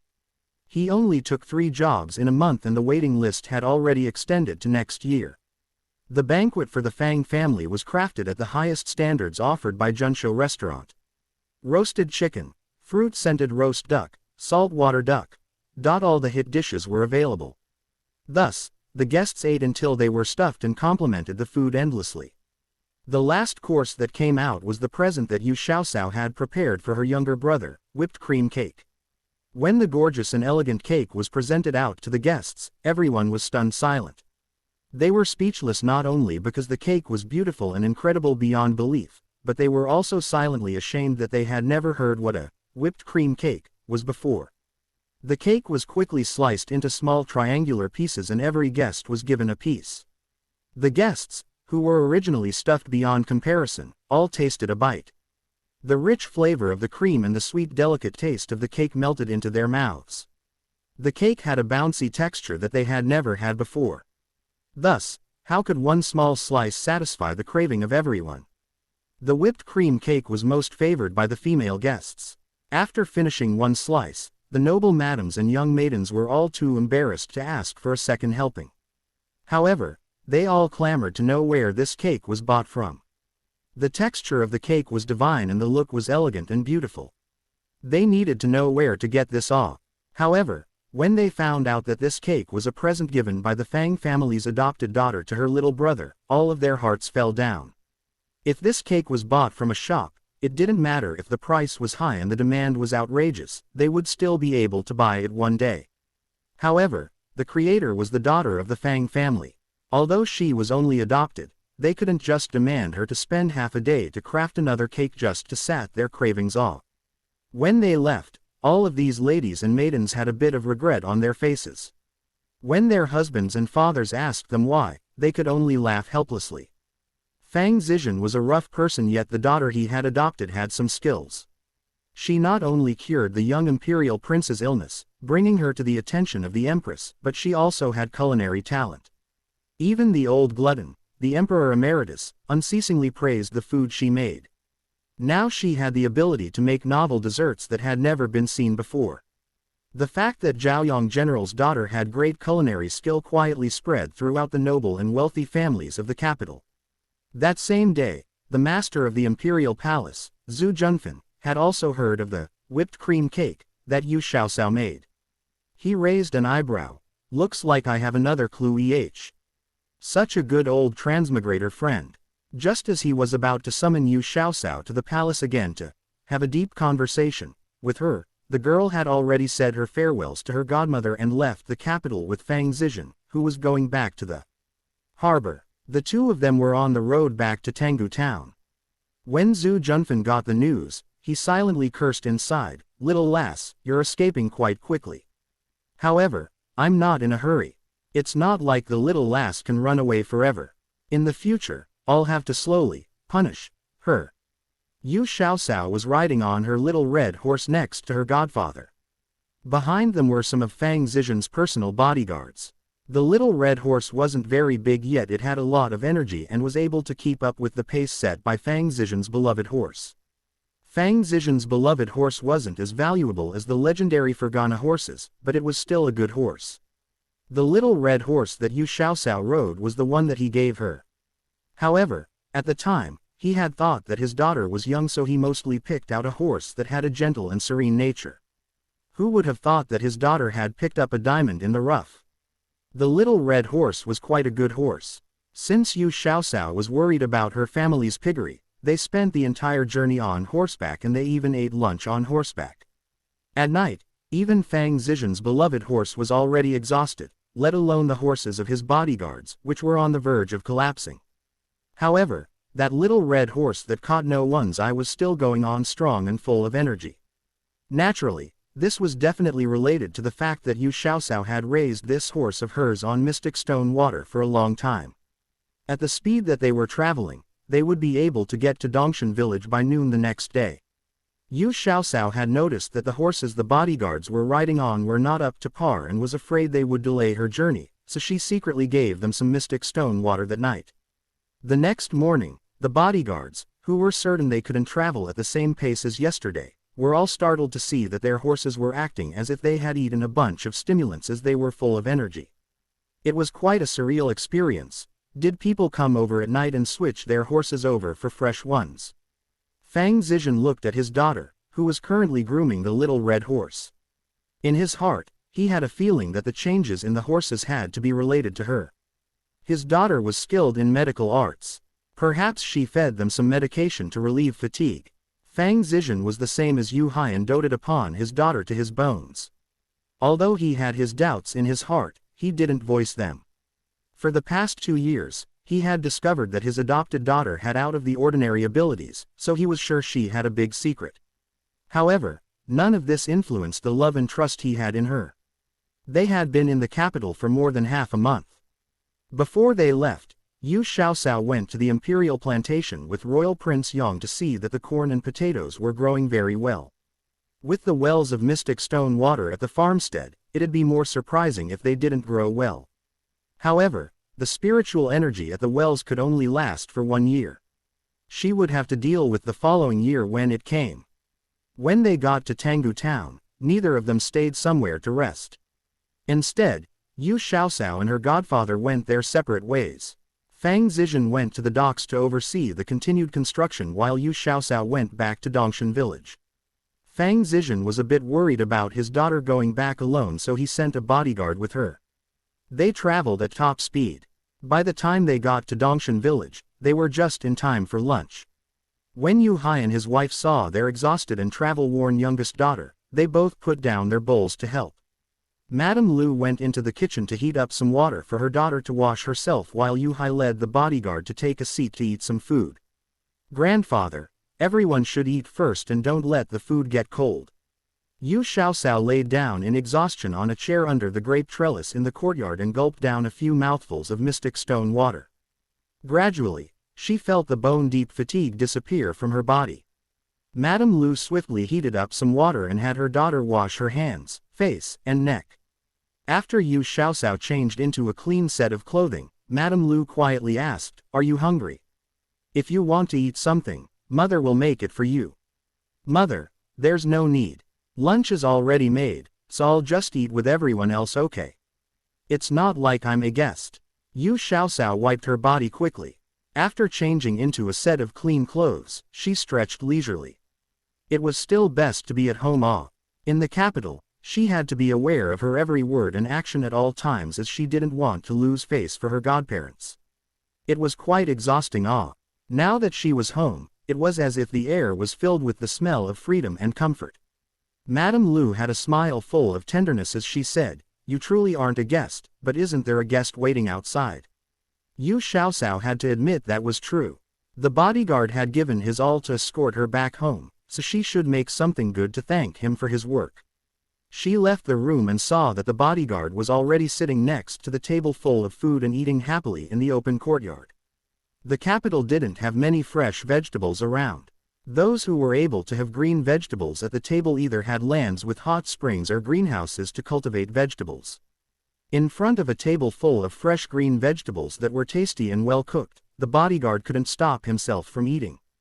When he heard Yu Xiaosao ask him if he wanted anything else, Zhu Xiao quickly swallowed down the mouthful of lettuce greens with oyster sauce and shook his head. "Miss, no need to cook something especially for me. The food here is very good and is more than enough to fill me." Yu Xiaosao thought for a bit and still had her mother stir-fry a plate of grasshopper sauce and also make a plate of chives stir-fried with sandworms. Zhu Xian saw that the portion sizes were generous and thus opened his belly to eat more. Older brother Li Li was right, the Yu family's food was very delicious. If he could eat such sumptuous food every day, he would even be willing to go down to the fields every day to help the Yu family. The Yu family didn't have the custom of staying silent during mealtimes, so Yu Xiaosao found out how the piggery at the foot of the West Mountain was doing as she ate. The construction on the piggery was pretty much done. Her 3 maternal uncles had all gone out and came back with a total of 40 to 50 piglets. These piglets were all given to some families that they had a good relationship to raise in their stead for now. "Our family doesn't have much experience with raising pigs, so I think we shouldn't raise too many for the first year. What do you think? Are these piglets enough for now?" Yu Hai had a few misgivings about raising pigs. They ate a lot of grain, so would they be able to afford this? If they raised too many, they didn't have enough people at home to go out and cut fishwort for them to eat. How would they be able to keep feeding all of them? Even a wildfire couldn't completely destroy grass. It grew again when the spring breeze blew. Weeds had the most tenacious grip on life. Even though it was just the start of spring, in the front and back of the village and all over the mountain, there were wild weeds and herbs growing. The village kids were all able to cut a basket of them without much difficulty. There weren't enough people in the Yu family, but there were plenty of village children that had nothing to do. If they set the price at 1 copper coin for 2 baskets of fishwort, there would probably be many children who were willing to do a little bit of work to earn some snack money. After Yu Xiaosao analyzed the situation, the rest of the Yu family also thought that it wouldn't be difficult to raise 100 or so pigs. Her 3 maternal uncles continued to help with buying and catching piglets in the other villages. Before long, construction on the piggery had finished. It had tall and sturdy walls and spacious pig stalls neatly laid out in a row. They transferred water from a mountain spring using bamboo tubes and filled a pond in the piggery that was constructed out of stone. Everything was just about ready. The little piglets had been moved into their new home. Each pig stall had 5 fat and noisy little piglets. Out of the 20 pig stalls, there were still half that were empty. Xiaolian, eldest maternal aunt, and her daughter had all come back from the docks. Last year, their business at the docks had been heavily affected by the locust plague. First of all, their braised food business had to stop as none of the butchers in the area had any pigs to slaughter. Thus, they only occasionally encountered pig heads and offal. Although the Yu family didn't lack grain, everyone else in the area wished they could break 1 copper coin into 2.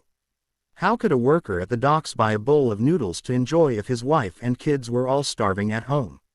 Eldest maternal aunt and older cousin Lu Feiyan had already returned back to Qishan village. However, once eldest maternal aunt heard from her husband that the Yu family was making a piggery and wanted her to help manage it, she was just waiting for their summons.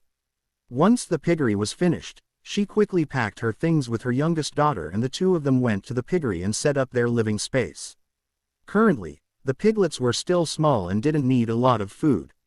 Eldest maternal aunt and her daughter, Xiaosao and her sister, and old Yu, who was becoming more energetic with each passing day, all went out every day with sickles and baskets on their back to cut fishwort in the area around the piggery. Furthermore, they also had the Lu family's 3 cousins coming around to help from time to time, so there were enough people gathering food for the piglets for now. In order to guarantee the pigs would grow fast, feeding them only fishwort was not enough. The Yu family had a bunch of coarse grain stored from the winter that they pretty much hadn't touched. With white rice and wheat flour around, who would want to eat coarse grain? They also had the sweet potatoes they had harvested from last year that had been turned into dried sweet potatoes. Other than the corn set aside for seed, they also had around 1,000 caddies of corn which had been ground into cornmeal. The family left a portion to be used to make porridge while the rest was used to feed the pigs. If that old fellow, the Minister of Revenue, found out Yu Xiaosao had used corn to feed pigs, he'd probably be so infuriated that he'd have an aneurysm and then be reborn. They also had a lot of bean flour, millet and other coarse grains stored in the granary. Old Yu fretted over the stored grain as he was afraid that when summer arrived the grain would attract pests. Thus, he sighed and lamented constantly about this. Yu Xiaolian, an eldest maternal aunt, and her daughter were in charge of preparing the food for the pigs. In the corner of the piggery was a small building crafted of bamboo that had a stove with 5 large burners. 5 large pots were on those burners and were currently cooking. The 3 of them were very used to doing work in the kitchen, so preparing enough food for 50 to 60 little piglets wasn't considered a difficult task. Yu Xiaosao also came over every day to help. The most important task she had on hand was to make sure that the water cistern had mystic stone water added to it. By using water with a very low concentration of mystic stone water to cook food for the pigs, it created food that the pigs not only liked to eat, but it also kept them healthy and growing quickly. Zhu Junyang, who was in the capital, somehow found out that she was raising pigs in a piggery. Thus, he sent someone over to bring over a few dozen piglets and a few carts full of rice bran, wheat bran, millet, and other coarse grains to feed them. The piggery now had around 120 little piglets. Yu Xiaosao calculated after receiving the pigs. If they sold 1 pig a day, then by the time the first pig they caught left the gates, then it'd be around the New Year's celebrations. Thus, she had her maternal uncle stop buying piglets. With 120 piglets now, they needed a considerable amount of fishwork to feed them every day. Shaolian and her eldest maternal aunt and cousin had enough work on their hands preparing the food for these piglets, so they definitely didn't have enough time to gather fishwork. They ended up hiring the 12-year-old Lu Yanner to help them. The family also had to move up the plans on buying fishwork from other people. Yu Xiaosao found her good friends Zhou Shanhu, Qian Yufang and Lu Huifeng and told them that they were planning on buying fishwork at a price of 1 copper coin per 2 baskets. The 3 girls, who had nothing better to do, all proclaimed that they were willing to do this. In the past, when circumstances permitted, all hard-working folks would catch a couple of piglets at the start of spring to raise until the New Year's. Then, they could either slaughter them for meat or sell them for money. The 3 girls' families had all done this before, so they were all very used to gathering fishwork. In one day, they could gather at least 4 baskets of fishwork while working leisurely. When they found out that the Yu family was planning on buying at least 30 baskets of fishwork a day and that the number would increase, the 3 girls negotiated between themselves. They decided that the 3 of them would work on gathering fishwork first. If they got to the point that they couldn't handle it, didn't they also have brothers and sisters at home? Once the pigs got larger and needed even more fishwork, then they could find other people to also help. They did as they promised. That same day, Zhou Shanhu and the others all received a bamboo basket from the Yu family and went out with sickles to gather fishwork at the foot of the West Mountain. Qian Yufang brought along Qian Wu, who wasn't very willing, while Lu Huifeng brought along her younger brother and sister too. Only Zhou Shanhu had no one else to bring with her, but there was nothing she could do. Her older brother had gone off with her father to peddle goods on the street and her sister had already gotten married. Her mother needed to take care of a flock of small chicks, so she was the only one with nothing to do at home. On the first day, Zhou Shanhu made 3 copper coins and Qian Yufang made 5 copper coins. Lu Huifeng and her siblings earned 9 copper coins in total. After they gave the Yu family the fishwork and got paid, those who had baskets that weren't quite full would have those baskets settled during the next day's work. After a month of work passed, Lu Huifeng and her siblings didn't expect that they had earned 300 or so copper coins. In order to earn money nowadays, there were many people hungrily staring at the few open work positions available. If people encountered a bad boss, they could only earn 10 or so copper coins for 1 day of backbreaking labor. Thus, when Lu Huifeng gave her mother the month's worth of money, Xuanzhu's wife asked in surprise, "Huifeng, where did you go to earn so much money?" In the past, 300 copper coins wasn't considered a lot of money. Those who worked hard when the tide receded to dig up sandworms could earn about this much in 1 day if they were lucky. However, last year was a disaster year. Thus, the beaches near Dongshan village were now filled with people every day. Most of the beaches had been scoured completely clean and almost all of the sandworms had disappeared in the area. Every day, after finishing her chores around the house, her daughter would take her younger brother and younger sister out to play. Whenever she asked, her daughter said that she was going to find her good friend, Yu Xiaosao, to play with. Thus, Xuanzhu's wife didn't think much of it. However, she would have never expected that her daughter would come back in a month with 300 or so copper coins. Lu Huifeng told her how she was getting paid for helping the Yu family gather fishwork every day. Xuanzhu's wife sternly looked at her and said, "I'm not even going to mention the good relationship between you and Xiaosao. However, just with your father's good friendship with your uncle Yu, we should be helping them without taking their money off. Come, mother will return the money back to Xiaosao." Lu Huifeng wasn't that concerned about the money as she patiently explained, "Mother, you also know what type of people Uncle Yu and Xiaosao are. If I didn't take their money, they absolutely wouldn't let me help them. Instead of having them find other people, it's better for us to stuff each basket until they are bursting full of fishwork. That way, it'll prevent Xiaosao giving out money and not receiving enough fishwork in return." Lu Xuanzhu, who was in the courtyard drying out the fishnets, heard his daughter's explanation and remarked in approval, "Wife, Huifeng is right. You also know how Brother Dahai doesn't like to take advantage of other people. If we don't take his money now, he'll likely find some other way to compensate us even more in the future." When Xuanzhu's wife heard this, she hesitated for a few seconds before she finally said, since your father said this, then I guess we'll just keep this money. Lu Xuanzhu was similar to Yu Hai as he also loved and pampered his children. Our Huaifeng, Xiaoying and Taidener are all hard-working. We'll give them 10 copper coins each as spending money. Let's also buy a few caddies of white flour and cut a couple caddies of chives from Brother Dahai's place. Tonight, we'll eat some chive pockets. When the 3 kids heard this, they all started cheering in glee. Xuanzhu's wife laughed and then glared at her husband. You all, is there anyone else who spoils their children so? Making some chive pockets is one thing, but you also give them some spending money. Children have loose hands, so giving them money is the surefire way to lose it. Lu Huaifeng placed the 10 copper coins into her own embroidered purse and somewhat indignantly said, Mother, I don't agree with what you said. Younger sister Xiaoxiao is younger than me, yet all of the money in her family is in her hands and I've never heard of her spending money recklessly. Also Xiaoxia, author's note. Yu Hang's nickname and Shaolian all keep the money that they earn. Even little Shido has his own savings. Have any of them spent their money unwisely? Yingzi also nodded her head in agreement. That's right, that's right.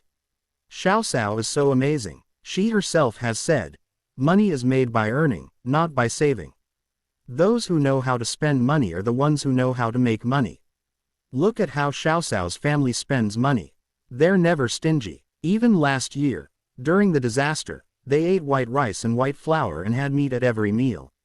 Xuanzhu's wife pinched her daughter's face and said, who among us can compare to that last Xiaoxiao? Every idea that comes out her head is a money-making method. Yingzi, if you can be half as good as her, then you can manage all of the money at home. Yingzi thought for a bit and replied somewhat in discouragement, my head is not as good as Xiaoxiao's, I can't think of any methods to make money.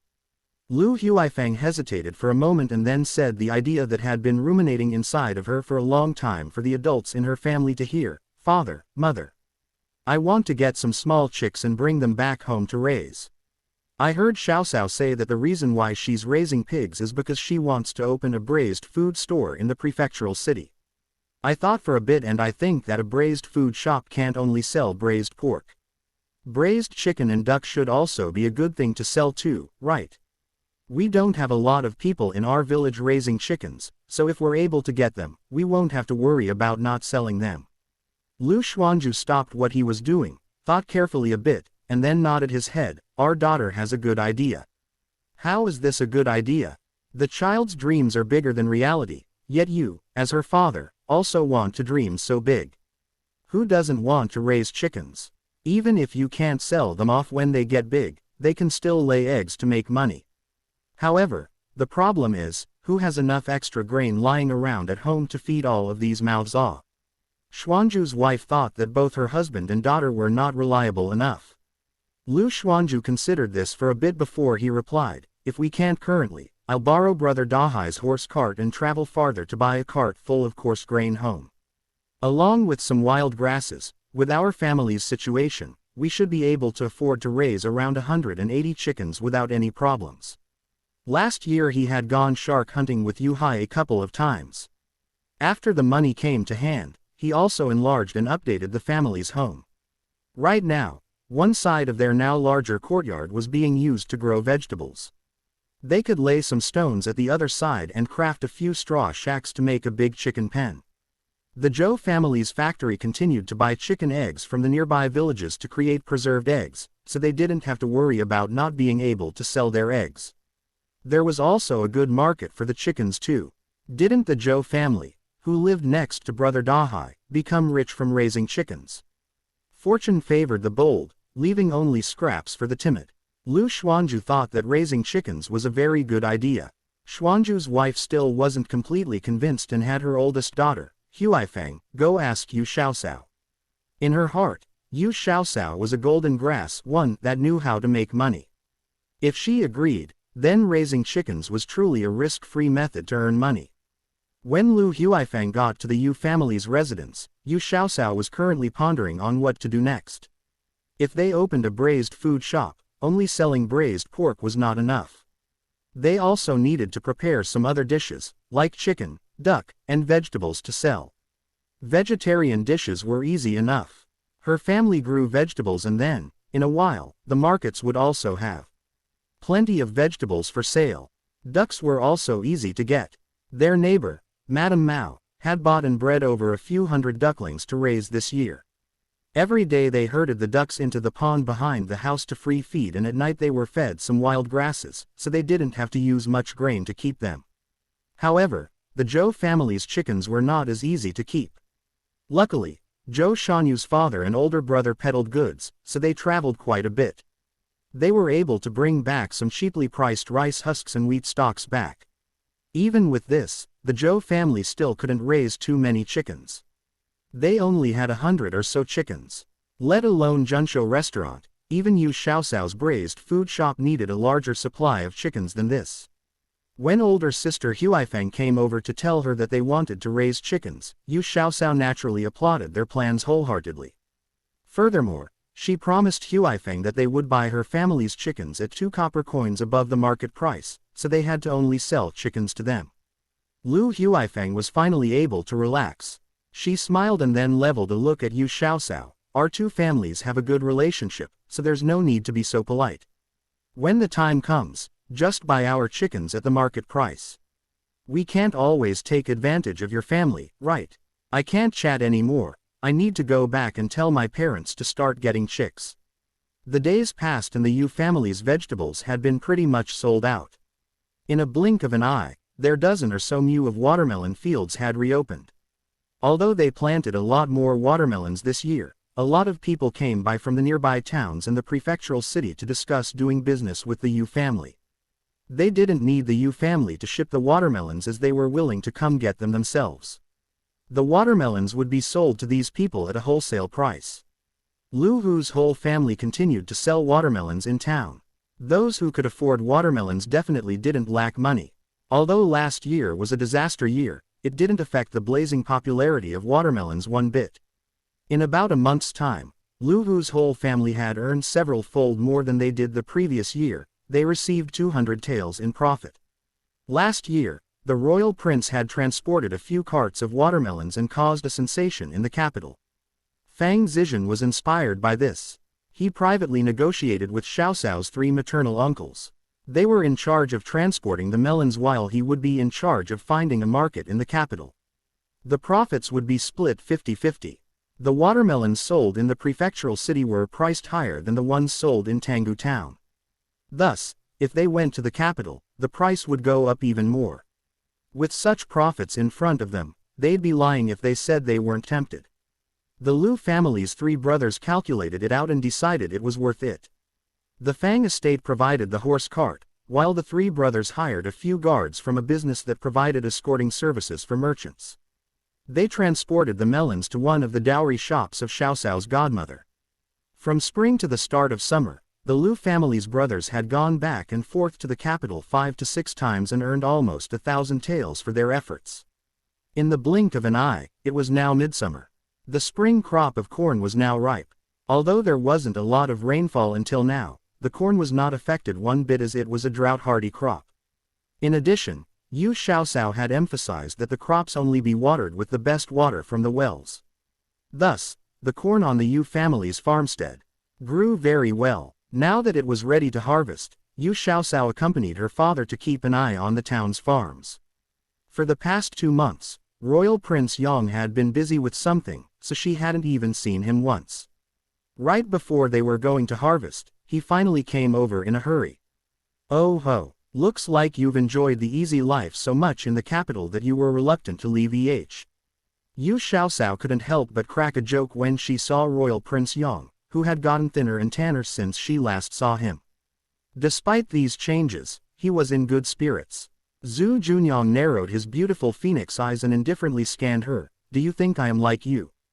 Always looking for ways to slack off and enjoy life instead of getting ahead." This prince had gone to Tuolai Mountain to clean out some bandits. A band of violent bandits had formed at Tuolai Mountain and slaughtered and burnt out villages indiscriminately. All of the commoners in the area suffered immensely. Taiyan Prefecture had sent up a report, asking for help from the court. Zhu Junyang recommended himself and took a group of elite soldiers out. They entered the depths of the mountain and completely defeated that group of bandits. The prince was highly skilled at martial arts and talented at commanding troops. Although he didn't bring a lot of men with him, he managed to defeat a large group with a few men and completely caught the whole group of criminals in one swoop. Yu Xiaosao listened to head steward Lu's detailed descriptions about the campaign against the bandits. Her pair of eyes immediately started shining with delight. Wow, a young hero with incredible skills. She had finally met a true expert. Young royal prince, are you able to traverse a river in one step and go across the snow without leaving prints? Are you able to use leaves as throwing knives and kill a person? Are you able to perform earth-shattering feats and sweep everything in your path? Are you— Stop, stop, stop. What sort of nonsense are you talking about? It sounds like you think martial arts experts are like gods, but that's not possible. From what you're saying, a few experts would be able to destroy a whole city, right? Zhu Junyang really wanted to crack open the little lass's head and figure just what was in there. How could she have such ridiculous ideas? Yu Xiaosao thought and decided he was right. Martial arts experts weren't gods. Those who had the skills to dominate the skies were likely only found in wuxia novels, right? After looking at the heavy ears of corn that were on the corn stalks, Zhu Junyang personally pulled off an ear of corn and peeled off its outer leaves. The glistening yellow kernels of corn were densely packed together in neat rows and each kernel seemed to be plump and full of juice. The corn on the fields today was not in any way inferior to the ones that were harvested by the Yu family last year. The hired temporary workers on Royal Prince Yang's 800 mu corn plantation were all doing their best. The wages given to them by the master were high and harvesting corn wasn't something that required a lot of skill. Even women and half-grown children could do this work. In any case, the wages paid out was based on the weight of corn harvested every day. The more a person harvested, the more money he or she received.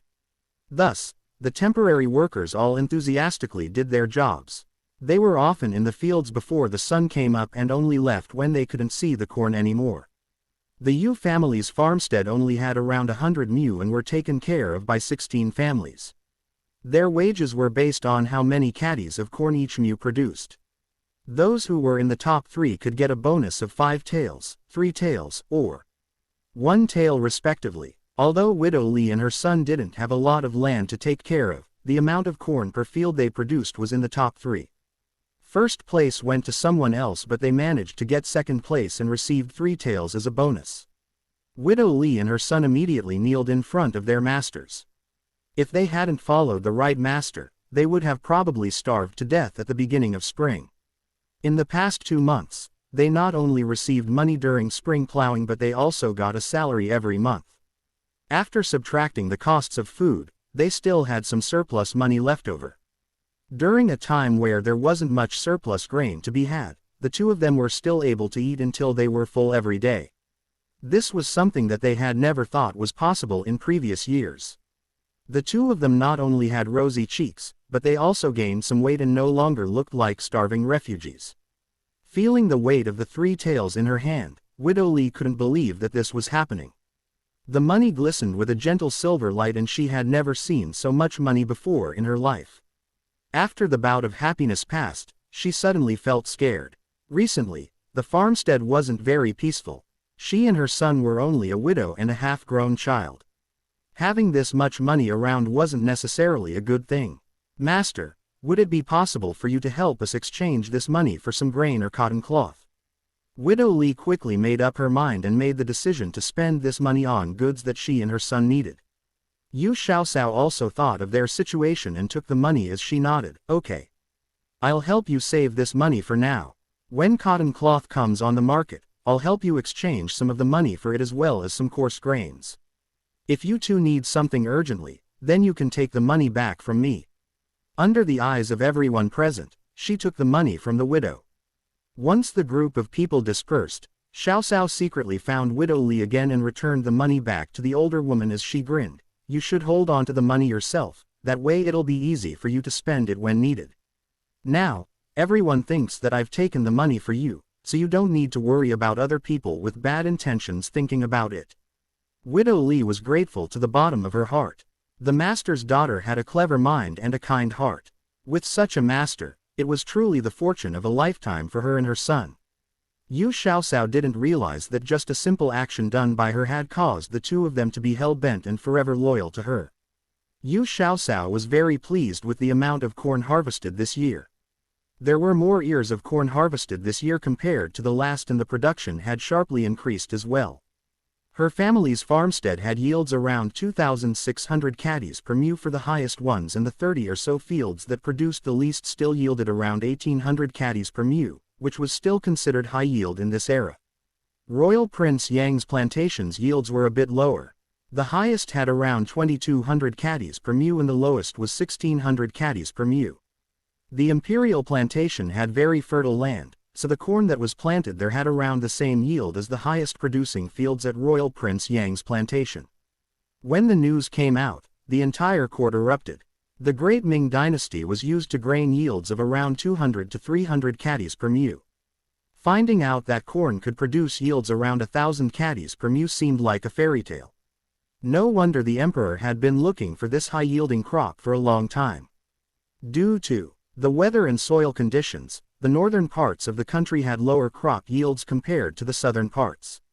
The commoners there had to live with half-empty stomachs. This was a problem that had bothered Zhu Junfan for a long time. He wished to allow the people of the Great Ming Dynasty to all be able to eat their fill and dress properly. If corn could be widely spread throughout the north, the people there would finally be able to eat properly and have a peaceful life. This would also stabilize the Great Ming Dynasty greatly. Zhu Junfan decided that next year they would further increase the cultivation of corn in the capital. Then, the bitterly cold northern areas could start to plant corn and potatoes as well. As the capital and northern areas became the new heart, they could gradually spread these new crops to the rest of the country. He was sure that within a few years, corn and potatoes could be widely cultivated throughout the country. Because of all of this, the emperor was very pleased and heavily rewarded the officials in the Ministry of Revenue and Royal Prince Yang. Zhu Junyang not only obtained the vast majority of rewards, but he had also been given the town of Tanggu to be under his command. Naturally, the revenue from the new harbor would be given directly to the imperial purse.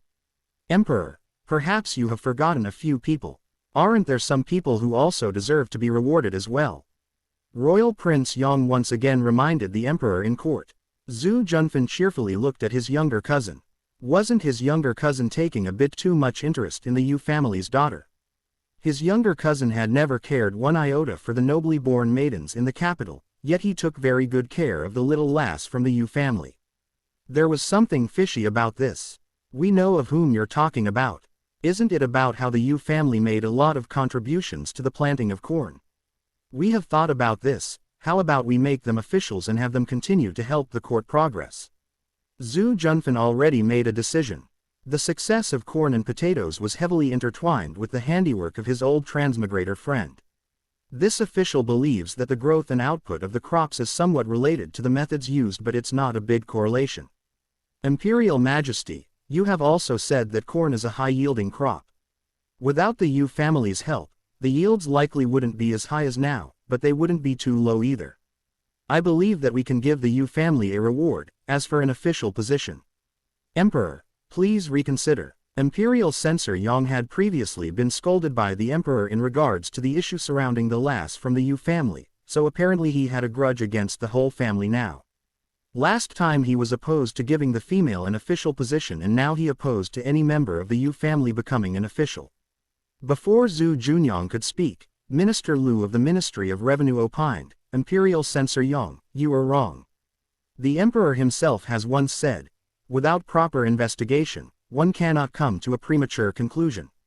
You were born and bred in an official's family, so I'm pretty sure you've never stepped foot into a crop field.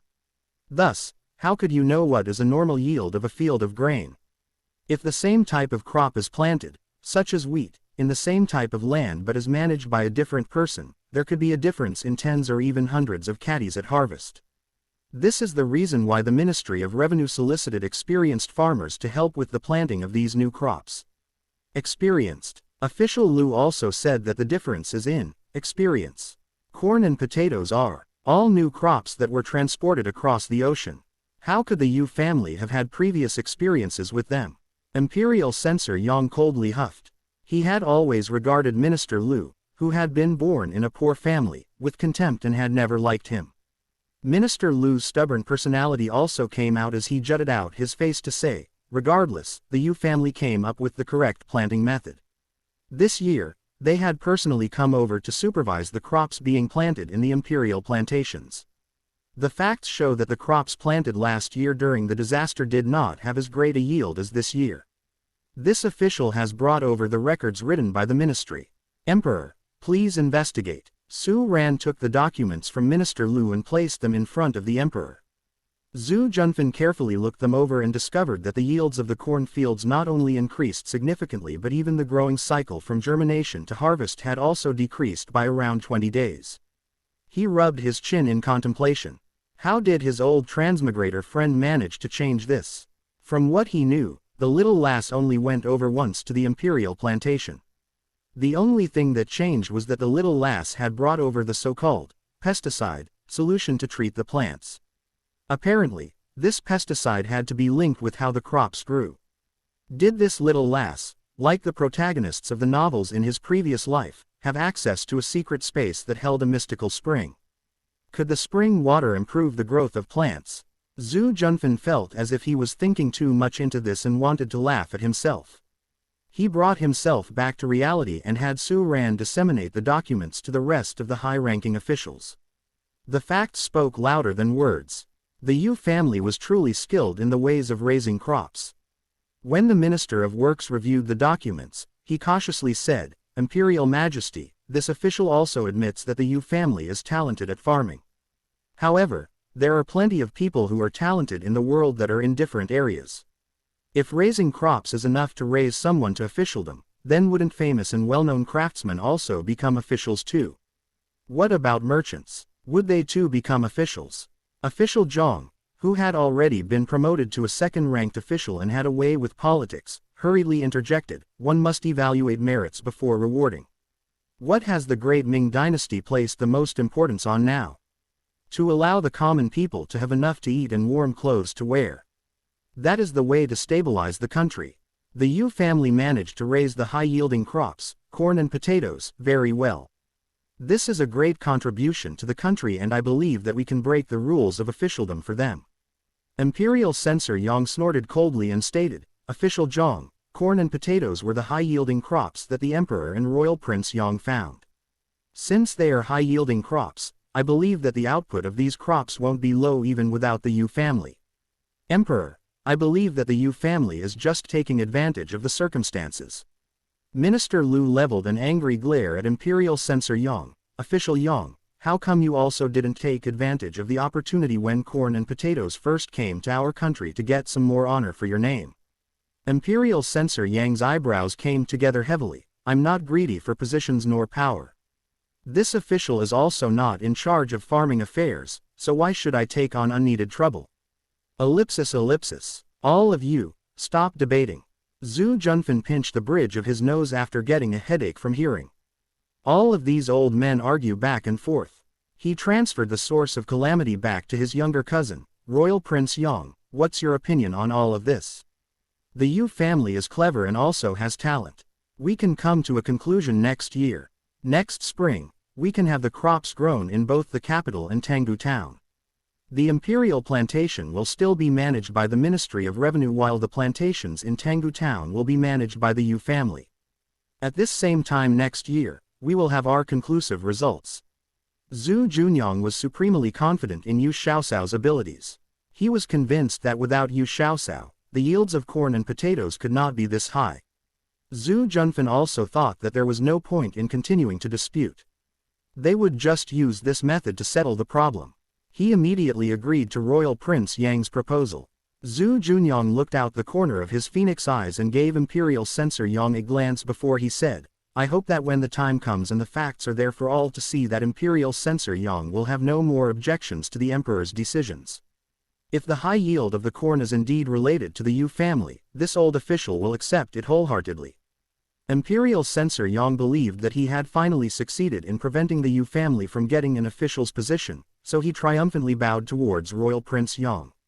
After the herald announced, "Court is dismissed," Imperial Censor Yang proudly walked out of the throne room, acting like a rooster who had just won a fight. The Yu family's farmstead in Tanggu town had already been planted with soybeans. Currently, All of the families on the farmstead had extra cash on hand, so the fields were distributed and rented out like previous years. Each family was able to rent lands and the rent was only 40% of their crops. All of the families on the farmstead felt immense gratitude to their masters. In the past, their previous masters were considered pretty benevolent for only taking 50% as rent. Now, their current masters were not only kind, but they also emphasized with the poor families and helped them survive the hardest time. They also decreased the rent. Every single tenant farmer rejoiced that they were now with a good master. When the corn was harvested, Royal Prince Yong went back to the capital. Yu Xiaosao discussed things with the steward he left behind and decided to also plant his 800 mu plantation with soybeans. In autumn, after the harvest, they could discuss then whether he wanted to plant some winter wheat or to leave the land fallow to allow it to plant corn next spring. The scorching hot summer was about to arrive and the mountain residence of Imperial Prince Jing had finished construction, so Royal Prince Yong escorted his mother over to let her take a holiday. The residence was constructed halfway up the mountain and was surrounded by verdant vegetation and stunning scenery. Inside the residence was delicately constructed pavilions and gorgeous gardens. A small stream wound through the beautiful interior, and it looked as if the trees inside could reach the clouds in the sky. The fake mountain and rocks also improved the beauty inside. Princess Consort Jing immediately fell in love with this residence. The residence in Tanggu town that they had bought from County Magistrate Wu's wife had been renovated and turned into the Royal Prince's residence. Tanggu town was now under Royal Prince Yang's jurisdiction, so how could he not have a place to live there? However, Royal Prince Yang very rarely lodged in his Tanggu residence. When he was in the area, he always accompanied his mother at the residence on the West Mountain because it was easier for him to bum a meal from the Yu family. If people found out that Royal Prince Yang, who was famed for being a filial son, only lodged with his mother at the mountain for this reason, they would have all of their mouths wide open in surprise. After rain fell, the air in the mountains was cool and moist. When a light breeze blew by, it cooled the scorching hot summer air a bit. Royal Prince Yang was currently pompously sitting at the Yu family's dinner table. When he saw the simple and light-looking food on the table, he frowned in slight disdain. In the summer, the Yu family mostly ate foods that were light and easy on the stomach. It's not that they couldn't afford to eat meat, but it was because no one could stomach greasy food in the heat. "Where's the grasshopper sauce? Huh. Go stir-fry a batch for me." Zhu Junyang wasn't happy at a meal without meat.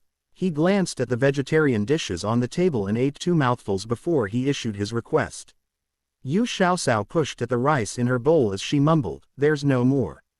"No more? Is there really none left, or are you being a stingy little girl?" Zhu Junyang was apparently not in a good mood today. Yu Xiaosao rolled her eyes at him and stated, "If I was that petty of a person, how could I let you bring back jars of grasshopper sauce every time you go back to the capital? The locusts were only gathered last summer and autumn and we've eaten them for an entire year. Do you really think we'd have any left over now?" Zhu Junyang frowned in discontent. If he had known earlier that the grasshopper sauce had run out, then he wouldn't have allowed his father and older brother to eat any the last time he was in the capital. He sulkily picked up another portion of dry fried string beans with his chopsticks and angrily stuffed it into his mouth and chewed in frustration. If a foodie couldn't eat the food he craved, the consequences were quite dire. Yu Xiaosao thought for a bit and then said, "After we finish eating dinner, I'll take you to catch cicadas. Fried cicadas are also very tasty and delicious. You'll probably like them." Zhu Junyang placed his chopsticks down on the table and stood up. "Then what are we waiting for? Let's go now." Yu Xiaosao rolled her eyes at him again. "It's still too early. We need to wait until it starts getting dark. You can only catch cicadas when the larva crawls out of the ground and shed their skin. If you go too early, you're just wasting your time. Quickly finish your rice. You're so big now yet you leave food on the table. Little Dudu is only 5 years old yet he doesn't leave food." Zhu Junyang pushed the remaining half a bowl of rice into his mouth and finished it in a few bites. Yu Xiaosao leisurely finished her dinner and then calmly helped Madame Lu clear off the table and clean. Zhu Junyang stared at her back the entire time. If his eyes had turned into lasers, the back of Yu Xiaosao's clothing would have long started smoking. After waiting for a long period of time, the sky finally got dark. Yu Xiaoxiao lit up a small lantern and held it in her hand as she gestured at the young royal prince. Let's go all. Time to catch some cicadas. I want to go. Older cousin, bring me along too. When Lu Fangping found that there was something fun to do, he also pestered her to let him go. Zhu Junyang glared at him. Little brat, why are you sticking along? Yu Hai was a bit concerned. It's dark, what if you guys encounter a wild beast? Cower, you only know how to cause trouble. Yu Xiaoxiao rubbed little Fangping's head and then pointed at Zhu Junyang cheerfully. Don't we have two experts with us, the young royal prince and head steward Lu? Ah. That being said, we're only going into the thickets at the foot of the mountain and we won't be going into the mountain. Then, she spoke to her older brother, older sister, and older cousins. If you guys want to come along, bring a lantern. Once we catch some cicadas, I'll fry some for everyone to eat tomorrow. Zhu Junyang sent someone to the residence to grab 2 glass lanterns from the walkways. Lanterns made out of glass produced more illumination, making it more suitable to see at night. With nothing much to do, everyone wanted to have some fun. Thus, they not only had Lu Fangping as a little tail but also Lu Junping, Lu Yanner, Yu Hang, and Yu Shaolian. The rest of the children came along with lanterns in their hands and the group left in high spirits. They went to the Qian family's gate to find Qian Wu. Qian Wu was unwilling to be left out, so he also came along with his younger sister, Qian Yafen, with lanterns in their hands. End of chapter 350. See you in the next chapter. Thank you.